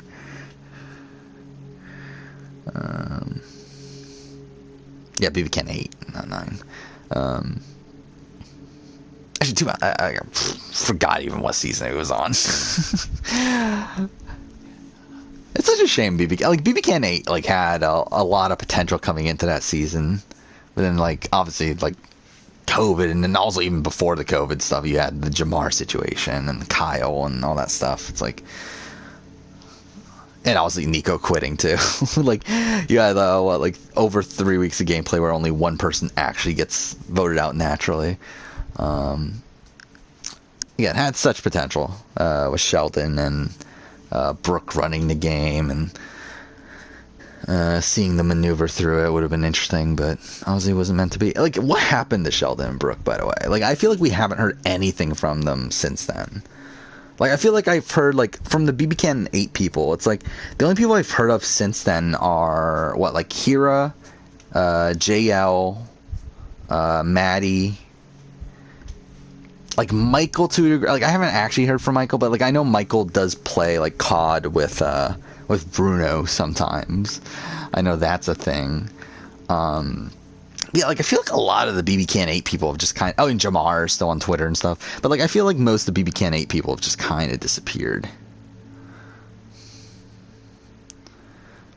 Yeah, I really liked BB Can 8 up until I was really enjoying it up until the Jamar stuff, and then when Jamar stuff happens, obviously that's a massive buzzkill. But it's even after that, I felt there was still some potential. But then you had Carol wanting to quit in the final week. It's ugh. It's it just felt everything was going wrong for that season. It's I felt the cast that would have been left had Carol left that week would have had a lot of potential to make really great TV, but it's obviously we're never going to see that at this point. And it's a shame because I don't think any of these people are going to probably come back. I mean, if we have an all-star season for BB Can, maybe have one of them back and have their entire arc being based around the fact that their season was canceled, but it's more than likely it's I think they're just going to go with better options. I don't think they're going to I think if anyone comes back, it's probably Sheldon, maybe Maddie, maybe Brooke, I guess. I don't know. I really like Brooke too, by the way. Brooke was one of these people that I was really rooting for, I guess, on that season. But and Brooke and Sheldon, I know a lot of BB Twitter's very anti-Sheldon for how he treated Jamar and everything in his last week, but I think just from a gameplay standpoint, I think Sheldon was definitely far above everyone else on that season up to that point. I forgot Angie was even a person. I remembered Rianne, not because Rianne did anything, but I did. I think there was something on Reddit about Rianne the other day, and it reminded me that, oh yeah, Rianne's a person. But I forgot about Angie. I forgot Angie was a person. Chris. It's what potential.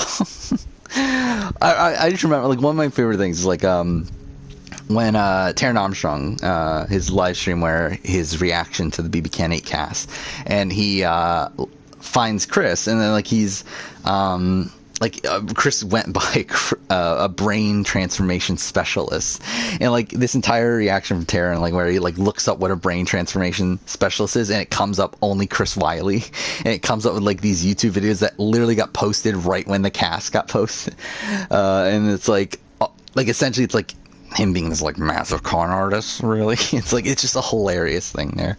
That's like the one thing that I'll always remember from Chris Wiley. That, and also like him not even knowing his mother when she showed up for the Wendy's thing. So that was all really fun. But yeah. Yeah, alright. We're gonna call it a night.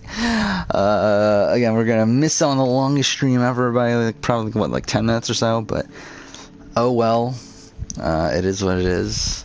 Again, probably will stream tomorrow unless I feel like complete shit, which isn't out of the realm of possibility, but I'll try to stream tomorrow.